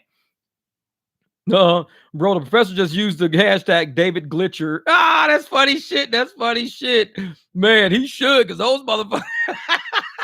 Instead of David Risher, David Glitcher. That's fucking hilarious. That's hilarious. Any man who calls a woman an asshole is a hero. That lady's an asshole. Yeah, exactly. Man, if Uber would simply just pay more and quit fuck effing hiring, perhaps give more long-time drivers some type of priority, someone one could dream. True. And I said that. It was somewhere I put, oh, what was I saying? Oh, I'm trying to think. I'm trying to think of where I was saying. I said it somewhere one day about experience. We need experienced drivers to have more seniority. And it can't be about tiers. It has to be about years, not about tiers. Because if you're doing it for so many years, you kind of know how the system works, how the economy works in your region, how to make life really work. Because if you can make life really work doing gig work and rideshare, that's much better off than somebody who's never did rideshare and don't know how to get this money. A lot of people get rideshare money and they're like check to check living. They'll sit there and they'll be upset. They'll be upset at how they're not getting enough to live this new lifestyle they heard about. It's not about a lifestyle you hear about because you see all these videos of people buying $2,000 a week, $2,500 a week. It's like they see this lifestyle on videos, but the experienced drivers know that's not that shit right there is glitz and glamour. That's to sell views. Reality, you need to stockpile your fucking money, save your money, start putting profits away, start driving for profits. Years will teach you that. Tears won't teach you that. Tears are going to have your ass broke. Years are going to tell you the day will come when you will break some shit on your fucking car. Do you have enough profits to cover that? Or are you just driving for the fuck of it? What are you really doing? And that's why more experienced drivers need seniority. And I don't mean experienced drivers as far as age goes, but it's years on the fucking road, like actual real-time years. Somebody that drove 5 years ago and drove for 3 years, I mean, they haven't driven today. Why haven't you driven today? If you drove today, then you'd say, hey, you know what? Shit's different. Yeah, very different. Very different. 6 hours in, ladies and gentlemen. That's the final hour, Jeff's longest live stream. The countdown has begun. Oh, 6 hours and 4 minutes. We're in. This is it. We're in the home stretch. Man. What David Glitcher and Dara the Gig wrote. Yeah, exactly. I see a lot of shitball cars in here in Vegas. No English. Shit, Rick's like, I see some shitball cars out here. Why is this guy Torp talking shit about you? What's his beef there? Oh, Mike Lewis, I have no idea what you're talking about. What's that guy Torp talking shit about you, Uber G? What's his beef? Who knows? Like I said, if I ain't heard it, I ain't heard it. That's how I roll. If I ain't heard it, I haven't heard it. But a lot of times, people, especially on YouTube, the way life works, well, I had to give me something to drink, man. I need this. I call it Torp talks BS about a lot of folks, from my understanding. Yeah, I believe Torp is a gig content creator who is pretty infamous for stirring shit. Torp seems like a crack. Torp is great. I don't know, man. Like I said, hey, some people, they go through shit. They go through shit. And I'm not saying he's going through nothing because I haven't seen nothing. I haven't heard nothing from him. I've been on my live stream enjoying my fucking time, having a good fucking time. That's what I've been doing. So whether or not somebody else or what somebody's saying to me, I have no idea. Like, somebody could be just bullshitting fucking with me to see if I'll say something about somebody. I don't fucking know. But I ain't got fucking gripes with Torp about nothing. If he's got gripes with me, then that's news to me. Right now, at this moment, that's news to me. And that's probably because of something that I have no control of. That could be it. But like I said, it's January the 4th, 11:46 p.m. sitting here. And I'm sitting here looking at this shit. And somebody say, hey, Torp's got a problem with you. I'm like, I'm on my live stream. How do I know that? Somebody could be fucking with me. I don't know. This is Jeff is growing too fast on YouTube and maybe people are jealous, but the drama sends more viewers this way. I'm going 7 hours tonight and making 140 on these days seems like a victory. Only drove 80 miles, so it's kind of hey, that's it. 80 miles, 140. Yeah. He's saying you've been talking down on people and shit. Uber counsels Tony List, and I don't take a single passenger. I don't know who I talk down on.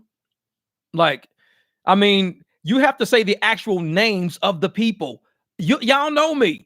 If somebody says I'm talking down on people, you have to say the actual names of the people because I don't bite my tongue for nobody. I'm not a generic person. I am very specific. So if I'm over here being specific and people have specific information on what I'm saying, say it. Say it. All you got to do is fucking say it. Exactly. Talking on an Uber and Lyft CEO. So for somebody to say, oh, he's talking down on people, that is a very generic statement. And I'm not saying Torp said it. I'm saying you're saying Torp said it. Because like I said, I'm on my live stream. So I don't even know what he's saying. But if somebody is saying he's talking down on people, like who? Like, I'm a very specific fucking person. I am not generic at all.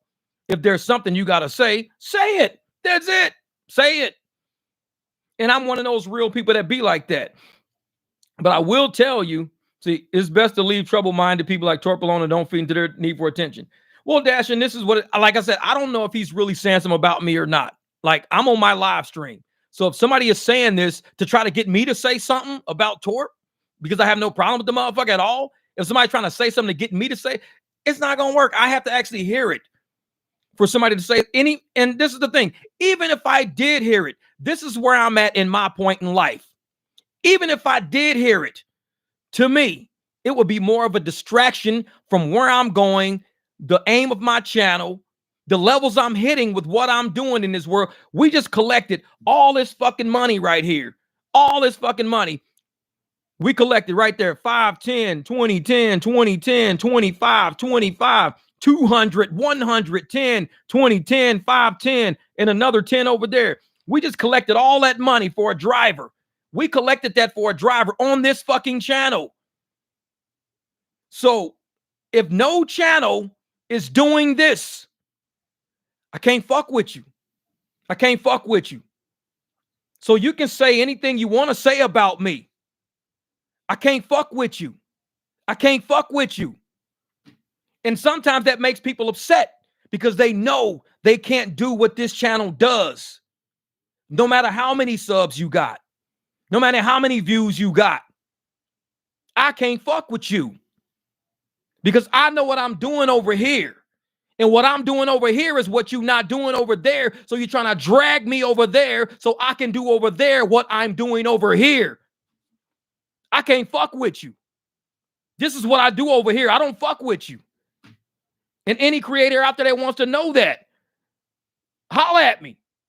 My motherfucking email is in my descriptions. You can email me straight up. If you got some shit to say on video, say the shit. But like I said, most people that see the level of views I get on this channel, most, not all, most, will try to say something to get me to put them on.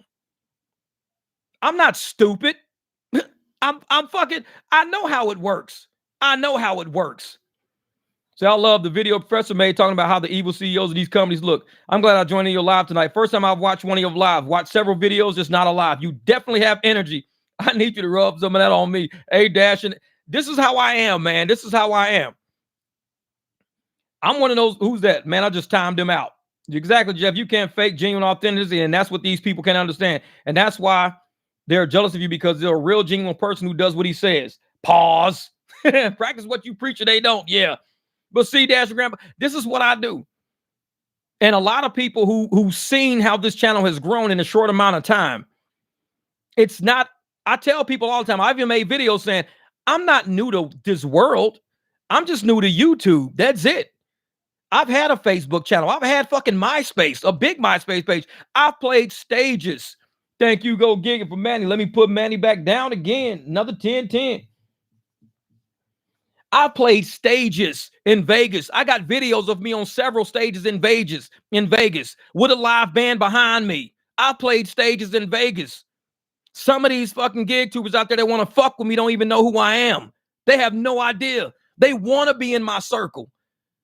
I'm at the Monte Carlo center stage, Green Valley Ranch center stage, Stratosphere center stage. I'm at Grape Street. It was a wine company. They invited us down to do a performance for them. So I'm at Grape Street performing for all the people at the wine tasting thing. Got a live band, my man Arrow next to me. Arrow still got albums out. He's still one of the resident musicians over at the Hard Rock Cafe in Vegas right now. All the musicians I fuck with played at all the big casinos. I worked at the big casinos. People say, Jeff, why are you on stage with all these major ass fucking musicians out in Vegas right now? Because I used to do music a long time ago. I'm not new to a fucking microphone. It's different. I'm speaking instead of rapping, instead of singing. It's different. But a lot of these fucking YouTubers, like I said, I can't fuck with them.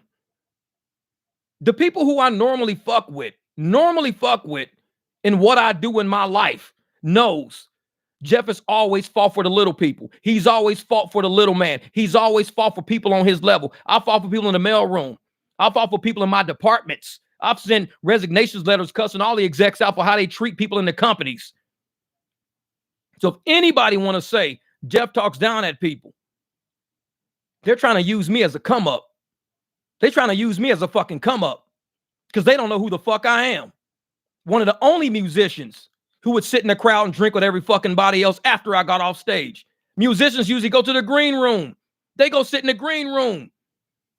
I'm sitting at the table with normal fucking people, hanging out with them and shit. And everybody's like, this dude was just on stage all fucking night. Now he's out in the crowd, hanging out with people, sitting at tables, kicking it with everybody, ordering, dancing and shit in the crowd. This motherfucker's from Canada down in Vegas, and we dancing together like, oh man, we ain't never like kicked it with like action musicians. Oh, we got it. We normal, average, everyday people, lady. I'm an accountant. You see me on stage doing this shit, I'm an accountant. I'm only a musician when I'm on stage. I'm going to go home, shower the fuck up. I got to go to work tomorrow. I'm an accountant. So when you see somebody sitting there trying to use me in an argument of anything said I'm putting people down, they clearly don't know who I am. Like I said, I don't got to chase clout. I'm one of the only gig tubers that's been in Sports Illustrated. I'm one of the only gig tubers that's been in Runner's World, Track and Field News. I'm one of the only gig runners that has ran against 2, 3. I've ran against 3 world champions. I ran against, 4. Carl Lewis, Calvin Smith. I raced against him down in Alabama. Maurice Green. I raced against him at KU, at the KU relays. He ran the 4x1. Him and I were both the last legs. And finally, Kevin Johnson and Michael Johnson. Those two, Kevin Little and Michael Johnson. So when I raced against Kevin Johnson, I was a freshman. Michael Johnson, my bad. Michael Johnson, a 200-meter dash runner. Michael Johnson. I raced against Michael Johnson, 1992, April the 28th. I was the fastest freshman in America at that time, Drake University. They invited me to be in the 200-meter dash invitational with Michael Johnson, Kevin Little, and it was a whole bunch of other guys there. I raced in that 200-meter dash. Oh, I didn't win. I was a freshman, but it was for experience. So I raced against the fastest man in the world in the 200-meter dash. All of us got our asses kicked, but just to know that I was fast enough to even be on the same track as that fucking man when that gun went off, that was cool with me. I was cool. Fastest 100 was 10.28, and I ran it injured. 10.28 with a fucked up hip.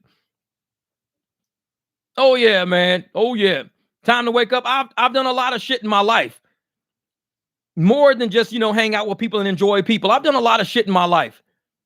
I was signed in Sports Illustrated. I can't tell you how many news articles I done had wrote about me in St. Louis and Kansas, Iowa, Nebraska. You can go around any country, any school that I ran at, that I got a championship. I am still in the brochures at Notre Dame. You go to Notre Dame, that's my name in there for 2 events. You go to University of Nebraska, that's my name. San Diego State, my name. Mizzou, my name. Drake, my name. Illinois State, my name. Indiana State, my name. All my names are in all those fucking brochures for history because I was a champion at all these schools. KU, Kansas University, that's my name there. Rice University down in Houston. I won the 100-meter dash while Carl Lewis was sitting on the fence, had a red Ferrari in the fucking parking lot. Carl Lewis was on the fence. He came to watch the race. I won the meeting of the minds. So I've done a lot of shit in my lifetime. I don't got to talk about it. I talk about rideshare shit. I talk about getting our fucking money. That's what I talk about. So when people want to sit around and try to use me in their live stream, whatever, they have no idea who the fuck I am. None, zero. And I keep it like that for a reason. Because I don't fuck with everybody. I don't fuck with everybody for a reason. Get your shit together. Get your own life together. Get your own channel. Get your own shit. Do whatever the fuck it is. But if you fuck with drivers, that's when I come for you. You can fuck with me all you want. Even when me and the professor was going back and forth with our shit, what did I say? I said, you can talk shit about me all you want, dog. Talk shit about me all you want.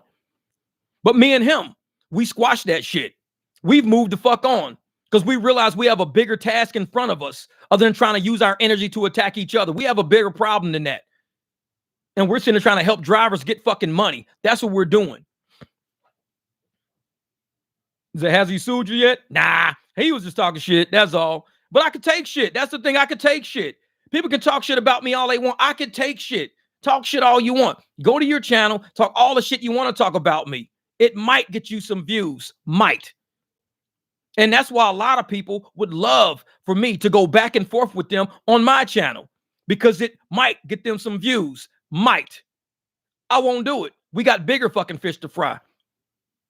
The professor is probably one of the biggest people I feel I've ever had to go against. And I say that shit with all respect. And it's that I know what he does for the community. He was one of the first channels I subbed when I even joined rideshare, even before the rideshare guy. Rideshare guy to me is a coalition. It's not, the rideshare professor is a man that stands on his own. I can respect that. He stands on his own. I can respect that. But when you have a channel like rideshare guy, that is a coalition. That's not one guy. That's a coalition. That's an entity that relies on each other. I stand on the professor because he's one motherfucker willing to take all the punches to put his credibility on the line on his own fucking channel. You have to respect that, whether you like him or not. You have to respect it. So he's one of the probably the only people I feel that with my level of energy of all the shit I've ever done in the world, all the shit I've ever done in the world, not just on YouTube, I'm new to YouTube, but all the shit I've ever done in the world, this is probably somebody who can sit next to me and I can probably say, you know what, you've probably done more than me. And it's not just on YouTube, but it's real world shit. Real world shit. Because you can go through anywhere in Vegas, anywhere in any college I've ever run at, this and that. Even you can go to my fucking high school, my name is still up there at the high school. And it's not about bragging. It's just telling y'all, this is who I am. And this is why I fight the way I fight, because I know all the battles I've ever fought, I've won. Every battle I fought, I've won.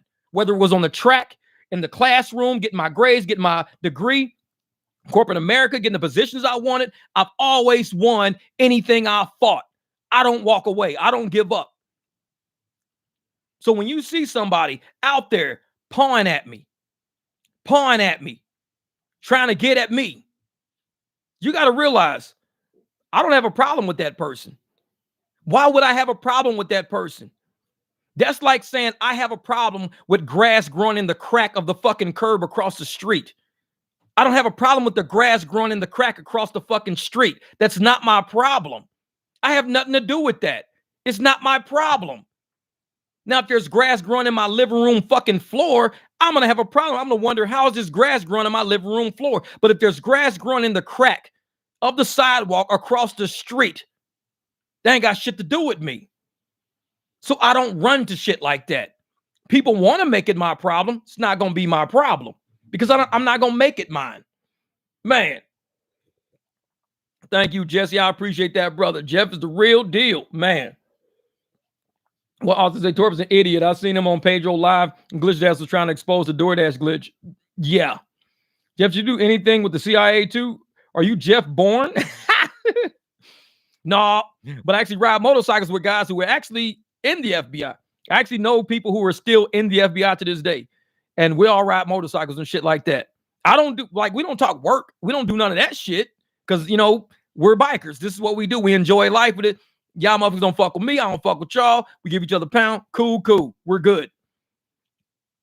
And it's like, I don't knock nobody for being a cop. I don't knock nobody for being, you know, intelligence. I'm not that way.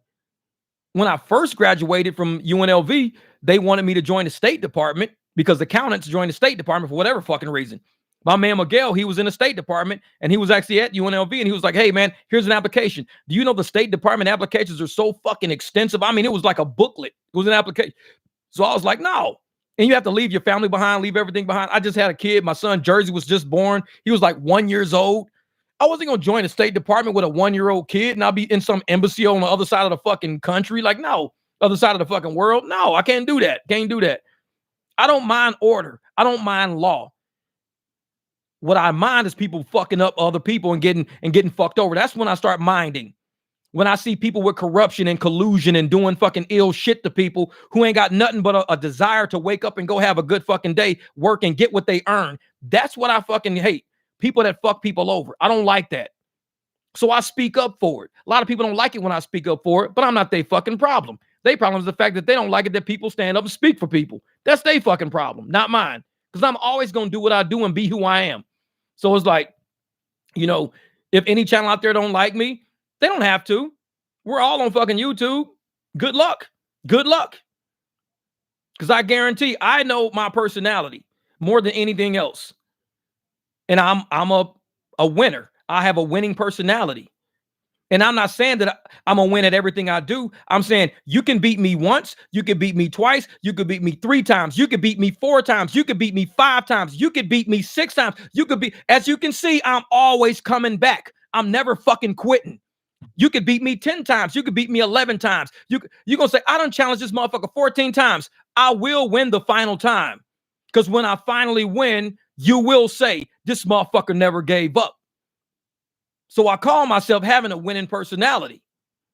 You could beat me as much as you want to. I'm going to find a way to win. Maybe not today. Maybe not tomorrow. Maybe not even the next day. But when I do fucking win, you're going to say, you beat somebody who was worthy of beating. You didn't beat somebody who was just lame. You beat somebody worthy of beating. You beat somebody who was a champion 4 times over you. And you came back when they had all the experience. They knew all your plays. They knew all your moves. And you beat them the 5th time after they knew all of that shit. Because I'm learning you as I'm beating you. I'm learning you as I'm challenging you every fucking time. I'm learning you because I'm going to beat you. I'm going to find your spot. I'm going to find your weakness.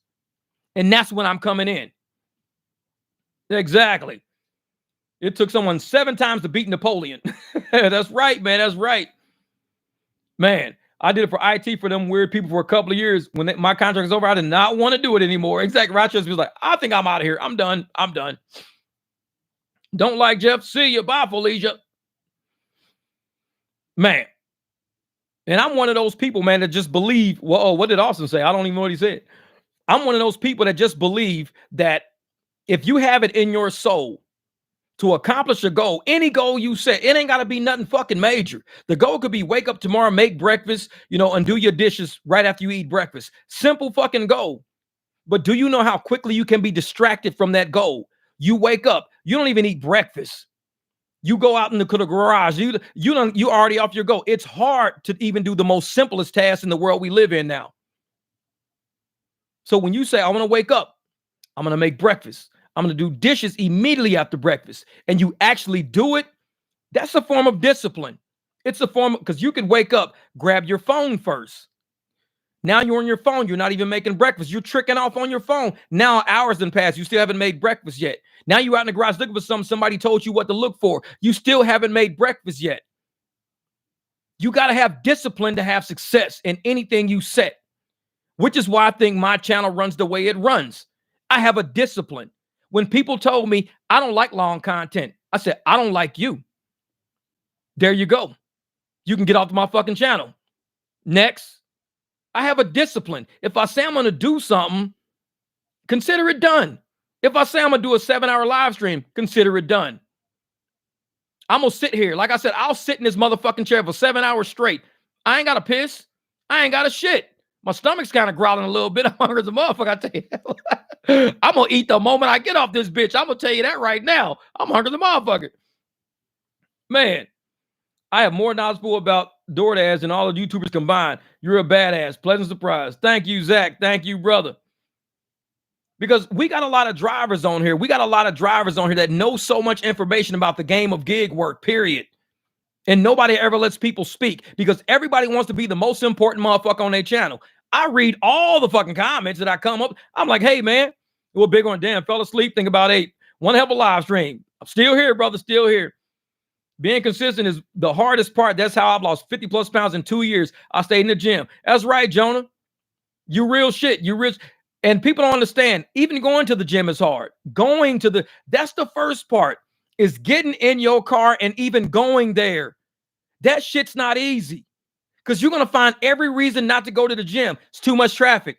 It's kind of cold out. I think it's raining. I'm not going to be able to find parking. I don't think I have enough gas. You're going to find every fucking reason you can find not to go to that gym. Every reason.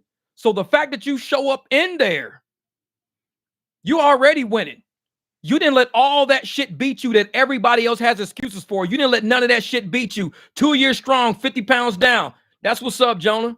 That's what's up. A lot of people don't have that in them. They don't have that in them. They will find an excuse quicker than they find anything else. Oh, man, I don't think I got enough gas in my car. I don't feel like stopping at the gas station, so I'm just going to go to the gym tomorrow.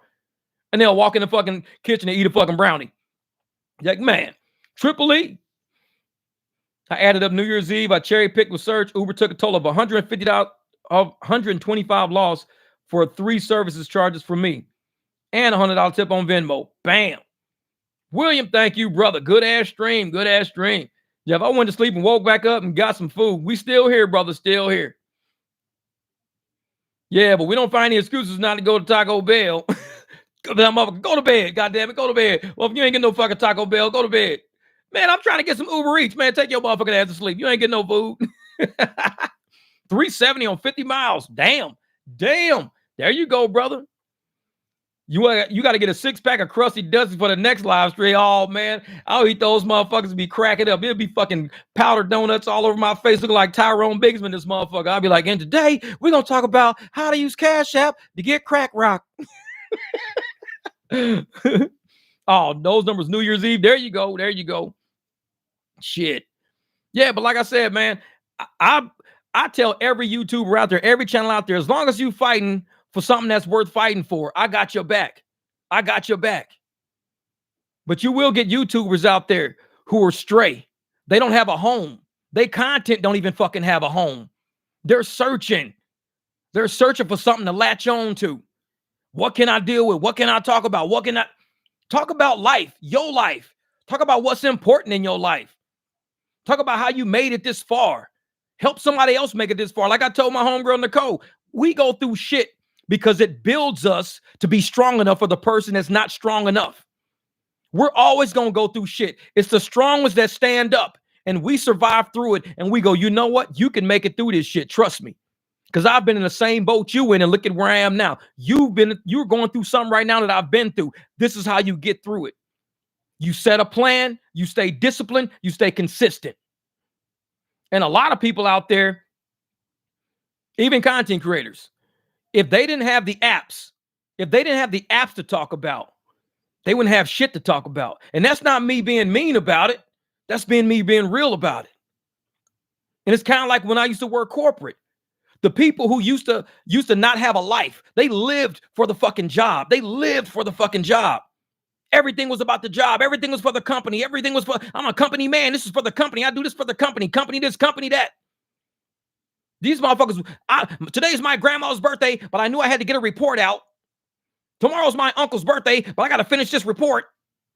I'm a company man, company. Sometimes that's all. They don't have a fucking life. So they embed themselves into their work. They embed themselves into what they feel is more important, is going to get them accolades. What's going to get me accolades is being a company man. I'm here at work today, every day, 10 hours. I stayed 2 hours overtime. No. And now you got people in gig working the same way. They sit up there, oh, well, I'm all about the app. I'm about the app. I do this for the app. What about your life? We work these apps to have a good life. I don't wake up every day saying, man, I cannot wait to drive 12 fucking hours. I wake up and say, man, how can I make as much money as I can in as much less time as I can so I can hang the fuck out and enjoy my life? I have a good life. I got a flat tire on my Cadillac right now. I saw when I put out the driveway this morning, but I got a good fucking life. I don't know. I think it's just cold weather made my tire go flat. I got to go out there and do something to that car. I got to go take that wheel off and see if there's a nail in it. But yeah, I quit doing daily content because it was so repetitive. There's enough of that out there already. If you don't have something original to talk about, just wait until you do. That's how I roll. I like that, Dads and Grandpa. I like that. That's probably the realest shit that somebody can say. If you don't have nothing original to talk about, just wait until you do. Patience. You don't got to keep talking about the same shit everybody's talking about. That's why when I see these YouTubers and podcasters talking about celebrities all the fucking time, I don't jump on the bandwagon. I see somebody 464,000 views, somebody else 911,000 views, somebody else 667,000. I'm like, oh shit, I can get on the view bandwagon and just talk about the same story they talking about. I can get on the view band. Why do I want to do that? Just so I can go copy somebody else's fucking content, put that shit on my fucking page. And all of a sudden, oh, look at all these views I'm getting now. I'm copying content. No. Stay original. If you ain't got shit to talk about, wait until you do. There's enough things on this planet, whether it's interactive, not interactive, fucking, consulting, therapeutic, problem solving, planning. There's enough shit to talk about on this planet to where you don't have to copy off somebody else's shit. There's enough shit to talk about. And if you can't find nothing to talk about, you ain't got none up here. You're busy looking on, whoa, what's going on in the news today? Ooh, this is going, let me hurry up and copy all this content. Fuck that. No. 11:11 on my end. Everyone in this chat, Jeff's words are powerful. Thank you, Jesse. I appreciate it, brother. I appreciate it, man. And Jesse, you know how I am, brother. Like I said, me and Jesse, we sat in the parking lot one night. We talked for a minute. We talked for a long time in the parking lot, just chatting and shit. And he knows that I'm one of those people that I believe, or I realize that I won't be here forever. No, none of us will. I mean, we work rideshare. We could die in the car tomorrow. We can die in our. So what do? We put out the best energy we can put and hope we can transcend that energy into other fucking people to use that same fight. I have no secrets. I tell people I have no secrets. You are what I am. I have no secrets. You are what I am. If you out there busting your motherfucking ass working hard, it's because that's what I am too. You are what I am. We all are the same thing. We transfer fucking energy all day, every day. I don't have no secret CEO to talk to. I talk to y'all. You are what I am. I am what you are. And when we relate to each other like that, we fight for each other like that. And it's not a lot of channels out there that got that in them.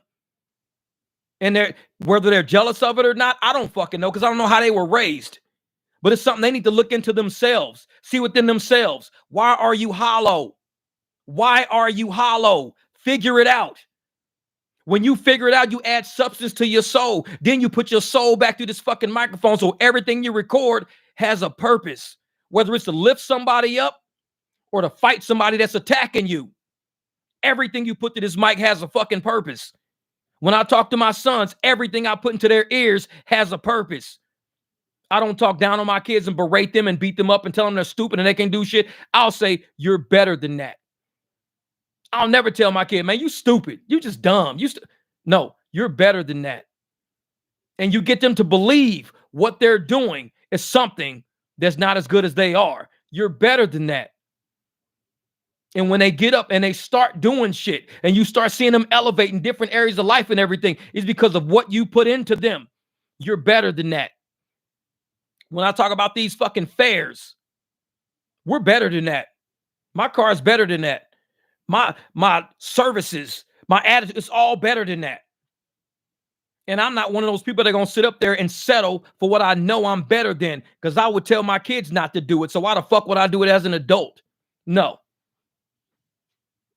If Roger had a Bible, you probably was going to end up in one of them pages. This is Jeffakins 1-1, motherfucker. Jeffakins. Like Money Talk. Heads up, drivers. College students are probably back in town this weekend. Go make that money. You know it. Short rides and surge, y'all. Short rides and surge. Cash App, Venmo, Zelle if you got to. Let motherfuckers know. If you need a ride to a far destination and you going through the app, you might not get picked up, lady. You might want to go through me. Here's my number. 114 in Texas. So you need a Buddy Love versus Reggie episode on Nutty Professor. I know it, man. I'm in Charleston. Cool. It's only 12:16 here. So I have literally talked from the 4th into the 5th. We started this shit in the afternoon of January the 4th. It is early morning on the 5th, and we still fucking rocking with it. Man, I appreciate y'all. And I think, and no knock, like I said, no knock to other channels. I know other channels like to do live streams and everybody wants to do podcasts. I tell you like this, if you keep your shit interesting enough, live enough, soulful enough to get people to come watch your shit, nobody can argue with anybody. There's live streams out there. I've seen people do 5, 6, and I'm sitting in them sometimes for an hour and a half while I'm making breakfast, just listening, got it playing in the background. Loving the energy, loving the vibe. And I see why they have 13,000 people viewing at the time they got them viewing.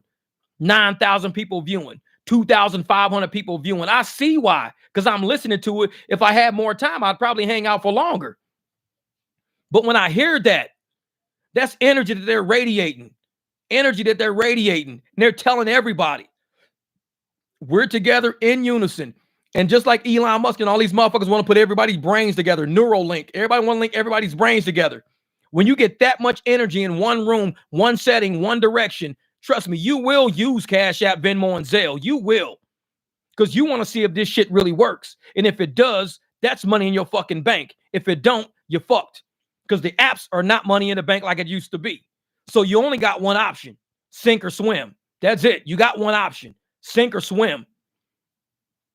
Hey, man, it's popcorn all over the place. I even said in my thing, man, get your popcorn ready. Damn, this is like Labor Day telethon instead of Jerry's kids. We were Jeff kids. I remember that shit, man. That shit, man. Jeff, great content and energy. Thank you, Aaron. Thank you, brother. Man. But see, and that's the thing, man. I'm just one of those people that really believe in the energy of people still. I still believe in the energy of people. I was corporate for a long time. I've seen the shitty side of humanity, chasing titles, chasing money, chasing fame of some sort, chasing clout. I've seen that side of fucking life. And it ain't worth shit. If it was, I'd still be there doing it. It's not worth shit. All the people I know that are out there cloud chasing for fame and this and that, if they never got it, they pissed off a whole lot of people on the way to try to get it, and now nobody's fucking with them now. They pissed off a whole lot of people chasing positions, backstabbing people, lying to motherfuckers, playing people like suckers, and now nobody likes them. And that's what I fear is going to happen to fucking Sergio. That's what I fear is going to happen because I've seen it happen in corporate too much of my life. Sergio used to be a good dude. I'll tell you real shit. He used to be a good dude. I even gave him props for helping with that California mileage shit. I gave him props for that because he stood up and he went to the government and he found out what was going on and he had the state of California kick these people out with what they owed them. When you see something is fucked up, you speak on it. When he saw something was fucked up, he spoke on it. What changed in him? Since the David Risher shit, what changed? I don't know what changed in him, but he no longer speaks up on shit that he sees with his own eyes. He shields it. And he says, well, it's not really what you guys think it is. He never said that about that mileage shit with that Prop 22 shit. Oh, you guys don't really, it's not really what you think it is. I don't know what changed, but people change just like these apps fucking change. Just like we all know the money's fucking change. We all know shit changes. You got to be alert enough to wake up to realize there's been a shift in the climate. If there's a shift in the climate, make sure you know what the temperature is of the room when you walk in that shit. Either you walk in with a coat or you walk in with shorts and a tank top. Know where you going. Check the temperature of the fucking room. Dash and Grandpa, you know what? Sounds like maybe he got bought out. You know who we're dealing with. We're dealing with Harry Campbell. That's who we're dealing with. Sergio was under Harry Campbell. So Sergio can't go off track with nothing that Harry, his boss, says. When you got a boss, you are not the boss. So when you're looking at somebody who acts like they're the boss, and you know they're only saying what the motherfucker above them is allowing them to say, that ain't boss level. That's not boss level. You're a mid-manager. You're Eminem, motherfucker, mid-manager. You're Eminem. Delivering profit. Thank you, brother. Nothing like a podcast from you, brother. While I make my first delivery from North Charleston to Columbia. Do that drive, brother. Do that drive. Get that money. Get that money. Sergio used to be a good dude. Well, Bruce Jenner used to be a manly man, too. Shit changes. You got to check the temperature. Shit changes. But I'm telling you, man, sometimes you got to sit back and you got to understand that there's shit going on behind the scenes. There's things going on behind the scenes. I tell motherfuckers like me, I have no secrets. If I don't drive that day, you know I don't. If a podcast, I tell you what's on my mind. I don't have a script running shit. But when you know you got to hide shit behind the scenes because you have an ulterior motive, we have to pretend that we're the voice for drivers. So sponsors think all these drivers are listening to us. And so more people come to us thinking we control all these drivers. And these drivers can fake out payday loans from them and shit like that. Like we control these drivers. And then you get a sense of a fucking reality walks in the room. Me. Don't take out no fucking payday loan. It's a bill. If you're already back on bills now, how's a payday loan gonna fucking help you? It's gonna set you back even further because you got to come up with that fucking money. Now the voice of reason is not good because I am counterproductive, counteractive to what they were setting up. Softball pitches, man. Softball pitches. And this shit's too easy to see. It's way too easy to see. Anybody can see this shit a mile away. You don't even have to work corporate to see half the shit that's going on. These are all softball pitches. Man. So Sergio has become so arrogant and he has so much hubris. He really thinks he's the god of rideshare. Nobody can tell him anything. Nobody can teach him anything. He's just a D-bag. He's a D-bag. Yeah, Jeff, you need a bobblehead. I'll buy one to put on my dashboard for advice on the road. Hit the head, dude. Use Cash App. Use Venmo. Bloop. Tell that pastor shut the fuck up. She don't like your music, fuck her. See, Sergio had admitted that Harry limited how he would speak to Richard weeks before he interviewed on live. That's my thing. And go gig it. I'm glad you said that. Because remember what I said about Professor, right? The Professor stands on his own. The Professor has always stood on his own 2 fucking feet. How can you not respect that? You don't see the Professor on panels. He don't have like guests all the fucking time trying to boost his shit. He don't have clout around him. The Professor stands on, you have to respect that and understand why I say that. Because this gig shit, this tubing shit, is not an easy game. All it takes is somebody to try to run the narrative of your channel, to fuck your channel, to do something else like that. This is not easy. You've seen Fresh and Fit fucking go down. You've seen, Pearly things go down. You've seen a lot of podcasters go the fuck down. This shit is not easy shit. But for him to stand on his own 2 feet on everything he said, everything he's done, and he's still standing, still growing, still influencing people to stand the fuck up and fight against these lying-ass corporations. You got to give him props where it is, whether or not you like him, whether or not you do.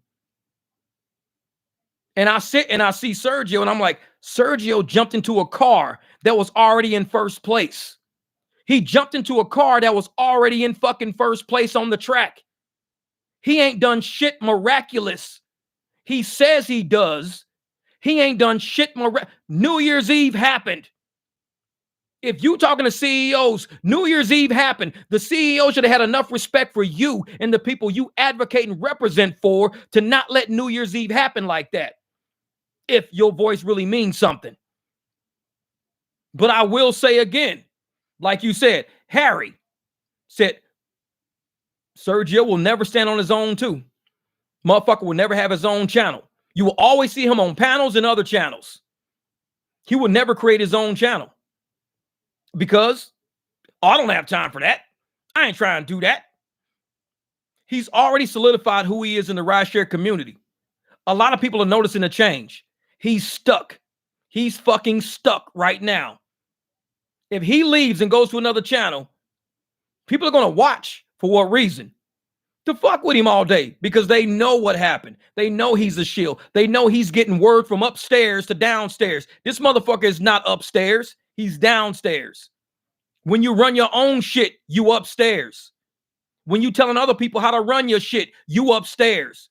When somebody's telling you what to fucking do, you ain't upstairs. You downstairs. So you can't tell me a motherfucker that's downstairs. I have my own channel. I'm upstairs. I'm not a big channel. I'm just upstairs. The Professor, he's upstairs. A lot of people are upstairs. I don't have sponsors. I'm upstairs. So I don't fuck with people that's downstairs. So if you ask me, hey man, you want to come get on this? No, I don't want to get on that channel because y'all not going to put me downstairs. When I first started rideshare, it was like, hey, let's talk to Uber Jeep AZ about the New Year's Eve stuff or the Super Bowl. So they pulled me in to talk about the Super Bowl one time. But I was instructed not to be how I am on my channel because their channel don't flow like mine. I was instructed not to be, and guess what? I got on his channel. I think I gained like 11 subs. I was on his channel. I went up 11 subs. The Professor put me on his channel. When the Professor put me on his channel, this motherfucker, I think I had 600 or 700 subs. I don't even know. He put me on his channel about those tips coming up stolen from that ASU student in my Jeep. I got about 400 subs off the fucking professor's channel within like a matter of a week. A matter of a fucking week. I got like 400 subs. The rideshare professor's channel gave me 400 subs in like a week. The rideshare guy, I got 11 subs. Because I don't fuck with them like that. Our energy don't even matter. Our energy don't match. The way we rock don't even fucking match. So when I tell people I don't really like to collab with live streamers or podcasters or YouTubers and shit like that, because I recognize energy. I have an 1111 tattoo on me. When you can see shit in energy, you using your third eye.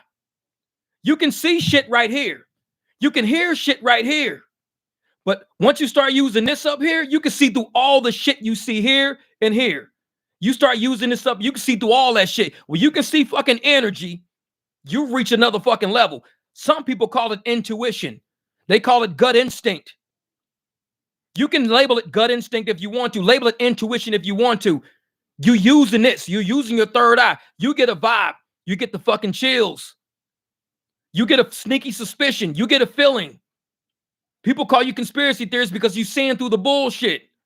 They try to label you so you don't keep using this up here. Oh, you're a conspiracy theorist. You're an anti-vax. They try to take away your ability to see through energy, to see through all the shit they trying to do, because you can see their emotions, their mannerisms. You can see everything about them, and you like, hey, full of shit. They full of shit. And when you become that way, you're reaching a level of power within yourself, within this universe, that no college can fucking teach you. College don't teach you about energy. College teaches you about staying in line, submission. Like when you want to go somewhere, you got to submit things. It teaches you submission. But the world, life is going to teach you about energy and how to navigate these motherfuckers and how to see shit that ain't even shown. See what's not shown. Look right through these motherfuckers and be like, I see what you're doing. I see what you're doing.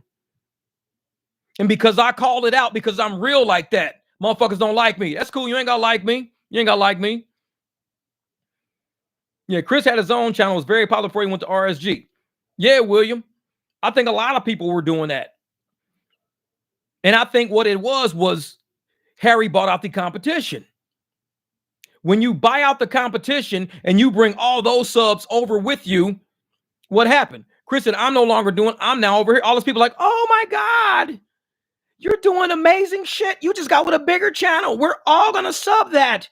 So all those subs move over there with that. So it's not like you're involving new people and great people. You're just combining channels. You put Chris's page with Harry's page. That's it. You moved Chris's subs over to Harry's subs. That's it. It wasn't like all these new subs came out of fucking thin air. Most of them were probably already subbed to both anyways. All you did was combine energy, which ain't a fucking problem. Combining energy is not a problem. Trust me, it's not. It's a good thing. Because sometimes you got to keep all your fucking snakes in one basket. Having them in too many fucking baskets, you got to fight a lot of fires. So to move everything to one fucking channel was a lot better for the rideshare community than what people really think it was. Keep all that shit in one place. Gather all that shit, put it all in one fucking place. You ain't got to put a lot of fucking fires all over the place. And they know me. I'm Fire Marshal Bill. Let me show you something.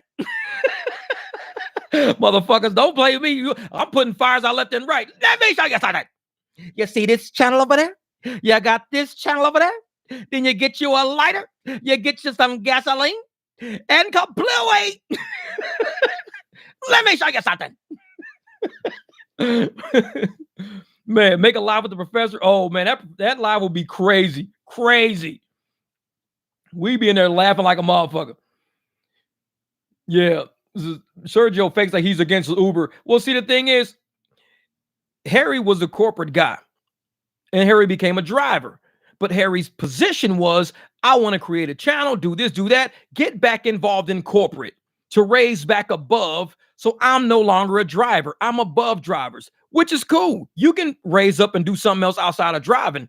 But once you start saying you're above the same fucking people that you claim you're advocating for, you don't feel them, people. You don't feel them no more. You don't feel them.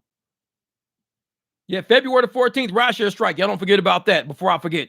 February 14th, rideshare strike. But that's the thing, man. A lot of people out there don't understand that if you don't have energy for what you're doing, a passion for what you're doing, if your passion is to be corporate, your passion is to climb up that corporate ladder, hobnob with motherfucking elites, your passion can't be to protect these motherfuckers down there getting played by them up there. It can't be. It can't be. So your passion has to be exactly. Bro, I dropped off some of the airport. The reason I subbed is because there's literally no good gig channel. They're all trash. I've seen them all. You brought humility back to me. Thanks, Zach. Thanks, Zach. Appreciate that, brother. Because we real drivers out here, man. We real drivers out here. And I'm proud of who I am and proud of how we stand. And I walk around with driver across my shirt when I go places to let people know I'm a fucking driver. Let's do this. If we're going to do it, let's do it. I'm not an Uber driver. I'm not a Lyft driver. I'm a driver. If you use Lyft, you might get me. If you use Uber, you might get me. If you hit me up, you definitely gonna get me. I'm a driver. And that's the soul that I want to put back into fucking people. Don't get lost in this shit. Don't get lost in $3 rides, $2.62 fucking rides. Fuck that. Let all these high AR people who don't realize what life is really about waste their time and energy, wrecking their cars and shit, smashing shit up, not even getting their car fixed on insurance. Let them fuck with these cheap ass rides. And when it comes time to fucking pay for it, they ain't got no profit to show for it. Well, I only got $119 to my name. What happened? High AR driving got me again. Exactly. Man, they wanted an airport ride, but they lowballed at 44 cents a mile at 5 a.m. at International Airport. What? I rejected it. I went elsewhere, hung out till I got a real offer. Wild scams. Yeah, man, forget that shit. Sergio says, we were trying to be a bridge between drivers in the service. Sir, what are you doing outside of California Prop 22? Nothing, sir. Show me if you're doing something different. Exactly. And it ain't no bridge. It ain't no bridge.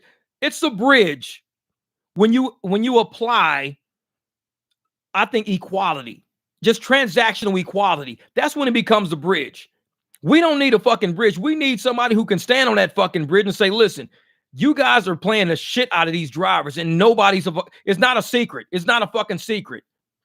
What can I make on a video to show that you motherfuckers got plans to do something better for them? Are you going to start doing better for something? Nothing. It ain't never about the drivers. It's always about us submitting more to them. Are we going to do private rides? Oh, man, you better submit to Uber and Lyft. Where am I at? You better submit to Uber and Lyft. Massa don't like that. You don't have commercial insurance. You better submit. But what if they wreck my car and they don't want to cover my claim like they do everybody else and tell people go use their private insurance to cover the claim, yet they were driving for Lyft? I don't know nothing about that. So I knows nothing about that. But I just knows you better start doing Ubers and Lyfts because no commercial insurance. Massa gonna be happy. He not gonna be happy about that. It's like, okay. So I'm like, if you're going to sit there and advocate for somebody, advocate by telling the truth first. Get the truth out. Uber fucks people with insurance. Lyft fucks people with insurance. Have everybody who's been fucked by these companies present their stories and blast that shit all over your channel. Won't do it. You really think Harry's going to be like, yeah, that's a great idea. No, won't do it. Because Harry, they're going to hit Harry. What the fuck is Sergio doing, bro? We just saw a video of this motherfucker talking about the insurance, all the people who got fucked on insurance driving for us. Bro, we're going to have attorneys up our ass in a minute. Tell them take that shit down.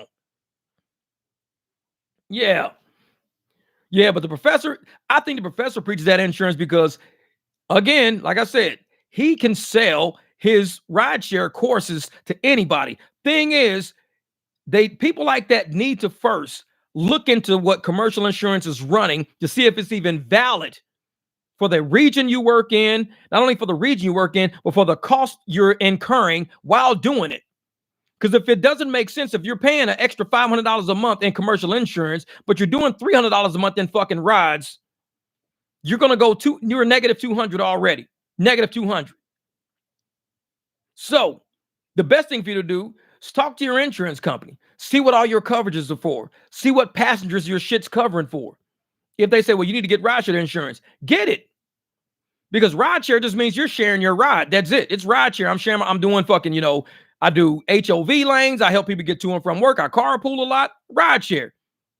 Now they talk about, well, in order to do rideshare, you have to work for a rideshare company. No, because they have their own commercial fucking insurance at rideshare. They all got their own commercial that should cover in the event of an accident. And the fact that it doesn't, and they tell you, go back to your insurance carrier to get this shit covered. That's where the fucking game is. That's what I say. Get you a good attorney. Get you a good attorney. Because these motherfuckers think they slick. Get you a good attorney. Man. Like every average driver just had extra thousands of dollars a month sitting around. Exactly. And a lot of people, they want to sit around and, especially these channels, they want to sit around and act like drivers are being paid $60, $70, $80 an hour. $60, $70, $80 an hour. And I'm like, they're only getting $19 an hour. How can you afford commercial insurance on $19 an hour?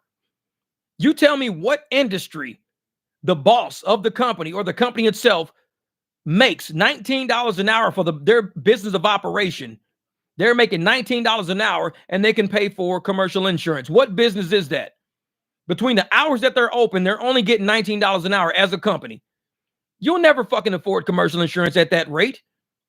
And that might be a play that the fucking apps are doing. Well, if we pay people too much, they're going to get commercial insurance. To get commercial insurance, they're going to cut us out. Well, we even got rideshare insurance, and our rideshare insurance won't pay for half the shit that happens because you motherfuckers won't cover what's going on the app. Man. As they say in John Wick, real shit gets done under the table. Real shit. I got rideshare insurance. It costs $100 extra. Should only be $20-something a month. That's it. Rideshare insurance. That's it. That one guy's in here. Who's that one guy? That one guy. I was trying to delete my own message. Sorry, time. I was trying to delete my own messages. It was probably the same idiots take a $7 spark offers that was going to take an hour at bro. Yeah, exactly. Hey, everybody. We did it. We hit the 7-hour mark. Just wanted to say thank you for all your participation and loyalty to the channel. All the donations today from Manny. You guys all rock. We're at 659. Let's total up this money. There's your money right there. Let's total it up. All right, so we're going to go 5 and 10 makes 15. That's 35. Then we skip over the 10 because that Venmo is something else. So that's 35. Go over to here. That's 55, 65, 85, 90, 110, 115.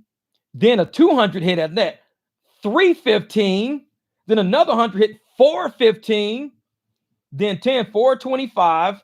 Then 445 with that 20. Then that 10 is 455. That 5 makes it 460. At that 10, 470. At that 10, 480, 490. Wait, plus the $10 in Venmo because I didn't add the 10 in Venmo. So this is $500. $500. That's what's up. So Manny, $500 for Manny right here. All that right there. That's $500 right there.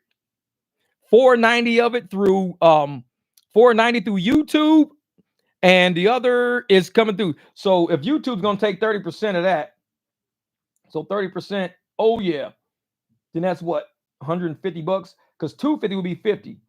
So 150 is YouTube fees. Yeah, so YouTube takes 30%.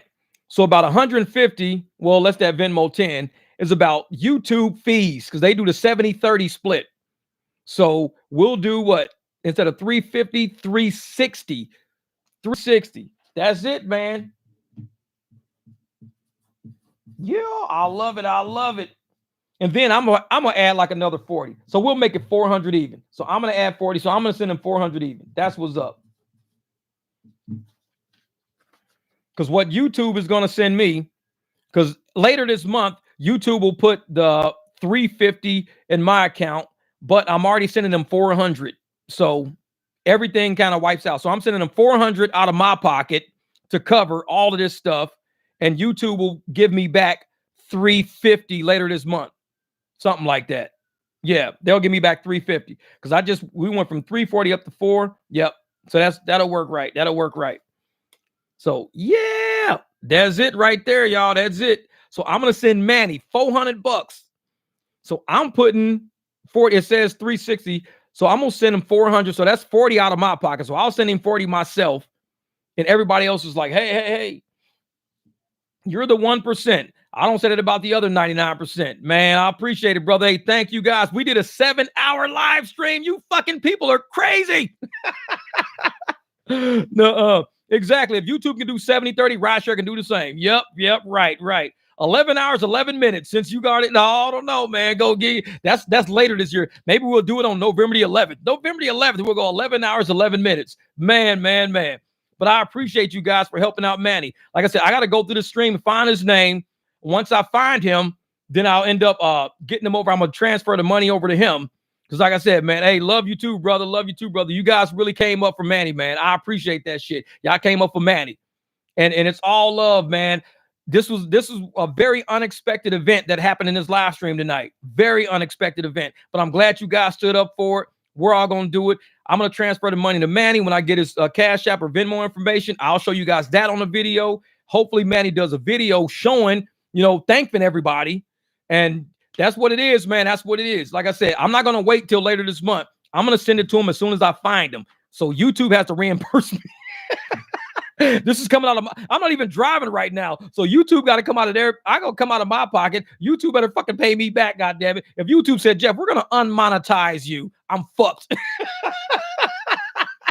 YouTube gonna unmonetize me on the 20th. Money's gonna come through on the 21st. They're gonna unmonetize me on the 20th. We're not gonna monetize you, Jeff. Actually, how about fuck you? So what? So I just gave Manny $400. You raggedy motherfuckers.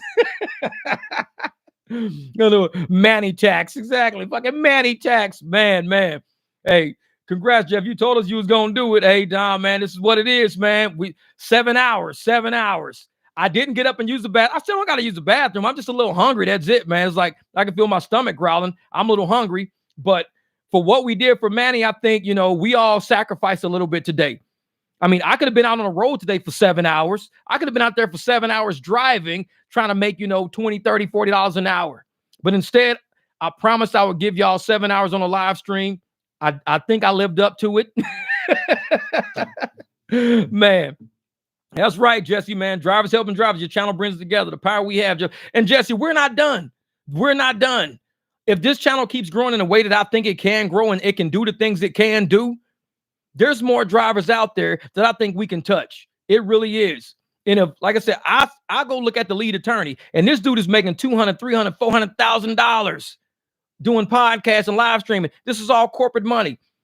I'm 50 years old. There's no fucking reason for me as an individual to sit on $400,000, $500,000, $600,000 like every year for my life, when it's people out there that can use good chunks of that and say, hey, you know what, man? I'm in a rental car. I just need a break. That's it. I just need a fucking break. If YouTube is willing to help me build this channel, YouTube's willing to do what they're going to do for me, and we start getting this shit going, this is what we do it for. We do it for the drivers. If the apps won't pay us, corporate apps won't pay us, we get corporate YouTube to pay us. We get Google, we get AdSense to pay us. And now we can go out and help fucking people who are still driving, who don't want to be in no fucking rental car because it's eating up all their fucking profits. We can buy them a car. We can buy them some tacos. No, I'm just kidding. Great stream. Time to wake up. Thank you, brother. Thank you. Always a pleasure. Everyone, thank you for making this, man, shit more bearable. Yeah, because this was long, man. Over 7 hours. This shit was crazy. It was crazy. But I appreciate y'all, man. Greg says, like me. Just kidding. Oh, brother, trust me. If this channel can do what we think it can do, I'm looking at all these fucking YouTubers, man. I'm seeing some of these podcasters, these motherfuckers out there buying like 2024 BMWs. And then the next week, they still got that car. They'll go buy a 2023 Lambo in the next garage. Then the next week, they go buy another 2024 Mercedes. And it's like, is YouTube paying them that much money to where they can go buy 3 fucking luxury cars in the same week? That's ridiculous. If YouTube is paying that much, and I got all these motherfucking drivers out there, I'm like, dude, Uber and Lyft gonna have their hands fucking full. Because we ain't gonna have a single motherfucker renting out there at this rate. We gonna have a single, people say, man, I had a rental car. Man, fuck them rental cars. Shit. I'm gonna fly Logan out. Logan, look, do you have the longest live streams on YouTube? I don't know, man. I don't even know. Who knows? I think it's the longest live streams of me talking. I don't have nobody else talking with me. I don't have no articles going. I just go right off the cuff. I don't have no script. I don't have shit I'm going for. I could be one of the longest live streamers doing that. But other than that, I don't, man. See, I'm just happy to pay my electrical bill. See, that's what I'm saying, Dash Grandpa. Man, dude, we can have so much if YouTube just sits up there and says, I'm going to sit out here and we're going to pay this YouTuber, pay this podcast, do all this shit. He's got a good group of people who just getting a bad fucking break in life right now. A good group of people getting a bad break. Why couldn't we all have a break? Let Google fucking cover this shit. I just sit here and I chat. They run all the ads. If shit gets to where it's got to be, we'll figure it out. I might have to turn this shit into an LLC so I can give charitable donations to fucking people so it don't just tax me for it. I got to get it, like you said, a 501c3. I got to do a 501, call it the barbecue church. They're going to be like, this motherfucker cuss more than anybody else about a church. I might have to start a 501c3 so that shit don't tax me for all this shit. But it's like, man, just to be out here and be willing to help somebody out. It changes the psyche in their head to say there's a world of fucking people out there that care about me. It's a world of people that I don't even really know, and they care enough about me.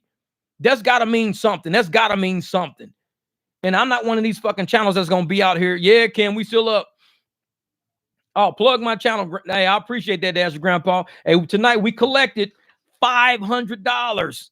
Well, $540 with my 40. And then YouTube is taking away 150 off the top. They don't even give a, they're taking 150 off the top. But we collected $540 for a driver tonight. And we got to find Manny. And we got to make sure we take care of this man. I want to make sure I get these videos to you. And like I said, for anybody out there who knows that, you know, I'm legit with my shit, I screen record every fucking thing. I have a problem. If we can't find Manny today or tomorrow, isn't it? Then I'm not going to shoot till I find him. But I got his channel up top. I'm going to go find this motherfucker. Megan, I got your phone number. Oh, Megan, she already did. Oh, you're good. You're good, Megan. You're good. But man, I appreciate y'all. I really appreciate y'all for rocking with 7 hours. 7 hours, no bathroom break. And I was nervous. I was like, I'm going to have to use the bathroom at some fucking point. Nope, I didn't. But you know what's really funny? Wait till you motherfuckers one day realize that me sitting here is really CGI. I don't even live here. I'm not even here right now. This is CGI. Y'all really think I'm sitting here? Motherfucker, you could throw a goddamn cup straight through me. I'm not even here. This is all CGI. One day I'm gonna be like, we really thought he was sitting there. Dude, this is CGI. This is all AI. What I do is I type into YouTube, podcast me, and this is a little button you hit, and I add all the custom cuss words, and I say crusty dusty, I say motherfucker, I say all that shit. I type all the words I want to type. This is CGI. This ain't even me. You motherfuckers got tricked. No, I'm just kidding. I'm fucking with you. Y'all wow. Y'all wow. But no, man. Yeah, we still live, man. Hey, I'm telling you, Kim, these motherfuckers be like, we sat and watched the CGI for 7 hours. That motherfucker ain't CGI. His broke ass can't afford fuck CGI. He can't afford CT. You can't afford shit. How you gonna pay for CGI, motherfucker? You can't even afford the letter C. Man. All right, Endorphin, man. Hey, I'm gonna get off this thing. CGI don't have that much personality. Grandpa said that shit. CGI be like, ha, ha, ha. That was funny, Dashing Grandpa. Motherfucker be stuttering. That was funny, Dashing Grandpa. Ha, ha, ha.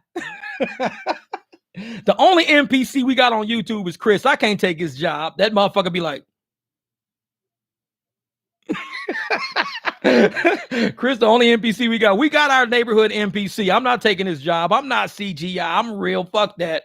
Man, good night, y'all. Hey, I appreciate that. Time to wake up. Hey, Megan, thank you. Everybody that super chatted. William, man, all you guys, man. Like I said, all the super chats can be seen in the live stream because you can click on them and play them all. But I like to find out a way if I can get them all, like everybody's name screenshot in one thing so I can make the next video show all the people that donated to Manny to help him get this shit off the ground. Man, hey, man, I love y'all, man. I love y'all. Y'all motherfuckers rock with me for 7 hours. Rock with me for 7 hours. Some people took a nap, came back. Welcome. Man, but I appreciate thank y'all for everything, man. Hopefully this stream, this is crazy. 7 hours. I don't even think this shit will log into my fucking account. That might just drop out of my account. Fuck that. Scott Berry, hey, man, appreciate y'all. Much love, man. Enjoy the Dasher Grandpa. Thank you for everything, for coming in, Dasher Grandpa. Thank you for coming into the chat and hanging with us. I'm telling you. I'm going to have to get on one of your lives and crack up with y'all, man. All right, Merle. Good night, brother. Good night. Much love, Greg. We got you, man. Hey, what time to wake up? Say, Jeff, you are the unofficial king of the gig community. I don't know about it. I'm the fucking pawpaw. I don't even know if I'm a prince or I'm a pawpaw. Give it away now. So I'm gonna rewind and watch it again. Hey man, we had fun. But hey, much love, much love. All right, Dom. Hey, y'all gonna be out there getting it in. I'm about to go in there and eat me some motherfucking Salisbury steaks and rice. I made that shit last night. I'm finna eat it tonight. All right, y'all. Peace. Much love, much love. And thanks again for all the donations. We're gonna find Manny. Let's go get Manny.